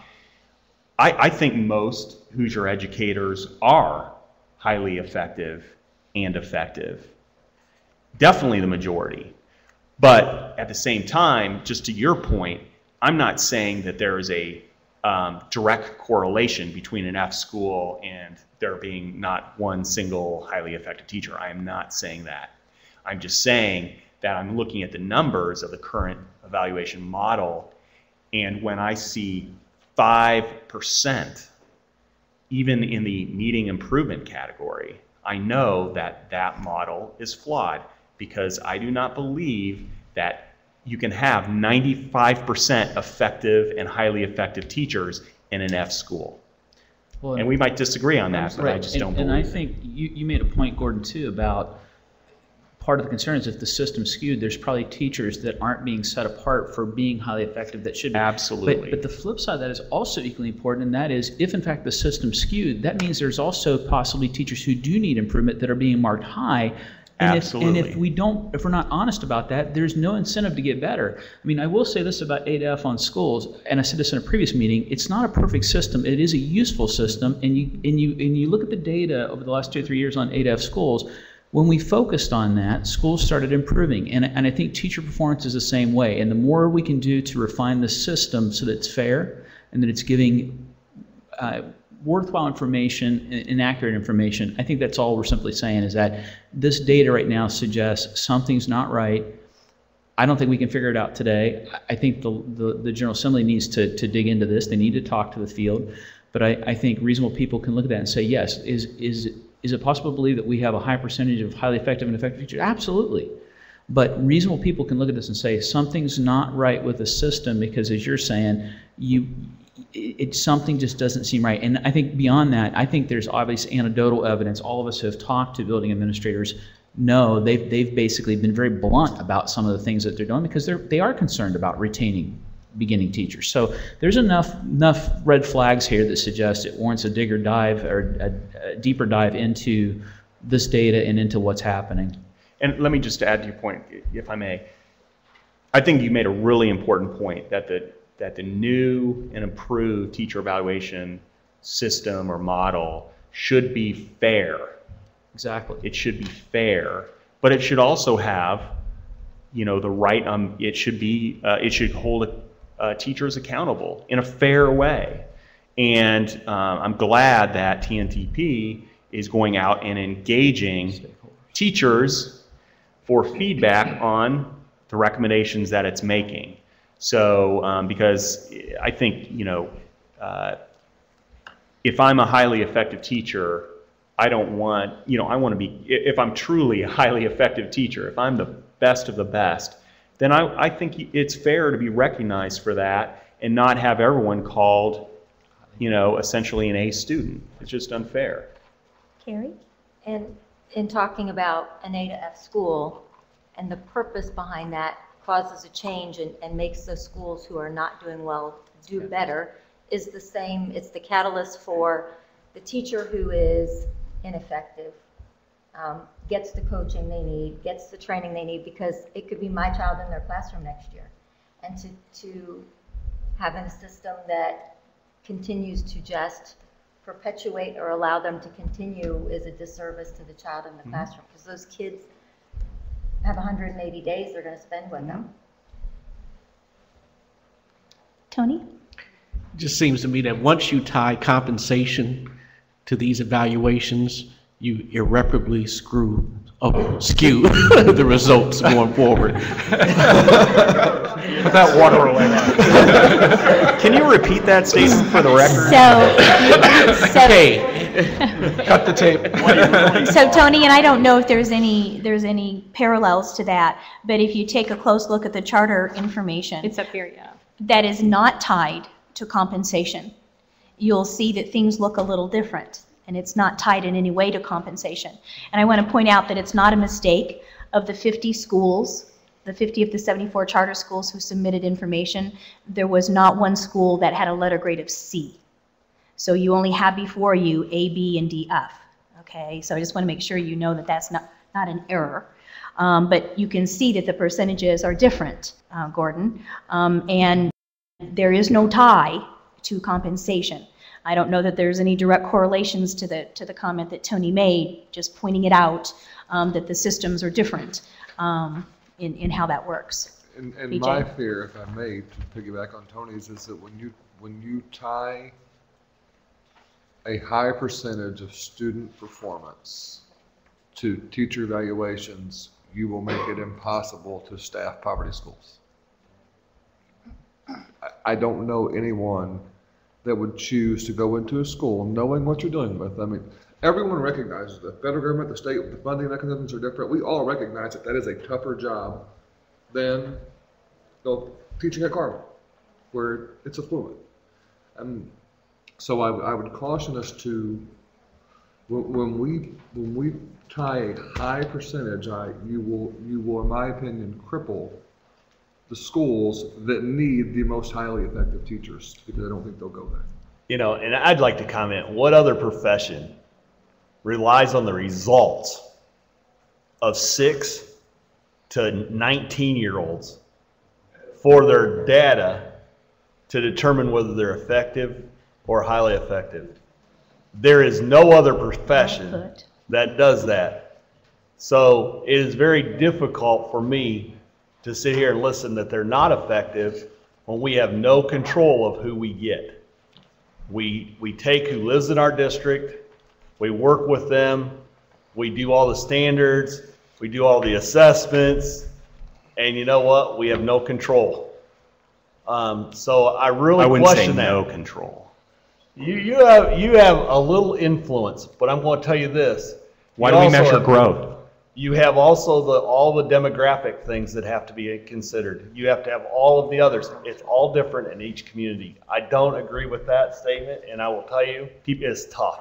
If we take the teachers at the lowest performing school in Evansville and the highest performing school in Evansville and we switch them, in my opinion, Scott's still going to be an A and Culver's still going to be an F. Now, do I think that there's no impact? Absolutely not. But do I think that it's the only impact? Absolutely not. I mean, education's a triangle, in my opinion. You have to have highly effective teachers, parents that care, and students that care. If you don't have at least 2 of those 3, it's nearly impossible. Right, and I think that's why the evaluation system is based on more than just student learning outcomes. It's looking at a performance framework where a professional leader is going in and looking at behavior. They're looking at things that are going on, looking at patterns. I mean, one of the things that concerns me that is a red flag right now, not to take away from what Troy's saying, because there's a lot of truth in the fact that there is a lot of challenges in front of teachers in terms of the students and their preparation levels and all that. But in reality, if you talk to most districts, how much of the actual student data is informing the evaluation is not at a level yet that I can say that alone has caused some of these red flags. I think there are other underlying factors that need to be understood, and I don't think we have to feel like we've got to figure it all out. I think reasonable people need to be able to talk about this without getting lost in you don't think there's any effective teachers in Indiana? No, I mean, there are, but we want a system that works. I mean, great teaching produces great students and students that are growing. And I want the students, in the end, this is about the kids, but it's also about the professionals being at their very best. And that's what we want the system to do. And I agree with Gordon. I think there's a lot that can be said about the data, but the one thing I think we have to be honest about is it's saying right now something isn't working the way it was intended. So we did disaggregate data for the NA, and that was something that we knew we needed more information on. So we put in some more reporting pieces for those. And so Sarah's going to talk to that briefly, but what you see on your pie chart on page 13, we did have retired, deceased, no longer with the school corporation, those who left, and those who were on leave of some sort that did not receive a full evaluation. And then you see we still have another other.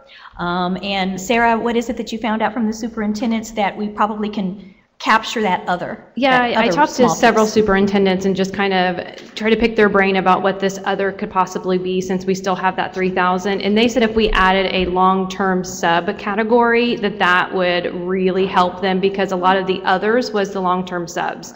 So the teachers that are leaving, that are not getting evaluated, they're replacing them with a long-term sub. And we pulled this evaluation data from our CE and CP reports. So any teacher that's teaching for more than 45 days is considered a long-term sub and must be reported to us. So next year, then we'll add an additional NA that we can have long-term sub and hopefully get that 3,000 number down.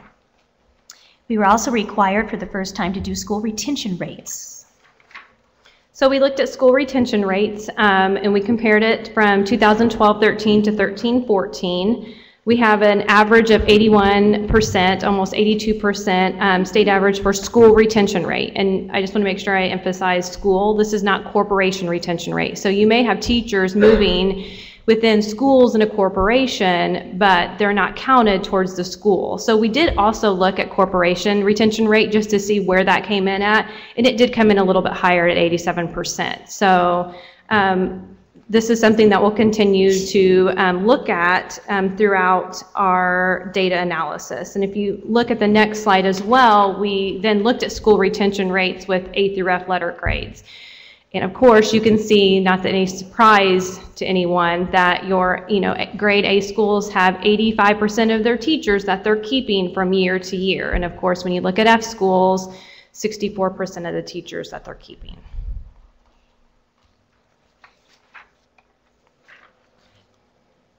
We also just took, since this is the second year of evaluation data, just what were some of those, if we could pick out a couple emerging trends, corporation emerging trends. And so we looked at highly effective educators in A through F schools. And of course, you can see from the data that the percentage of highly effective teachers decreases as the school grade decreases. And when you look at the percentage of improvement necessary in ineffective teachers, that increases as the school grade decreases. Yes. Yeah, David. Were you able to look at the last year's category of ineffective and improvement necessary teachers from last year to this year? Did they improve at all? Yeah, if you look back at the statewide data, which would be slide 4.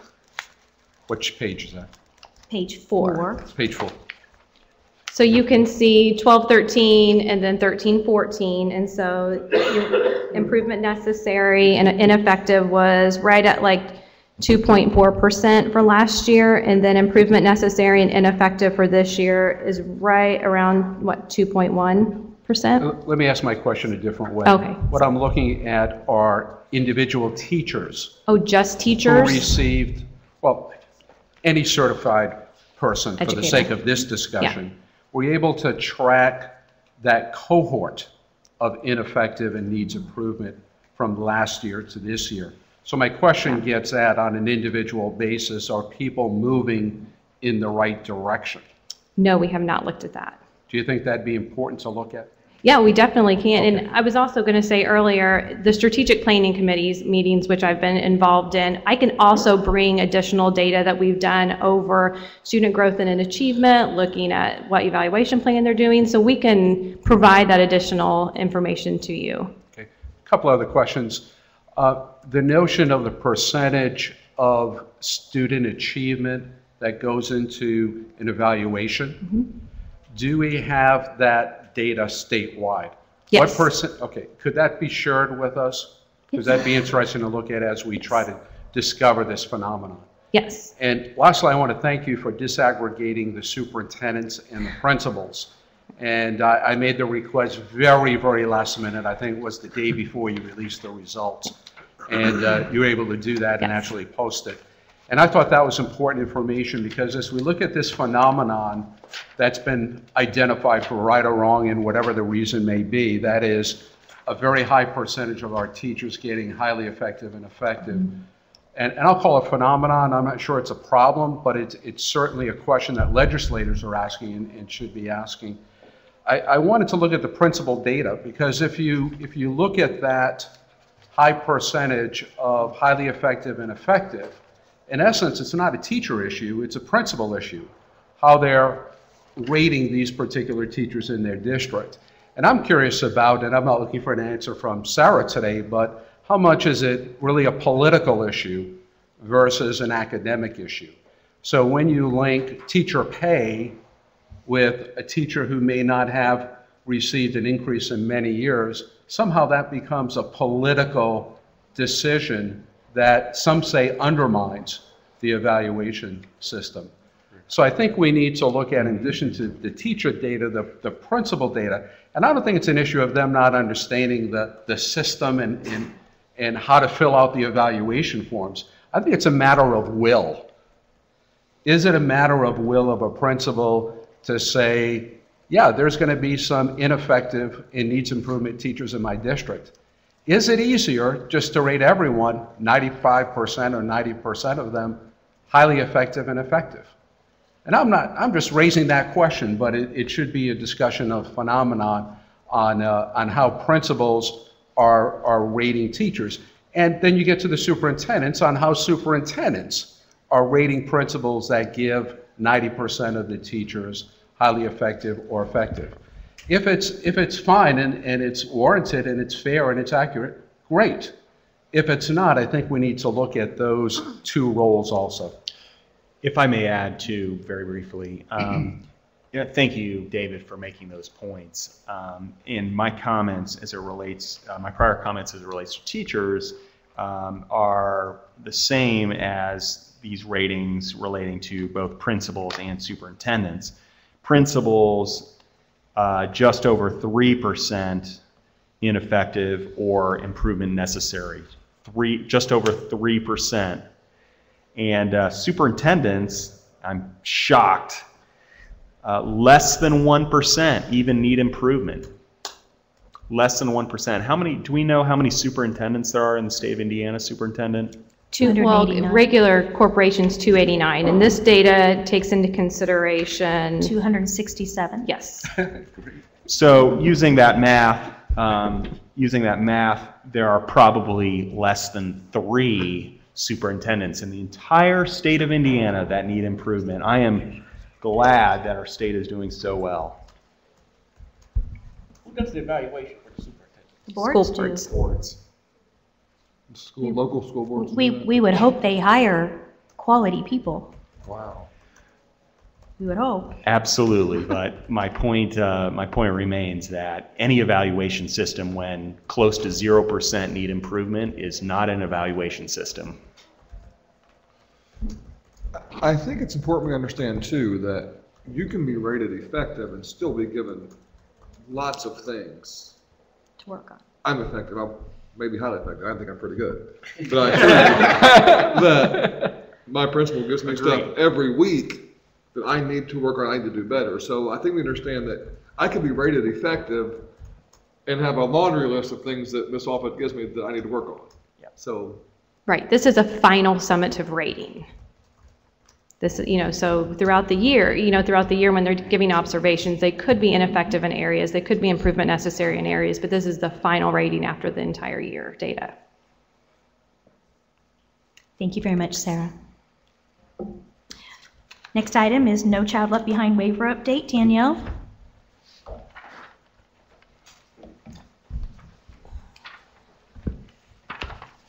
Good afternoon. What you don't have in your packet is that we just had our first cross-team meeting last Monday. So the department hosted staff members from the governor's office, legislative leadership, and Bob and Ashley are going to be representing you as state board staff as we get into our waiver application rewrite. And I just want to give you a little update on our timeline and what you'll expect to see here in the next coming months. We plan to spend the month of January and February at the department working on our drafts. We will bring those drafts to you as sections are complete through the February-March updates. We will also continue to meet with those same groups I talked about earlier as necessary. And then we also are going to, last time we had a lot of calls hosted with USED because of the situation we were in. That's not going to be a part of the structure this time. However, there are 3 or 4 questions. We are going to seek a USED call, for which, again, that same group I just talked to you will be invited to be on that call. And again, representing you will be Bob and Ashley in the department. And other than that, we plan to bring by March 12th what we would consider a final draft that we would then submit by the deadline of March 31st to the U.S. Department of Education. And can you talk about that in relationship to the federal reauthorization of No Child Left Behind? In terms of, maybe restate your question for me. The deadline for them is the 31st. And in terms I'm talking about overall, just the possibility. Yeah, sure. To your question, Gordon, I guess it depends on who you ask. We are hearing... Seriously, we've heard both answers, that it's highly unlikely that the feds are going to do anything with No Child Left Behind reauthorization. I was just at an Achieve conference, and the political analysts there said absolutely see nothing happening in the near future. And then I know that you read other things and you hear that potentially it could happen. So for us to speculate, I don't even know what we would begin to say at the department, other than we are actively involved with USED. CCSSO is hosting a number of workshops with our staff on that this time around, the application should be basically pretty much status quo. They're not seeking a lot of changes. They're looking at every state, obviously, is going to be reapplying. They've said the sooner you get your application in, they're going to review them on a rolling basis. So I know personally we would love to not be in the big stack, but if we could get it out, get it complete anytime sooner, that would be excellent. They also recognize in Indiana's situation that we're in a situation with legislative session not ending, as we talked about, until the end of April. And so then anything that would be significant changing to what we would put in by our application deadline of the 31st, we would seek an amendment later on. But those are some of the questions and clarifications we're going to seek with Monique Chisholm and at the USED. And I meant to bring this up during the A to F conversation that we had, but you may recall in the last presentation when we did policy decisions on A to F, a new requirement in the submission is to your schools that are rated in the highest category also need to meet some regulations that we talk about within the state between the categories. With gaps. So achievement gaps. So that is another issue that has been put upon us that we will be having conversation that will be coming up to us throughout the process of rulemaking. So I really meant to say that at that point, but since we're talking about the waiver, that's the only new piece that is part of the waiver, is that our new accountability system take that into account. And I think too, Superintendent, to your point, that's obviously something that, as the USED gives more guidance on that, we would make a public comment on that on the rulemaking process as a way to interject that into our conversation. But as of now, they have not given any clear definition on what does that closing of the gap look like. So that's one of the 4 questions that we seek to clarify with USED. Sarah? With the last cycle, we had some issues with trying to get some emergency meetings in to address issues related to policy that there was some discrepancy on. Is it possible for us to receive a final copy of the draft before our March meeting so that we have the opportunity to have some input and feedback without requiring Sure. kind of that last minute scramble? And I really, again, I want to reiterate, we don't anticipate, because everything that we just submitted, I mean, it feels like this is kind of Groundhog's Day, like we just submitted it. We don't see many substantive changes. If you look at the principles, again, standards and assessments, the changes in Indiana have taken place. They are already captured in the waiver that we sent in and was approved. Our work in Principle 2, which is on turnaround and focus and priority schools, has been elevated by the USED to be a model for other states. So again, we know we are already pretty much on the cusp of really good work there. This element the superintendent talked about would be a change in Principle 2, and we will seek more answers for that. And then in Principle 3, the biggest area of concern for many, many states has been this outlier of the number of corporations who are not fulfilling the full teacher evaluation piece. And in Indiana, I think we talked about with Sarah's presentation, we've gone from 40 down to 20 some, and so we have to put in Principle 3 what it is we're going to continue to do to help bring those into compliance. But USED, we called them soon after we received our feedback on the last waiver application, and they basically said you and many other states are in that same boat. They didn't have a great answer, so we're going to look at some alternative ways to bring those into compliance.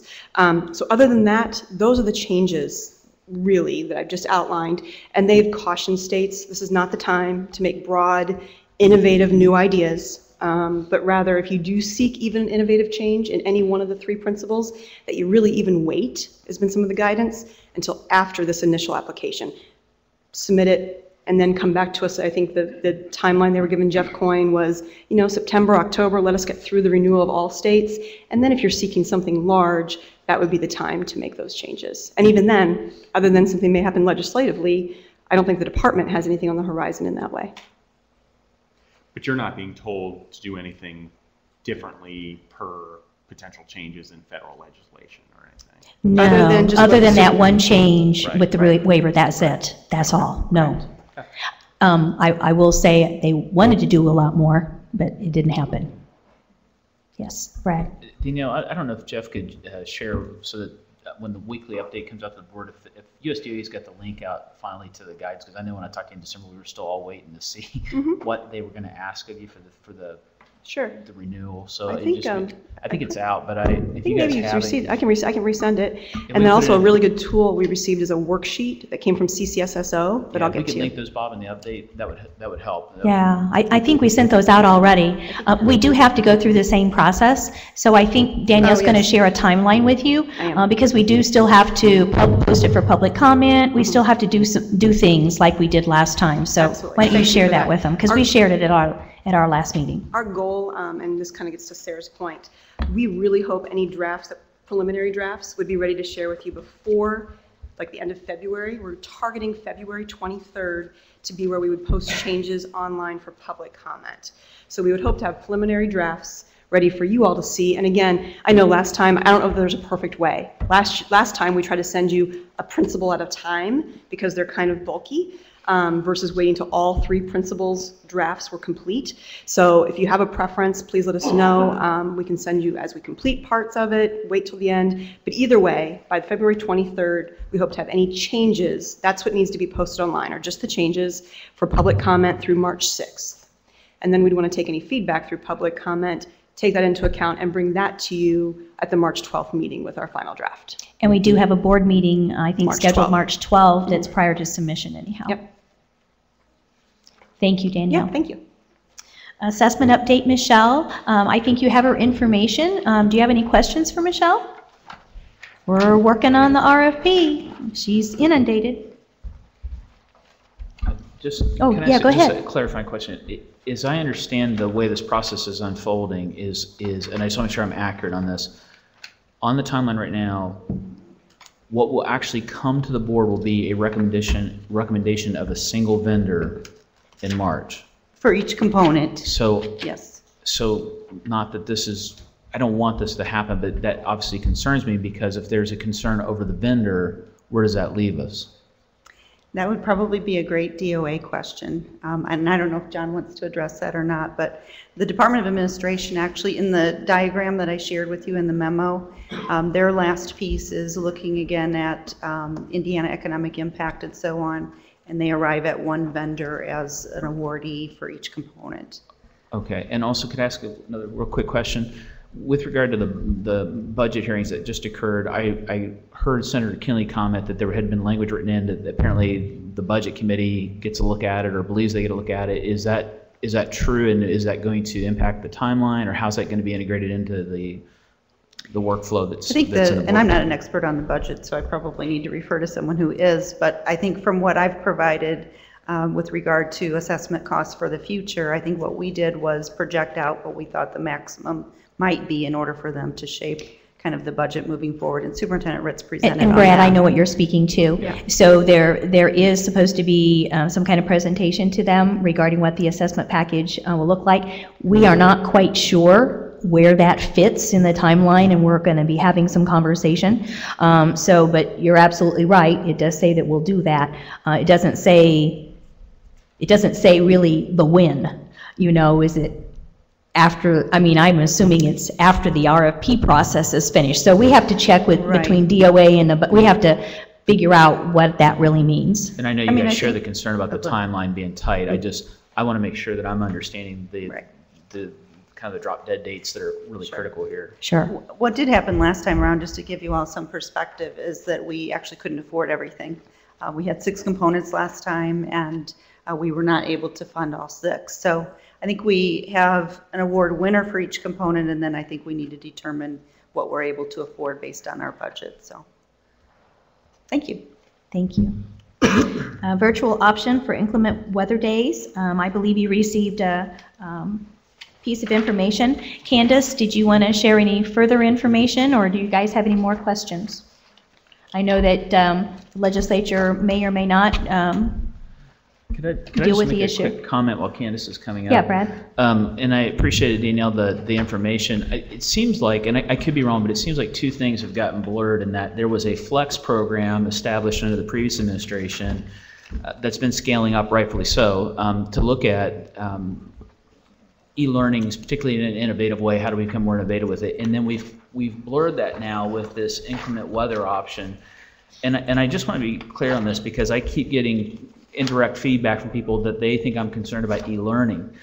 That's not the concern. The concern that I'm wrestling with, and I hope the board had a chance to go back and look at the compulsory attendance law, is that in Indiana, the legal definition right now, as I understand it, is that it's minimum of 5 hours at the elementary level and a minimum of 6 hours at the secondary level is the definition of an instructional day.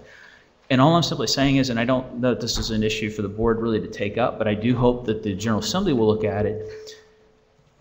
It's one thing when you have a virtual high school that has its origin in statute, or you have a virtual charter that has some parameters defined by the authorizer.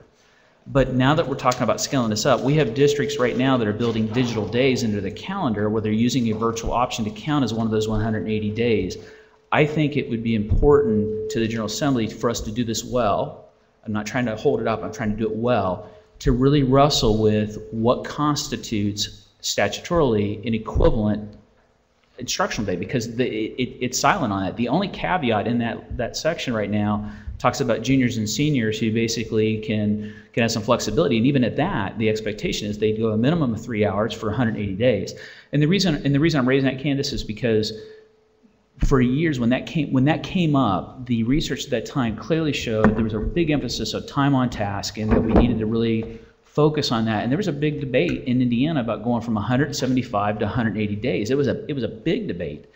And since that time that was signed into law by Governor Orr, there's always been a practice to make sure that we go back and get 180 days. And you know, I'm excited by seeing people getting excited about the possibilities. I'm more concerned about how, as we scale this thing out, that it's understood, because there's a lot of ancillary pieces to this that we may not be thinking about right now, including things like how we enforce compulsory attendance. And I think having a definition is going to help school leaders, in particular. They're trying to enforce compulsory attendance laws, and we seem to be getting down the road faster. And I guess I'm also concerned that when this was growing out of the Flex pilot, there wasn't more dialogue with the department, between the department and the board, and frankly, even with the General Assembly, that we've had a pilot going now for 2-3 years, we want to expand it, and just kind of getting the foundation laid right. So I just want to be clear on that, because I don't want people to hear my remarks or see something I speak to that somehow I'm anti-e-learning. That was what my whole doctoral dissertation was on, was that the emergence of that. I think there's a right way to do it, and I think there's a wrong way to do it. And to this point so far, virtual instructional days have kind of been limited to virtual high schools or virtual charters, where there's been some other mechanism to provide some guidance to it. Now that we're talking about fill out an application on the website, and you're going to be approved, and I will tell you, the field is interpreting that it's not just an approval for inclement weather days. You saw in the response we got, Superintendent Trout was very gracious about writing me back. They've already done a digital day as a practice in their mind on December the 10th. They're going to do another one in January. My community schools of Yorktown, they're looking at digital days being proposed for next year.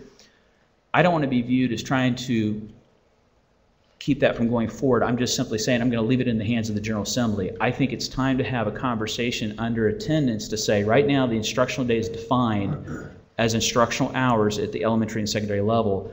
And since we're now going beyond the scope of virtual schools, where they might have some other structure already provided in statute, it's time to take a look at the compulsory attendance law and say what constitutes an equivalent instructional day. Because I would hope that for as much as we work to get to 180 days, we don't do something that would somehow question whether or not that we really know across the state of Indiana what that means. Because I can tell you right now, 374 plus districts, everybody will have their take on how much e-learning equals an instructional day, or what they do. Do you see what I'm saying? And I think some definitions needed. That's all I'm trying to say, and I trust the General Assembly that they'll figure that out. And we'll be part of the conversation if they attempt that. Went ahead that way. Candace, did you want to share anything else? I just wanted to say, I don't think that we believe that virtual and blended instruction is instruction. So we believe that the 180 days are being honored. They just look different than they might have looked traditionally. Is there improvement? Is there room for improvement? Is there room for all of us to learn together as we move forward? Absolutely. So on those points, I think that we agree. I think that our schools have spent an incredible amount of time, and I think that you heard that back in December from the districts that were here, and you can certainly, there's people in the room even today, worked very hard on this. And some of the components that have been talked about today in other initiatives, whether it be communication, having buy-in with teachers and community, PD for your teachers, all of those things are part of these. And I talk every single day to districts, to superintendents who call me and ask me, what do you think about this? What if we did it this way? We spoke to this district, here's what they're doing.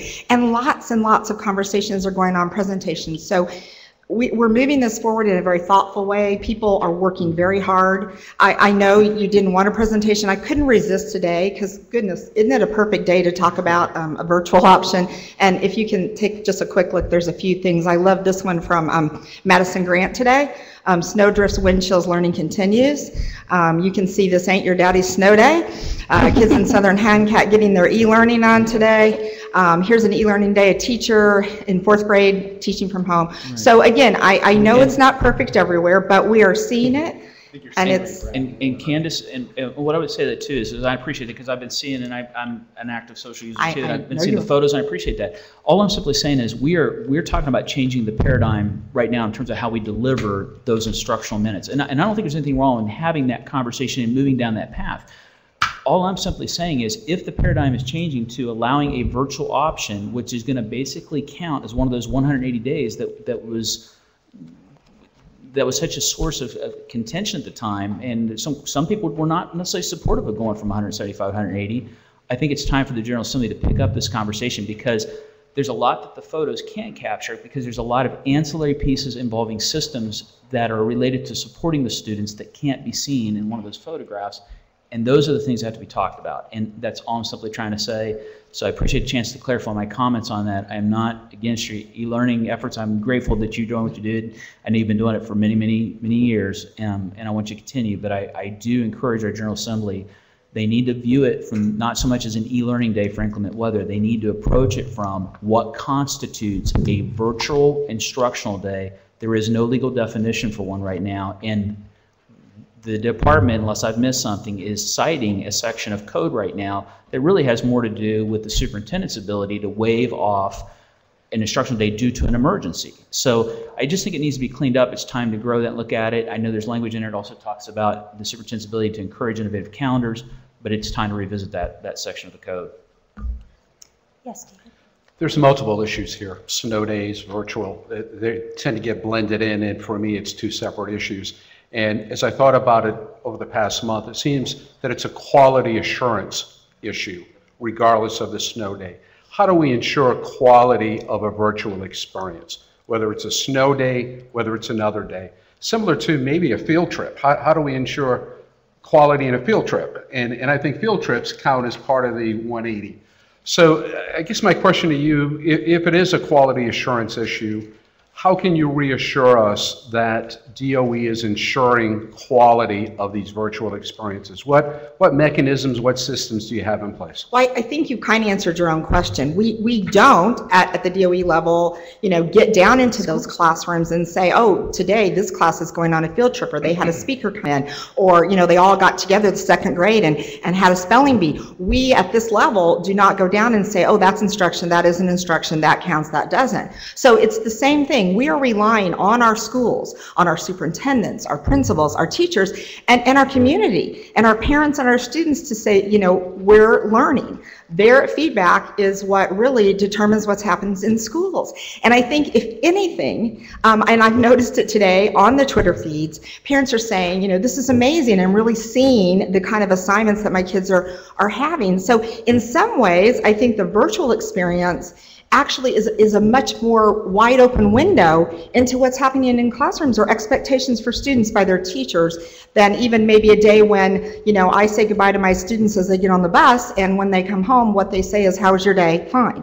So, as a parent, I get to see a little bit more. So you answered the question the way I thought you'd answer it. That's why I asked the question. So my point is that quality assurance primarily occurs at the local level with the local school board, superintendent, teachers, and others. And I see this issue as a local school board issue. If it's a field trip, if the band is going for a week to Orlando for Disney performances, there's quality issues built in. And at a state policy level, I don't think we need to be involved in every single case to make a determination on that. So we have espoused local control of public schools, and I'm certainly a believer in that and value that local control. So from my simplistic perspective, as a few of my members said, as one person of this board, I see it as a very simple issue. It's a decision made at the local school district level. If there are abuses, I guess eventually it will get to us, or DOE, and we can take a look at that, but I have a lot of faith in local schools to do the right thing and maintain quality. So I see this issue really as a non-issue, sort of a snow day issue that we don't have to get involved with. Dr. Freitas, the only thing I would say to that, though, is that I do think it is a form of directed autonomy in the sense that the evidence for quality right now is largely anecdotal. It always has been. But in the current statute right now under compulsory attendance that we're responsible for, there's at least some direction that says there's a certain number of hours associated with that. And all I'm simply saying to the General Assembly is I think if they're comfortable and they're saying, hey, it's sufficient enough and robust enough, fine. But I don't see that in the sequence, in the information we've been provided so far. I don't see where that kind of consultation has happened to say, do we need to change it? And I think before we go too far with this, we need to, because if in fact we don't, we're going to allow, when we've seen this happen with other policy issues, you allow 374 districts to determine their own pathway forward, and it's really hard to go back after the fact and try to ensure quality once this thing's gotten out there. So I just think prudence would say, sit down, take a look at it, ask some tough questions. If our elected reps say it's fine, I'm good with it as well. My response is we can't stop the legislature from doing what they want to do anyway. So if they want to take it up, they'll take it up. But we've got to provide some faith and confidence in the local district to make a determination on quality. I'm concerned that there's a process right now that schools are petitioning DOE, I guess, as I understand it, to somehow gain permission or not permission. I'm not sure that's the state role. Again, I think it happens at the local level for quality. If there are abuses being made at the district level, will eventually come to DOE or come to us. Why should we penalize districts that are doing a great job with this? And in some cases, probably the virtual experience is as good as the traditional, if not better. And so I think this is a situation we need to get out of the way of local districts. We have enough on our plate, I think, to do, and this is really a non-issue. Thank you. May I ask a Oh, question? sorry, Andrea. Last meeting, I agreed with what David just said, but this meeting, I'm agreeing with Brad. No. What's to stop a school from essentially converting into a virtual school? What either statutorily or in DOE policies and procedures would keep that from happening? I mean, I would have to say, and I'll let someone else speak to the statute part of that, but I would like to say that I can only imagine that a community who expects to send their student traditionally to a regular classroom, if suddenly, you know, tomorrow someone said, oh, we're just going to be a virtual school from now, I would feel like there would be some pushback from the community and possibly teachers and students therefore. So I'd have to say, I can't imagine that that could just happen, but possibly someone from legal wants to address that. I think there's separate statute on what's a virtual school.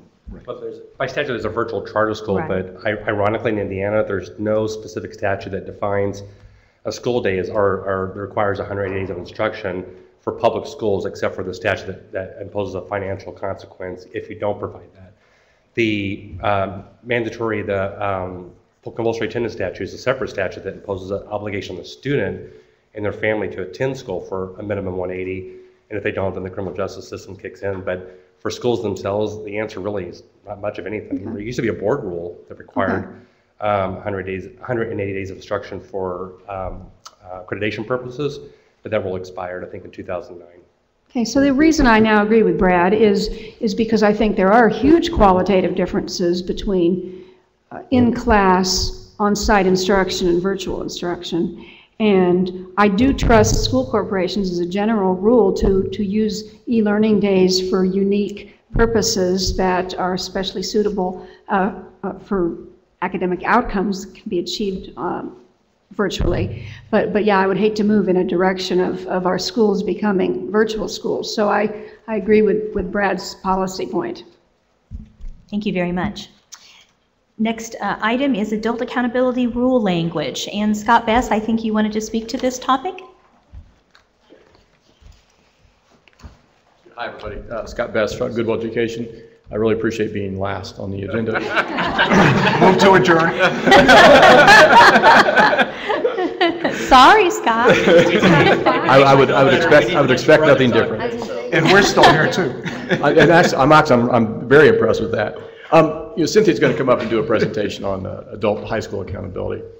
And before she did that, I just want to kind of give a little bit of a context. Some of you were around a few years ago when we went through some of this. Others are new. And so just give a little bit of a context. And you heard Mike Guston and Bob Maher talk a little bit about alternative schools and what that looks and feels like. And your conversation was really helpful during that part of it. So adult high schools are the next safety net.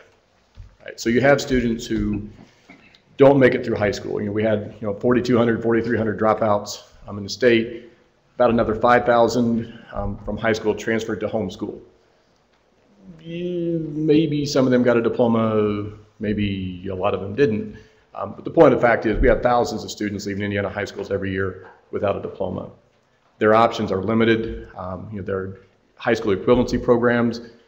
National stats show that the old GED or the current high school equivalency programs, recipients of those fare no better economically than high school dropouts. And so 5 years ago, we created a set of schools called the Excel Centers to provide a high school diploma, a full high school diploma, to people who had dropped out previously. Long story I won't go into, but we used to be funded through the K-12 formula. Now we're funded separately, but we are still a school, right? So the funding is kind of almost irrelevant to that part of it. As we've been around for the 5 years, we've grown. We've got about 3,000 students across the state. There are a couple of other schools that exist too that also meet the definition of adult high schools. We'll hit our 1,000th graduate in February. We'll have a little bit of a celebration with that. To the point of the, the quality, low waivers, those students who do get a waiver from us are required to have an industry credential or industry certification to go with it. That's a local requirement we put on.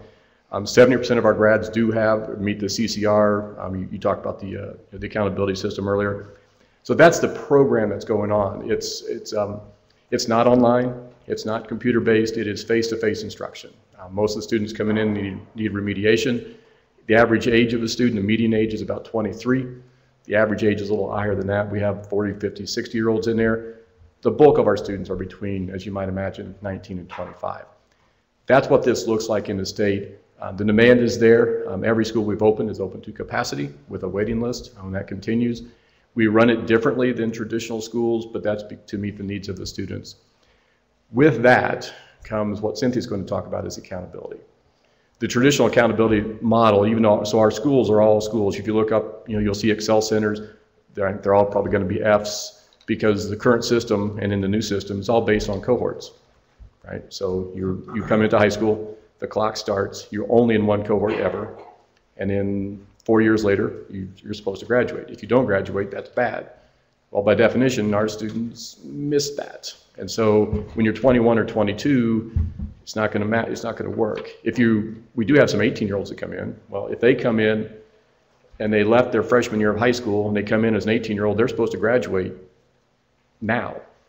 Well, they're not going to, right? So those are the issues, but that's why there has to be an alternate accountability system. Plus, it's now in state rule because the legislature got interested in this a couple of years ago. And so we're going to have a state, we have to have one.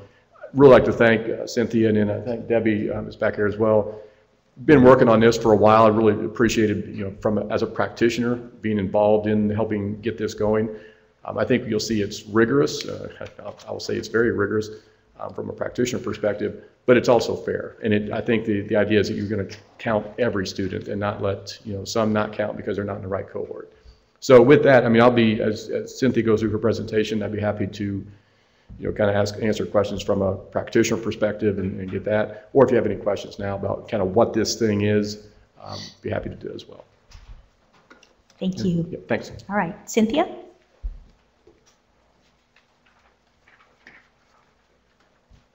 Debbie's going to assist because we really have been working on this together, and she's going to bring up some things that we need to get additional guidance not only from you on, but guidance that we're going to be needing from the feds, because we're just worried about what limited scope we're going to be allowed to, how broadly we can look at this and define certain things. But due to the late hour, we're going to try and go through this as quickly as possible. This is your last presentation, and I know you're a little glazed. I get it. But I do want to go through the language a little bit that you've already been sent. Okay. So you understand, as Scott talked to you briefly about, that there is a difference. There's a need for a change in what we're doing for the adult high schools. They're already out of cohort, so automatically their grad rate is a 0, right? They've got an F automatically, get-go. And that means their CCR is automatically a 0 from the get-go. So there's a need to do something different. So as we were working on, and I don't know if I know how to do this, there we go. As we were working on the initial model for the new A through F, and I was going through the old language, I stumbled on that there was a definition for grades 11, 12 definition in the old model for determining a letter grade for a school that was based on grades 11, 12 only. So it hit me. That type of theory might work for the adult high schools. Even though they come in with kids with varying levels of credits, if we think of it through the lens of grades 11, 12, and in the old model, 11, 12 is based on what we now call multiple measures, your college career readiness and your grad rate, which means then we redefine what college career readiness is and we redefine grad rate. So what I have put together, and like I said, we've discussed this at length. We're going to talk about the eligibility requirements to be assessed, what makes an adult high school an adult high school. We're going to have to redefine what grad rate means. And then once that's defined, that gives us what the college and career readiness cohort would be. But then because we don't want to leave out assessment data, but also you're talking about kids, students, adults, who they're not ninth graders, they're not sophomores, they're excelling through the program at a faster rate. But bottom line, they all, to get an Indiana diploma, without a waiver, they got to pass the grad exam, right? They got to pass the GQE. So what I figured out a way to factor in the percent of graduates passing the GQE, how that can be factored into this model also, all right? Eligibility for an adult high school, this is the current language, and honestly, in the draft that you received, I think I have that defined wrong, so we'll need to update that. But the current statute states that an adult high school will refer to a charter school that has a majority of students enrolled with the school that belong to a graduation cohort that has already graduated or are over the age of 18 at the time the student first entered the school, all right? Adults. Where I need direction from you, which method for you to be thinking about, and you may or may not be able to answer at this point, but by next month, I definitely need direction. Which method would be preferred for determining a graduation rate? I'm going to present two different options. This is the first option that's in the current language. There's another option we'll look at, and then Debbie's going to talk about other things that we've also been talking about. Okay, we've been bouncing around lots of ideas. But if a student in a cohort has already graduated or is over the age of 18, a graduate to enrollment score could be calculated. It's not really a grad rate, but it is looking at, you're going to find the graduate to enrollment percentage, which is the number of graduates from the school year, from the current school year, divided by the average enrollment counts. You get two enrollment counts in a year, right? Fall and spring, or two enrollment counts whenever they occur. So the average of those enrollment counts, so the number of graduates divided by the total number of students enrolled. If you think traditional high school, that would be about 25%, right? In theory, assuming same number of kids across. So that's what we're looking at, taking the number of graduates divided by the number of kids enrolled. Therefore, all students are factored into this grad rate. All right? Can I ask a question? How do you know what a good grad rate is if you do that? Well, we are looking at if they have 25% passing or graduating, then that would, if we multiply it by 4, that's essentially 100% graduating. That is how we are interpreting it. Why 4? Why 4? Because a traditional high school would have 4 grades. But there's no comparison to a traditional high school. This is how we would try to make it a comparison to a traditional high school, because you would have kids entering, students entering, I hate to call them kids, adults entering with varying levels from next to no credits to many credits. So the assumption is the average student will take 4 years to graduate. That's the assumption, yes. Okay? So that is where we're starting. And we would actually use this multiplier of 4 and then force it into the same sort of 90% to 100 is an A, 80 to 89 is a B, 70 to 79 is a C type idea. The benefits, it forces all students to be factored in. No hiding of students, all students would be factored in. School is held accountable based on the number of students which it receives funding. Requires no cohorts, because quite honestly, redefining cohorts, which is the next model, it becomes very difficult. It just becomes difficult, which means it can't be done, just tedious, yes. Can I ask Mr. Best to step back up a minute? In an adult education program, this isn't continuous, is it? When the person enrolls, right, there are maybe gaps. Oh yeah, this is, so again, remember, as Cynthia said, the graduation rate of every person that enrolls in this is 0. And so you're gonna see people come in, something will happen, and they'll pop out, and they'll pop back in, right? So it's kind of all over the place. So my question would be, for this question, do you count their starting point when they first start? And then when they come out, then you got to start it again? One of the reasons that, and I'll show my bias to this option, is it's very simple. So, and this is from a very practical practitioner's perspective, right? We try to do things based on, we tried to create some cohorts and all those kind of things. And to your point, you would see a student who had to stop out for a little while, and because they were in this now cohort, you'd see people almost disregard the people who are in the buildings and go try and chase that person to get them back, instead of saying, let's focus on this. What this does is says, look, it's, in essence, it's a return on investment. You are paying for X number of seats. How many graduates you get is paramount. That's the part because that's the value in all of this.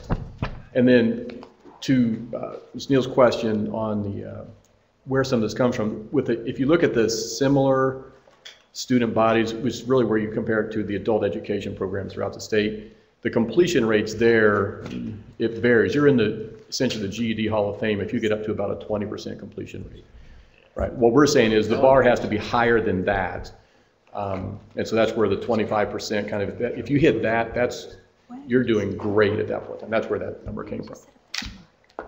Couldn't you create a different scale system instead of trying to force the round peg into a square hole? Why not, instead of using traditional standardized scale, maybe a 20%, however we calculate it, or 25%, we were to use letter grades, that's an A. And so rather than messing with the system, just rehash the scale. It seems to make more sense because the scale is the values that we hold and the expectations for that particular school. So if we ratchet that down, that would seem to make more sense. One of the things we'd hope to be able to do with an alternative accountability model is be able to fit it into the same framework, if you will, as the regular accountability model, so that the displays are very similar, the information that's presented is very similar, etc. So when taking a look at this alternative accountability model, it seemed an advantage to be able to translate that into a 100-point scale as well, to be able to display that information in a very similar manner. In this instance, what Cynthia's recommending here is just using a multiplier of 4, similar to what we've recommended in the college career readiness area of the existing accountability model, to translate that goal into actual points in the system. Now, we've reviewed several different ways which we could calculate this type of metric. If you think back to some of the accountability panel recommendation presentations, you might remember some of the return on investment conversations we had in there as well. This is an expansion of that concept where we're actually looking at students out of cohort students that have graduated compared to a denominator. In this case, the denominator is an average enrollment. We've also looked at that denominator as being the attendance. Students enrolled at the school for 162 days to create another ratio. We've also looked at students enrolled for both the fall and spring membership collection to create that denominator. We have worked with different numbers to get to this information. So far, this seems to be the most appealing method for stakeholders to be able to use this type, find an average enrollment. What we found with the 162-day is as Scott has noted, students can come and go. That really reduces the number of students that are being counted. In addition, membership. If we're looking for a student enrolled in 12th grade, if you will, in fall and spring, that might really reduce that number as well. Also might promote schools to just enroll those students in 11th grade instead, so that we're not counting them in the denominator.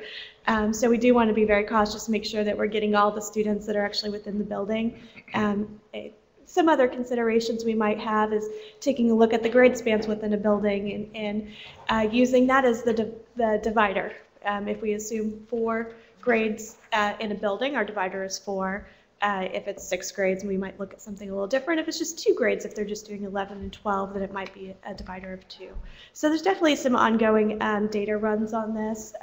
One thing that we definitely feel is, again, cohorts as currently defined is not an acceptable way of calculating a graduation rate for this type of school.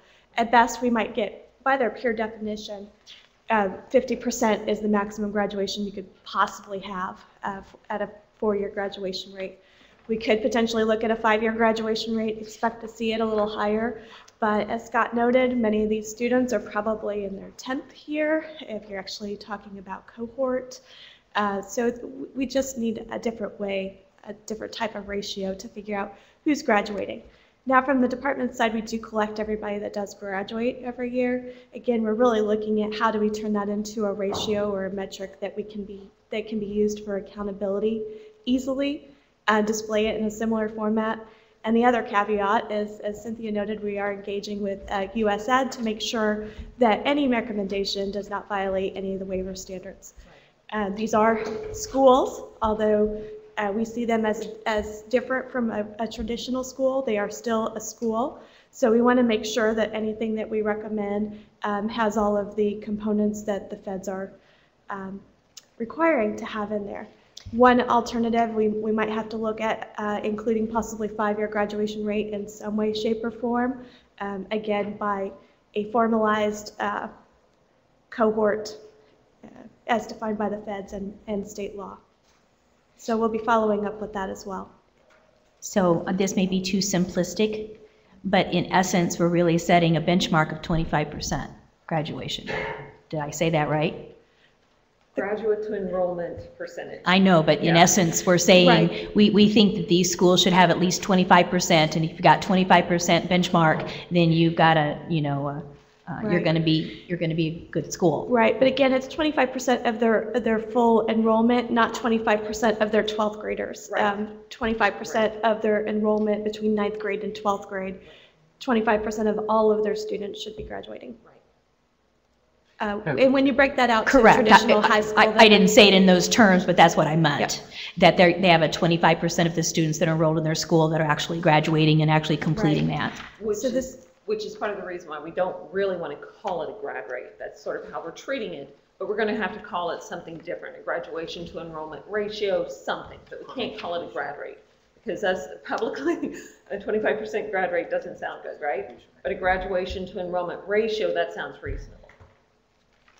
So I will tell you, I mean, I've read through option 2. Option 2 has its appeals to me, just personally, because that involves actually setting some real goals with kids. As I see it. My biggest concern with option 2, which is defining a new cohort, and we've looked at those numbers also. Quite honestly, I've been working with Scott and his folks to run some sample numbers on these models. And my biggest concern is, okay, so you start tracking the kid that enrolls, and then you track them out 24 months or 36 months, but kids enroll all throughout the year. They don't necessarily enroll at the beginning of the year or whatever, and we're not looking only for 162-day kids, so we're not cutting kids out right away. We're looking at when the kid initially enrolls, which might be September, it might be June, it might be July, it might be August, it might be January. So then you track them out 24 months. And it's that tracking process that becomes very, very tedious. And the more tedious it is, the more difficult difficulty we're going to have getting accurate data. You misunderstood me. I'm just talking about one component of option 2 that I kind of like.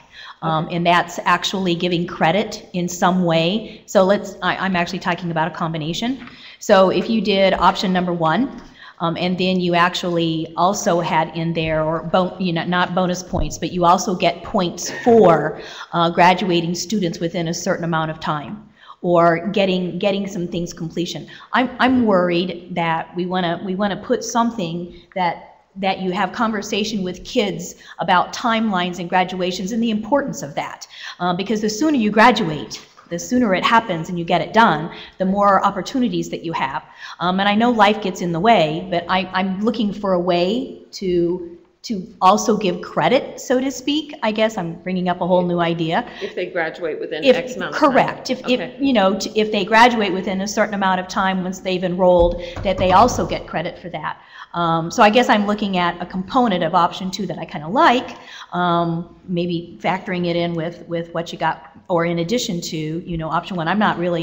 I know cohorts are extremely difficult to be able to track and do, and in this kind of situation, almost impossible. Why don't Debbie and I go back and see what we can do to...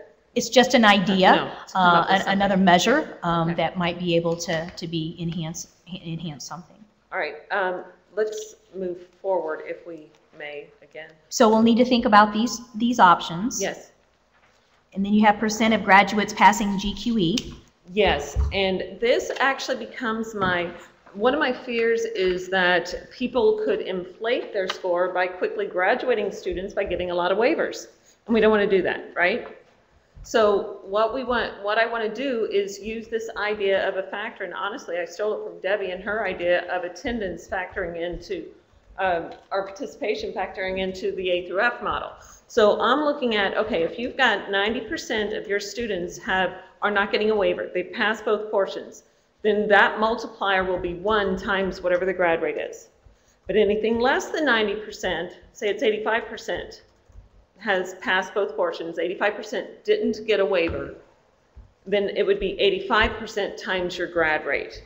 So it is, in essence, it removes that idea of turning into a diploma mill. We don't want to suddenly encourage diploma mills, right? We want to encourage quality diplomas. So using it as a multiplier, making sure we have ECA results or grad results. It may be ECA, it may be whatever, because especially as we're moving to a new grad exam, and now we're going to have, with these graduates, these students anyway, you may have the grad exam from 1997, you may have the grad exam from 2004, you may have the ECA, you may have this new one coming out. You've got all these different options. And the grad exam is simply a graduation requirement. When you took it and passed it shouldn't be an issue, right? So if we can track, because it should all be in the system, that they've passed, that should be data that the department has. So once they've passed, or can get, okay, once they've passed, then that just becomes a factor that you're awarding a real diploma versus a waiver. All right?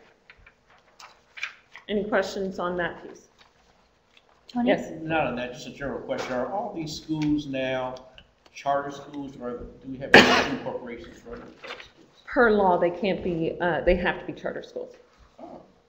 And honestly, there aren't very many. There's the Excel Centers, Crystal House, Steel Wars, and then there's one up in Gary. And Gary Community School Corporation used to have one that changed. All I know is it has to be a charter. Now it has to be charter? Okay. Has to be a charter. The statute has changed. Yeah. Right. Last year it actually changed from its original passing, but it does state adult high school will refer to a charter school that has majority of students enrolled in school that long-term graduation cohort has already graduated and are over the age of 18 at the time of enrollment in the school. So what are their chartering authorities saying, and is there any overlap? I'm not certain about the charter authorities. We have been working directly with the schools. Right. So. Right. But any school corporation could start one. Right, they could be a charter authorizer, absolutely, yes. But it has to be a charter school, per law. Distinction without a difference. And then my guidance question 2 is what goal or target should we have for college and career readiness? Because the focus of this model is quality graduates. As you know, college and career readiness for the A through F model is 25%, right? We're looking, and this is how college and career readiness is defined in the old model and in this model, of your graduates, yes. But these adults Yes. are already industry certified in many cases. Well, because they're already in employment and they're working outside of that to get this diploma, is that correct? That's... Yeah, it's interesting. So only about 25% of our students are employed at all, right? Because they don't have a high school diploma. So we've got 14% who are employed full-time somewhere, but only about 20-25% are employed at all. Okay. So now getting the college and career readiness indicator, through one of those, that's a critical point. That's what makes this work, which makes it successful. As an aside, Dr. Mike Hicks from Ball State did a economic impact study for us a couple of years ago on our grads, and found that in their first job after graduation, he looked at where they were 6 months prior to coming to us, and then looked at it 6 months after they graduated. And the annual wage increase was $9,330 in their first job after graduation. And that's using, that's not estimates or self-report. That's wage data from the state, right? And so we know in their first job, if they're making that, and then you factor in leaving public assistance, there's a big economic return. But the economic return happens because they have a diploma and they have either college or the certification. So Scott, on the current system, where do you perform on CCR? We've been, this last year, about 70% of our students got, meeting the 25%. I mean, under the current system. Under the current system, all of ours would have blown it away. I mean, the 25%, I don't understand that. Can you explain what coursework are they taking that's? So we use a variety of providers. So some of it is dual credit. We have students taking Ivy Tech, up 111, 136, all the different things. And then on the certification side, we're a Connexus higher technology school, which we teach ourselves generally. Then we use Ivy Tech we do a variety of certifications. So, advanced manufacturing, healthcare, we have pharmacy techs, all those kinds of things. And then, but not IB and AP. We do not do IB and AP. That's, but it's dual college credit and certifications where we hit it. Troy? Since Michelle is here, Michelle, isn't there going to be a college and career assessment? Maybe, because that's a cost. I know. So that's one of the components Maybe. that was included in the budget list, so to be determined.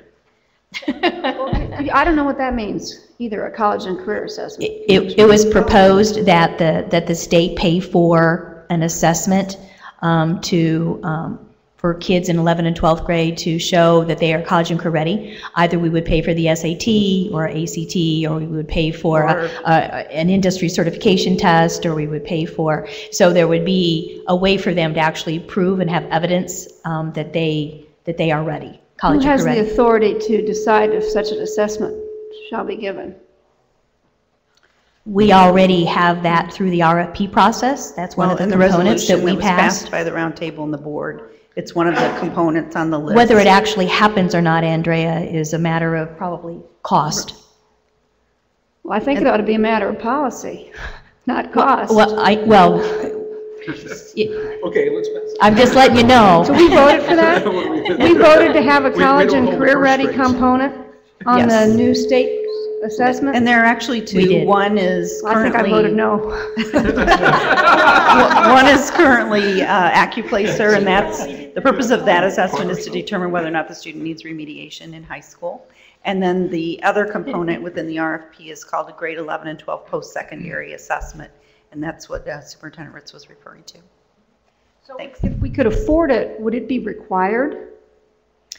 If you're talking about the grade 11 and 12 one, that is one that the board indicated you would be interested in paying for each student to have the opportunity, not required, but opportunity to participate either as an 11th grader or as a 12th grader. And I think to that point, as we go along through that process, I know this may not be able to help us right now, but at what point that decision's made, regardless of what we do here, I think we need to look at that because there's comparative accountability that we want to be able to look at. Absolutely. So, yep. Right, and Still a good that's point. something that we could actually absolutely factor in once whatever decision is made. But at this point, and honestly, as Michelle indicated, if it's something that helps pay for an industry certification test, that ties straight into the college career readiness targets regarding our So currently, you have 70% of your graduates receive CCR credit. So the bottom point down here is what you currently do.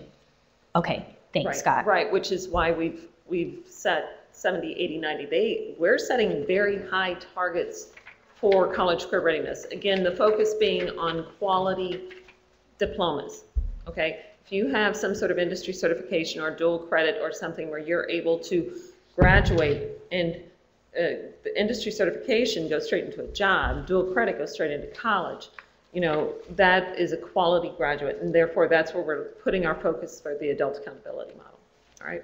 And then the final piece is on actually phasing in weights. Right. When a school first opens, I mean, you're going to have fewer students graduate that first year, right? But after year 2, you'll have a larger number. By year 3, you should be running at a fairly regular pace of graduates and enrollments. So we are recommending a phase-in weighting where college and career readiness would be 80% of the overall grade the first year and 20% be grad to enrollment ratio. The second year, that graduation to enrollment ratio or graduation rate, wherever we land, raises to 30 to 70% for college career readiness. And then by the third year, when everything's running at a fairly decent clip, 40% for the graduation to enrollment ratio and 60% for college and career readiness. So at the next February meeting, then are you going to have, you need further guidance, and then we're talking March perhaps when we would have rural language? Because you've given us rural language, so I'm not sure where we are. This is the just first draft, so you know where we're thinking. These are some of the areas where we are still discussing, and yes, I definitely need some direction from you. Anything you can provide today only helps. Brad? Can I ask, would there be sufficient time for you to engage the leadership of the charter schools that would be affected by this guidance? Share with them what you've shared with us, solicit their input. I mean, at the end of the day, we want it to be meaningful to them, and I know Scott's already engaged, but, and I may be the only one that feels this way, I doubt I am, but it's very difficult when you're asking us for guidance when I don't do this every day for a living. Right. So it's more meaningful to me to hear from you that you've engaged the schools affected by this. They've looked at your ideas and said, of all your ideas, these ones make the most sense and here's why. And then as a policymaker, then asking us to weigh in. I've been engaged with Scott the whole way through, and Carrie Donk at the Crystal House, him pretty much almost the whole way. The only school I have not been in contact with yet is the one in Gary. Okay, thank you. But yes, they quite absolutely. Because this affects, partly because there's such a small number, and because there's sort of a delay in getting it out. We still want to be able to roll this out, but I want to be able to actively work with them and work with their data to let them know how it affects them the whole way through. And it'd be good to know too where there's consensus. I mean, if practitioners in the field are saying this makes sense, it would be helpful to know that. Right. I'm going to throw out again, one of our biggest restrictions at the moment is what kind of leeway we have from the feds. So we've got to talk to them. And I will have a conversation with them before the February meeting. Thank you. Seeing no more items to come before us, I would entertain a motion to adjourn. Second? Second. We are adjourned. Oh, all those in favor say aye. Aye. All those opposed? We're adjourned. I did nothing. I did absolutely nothing.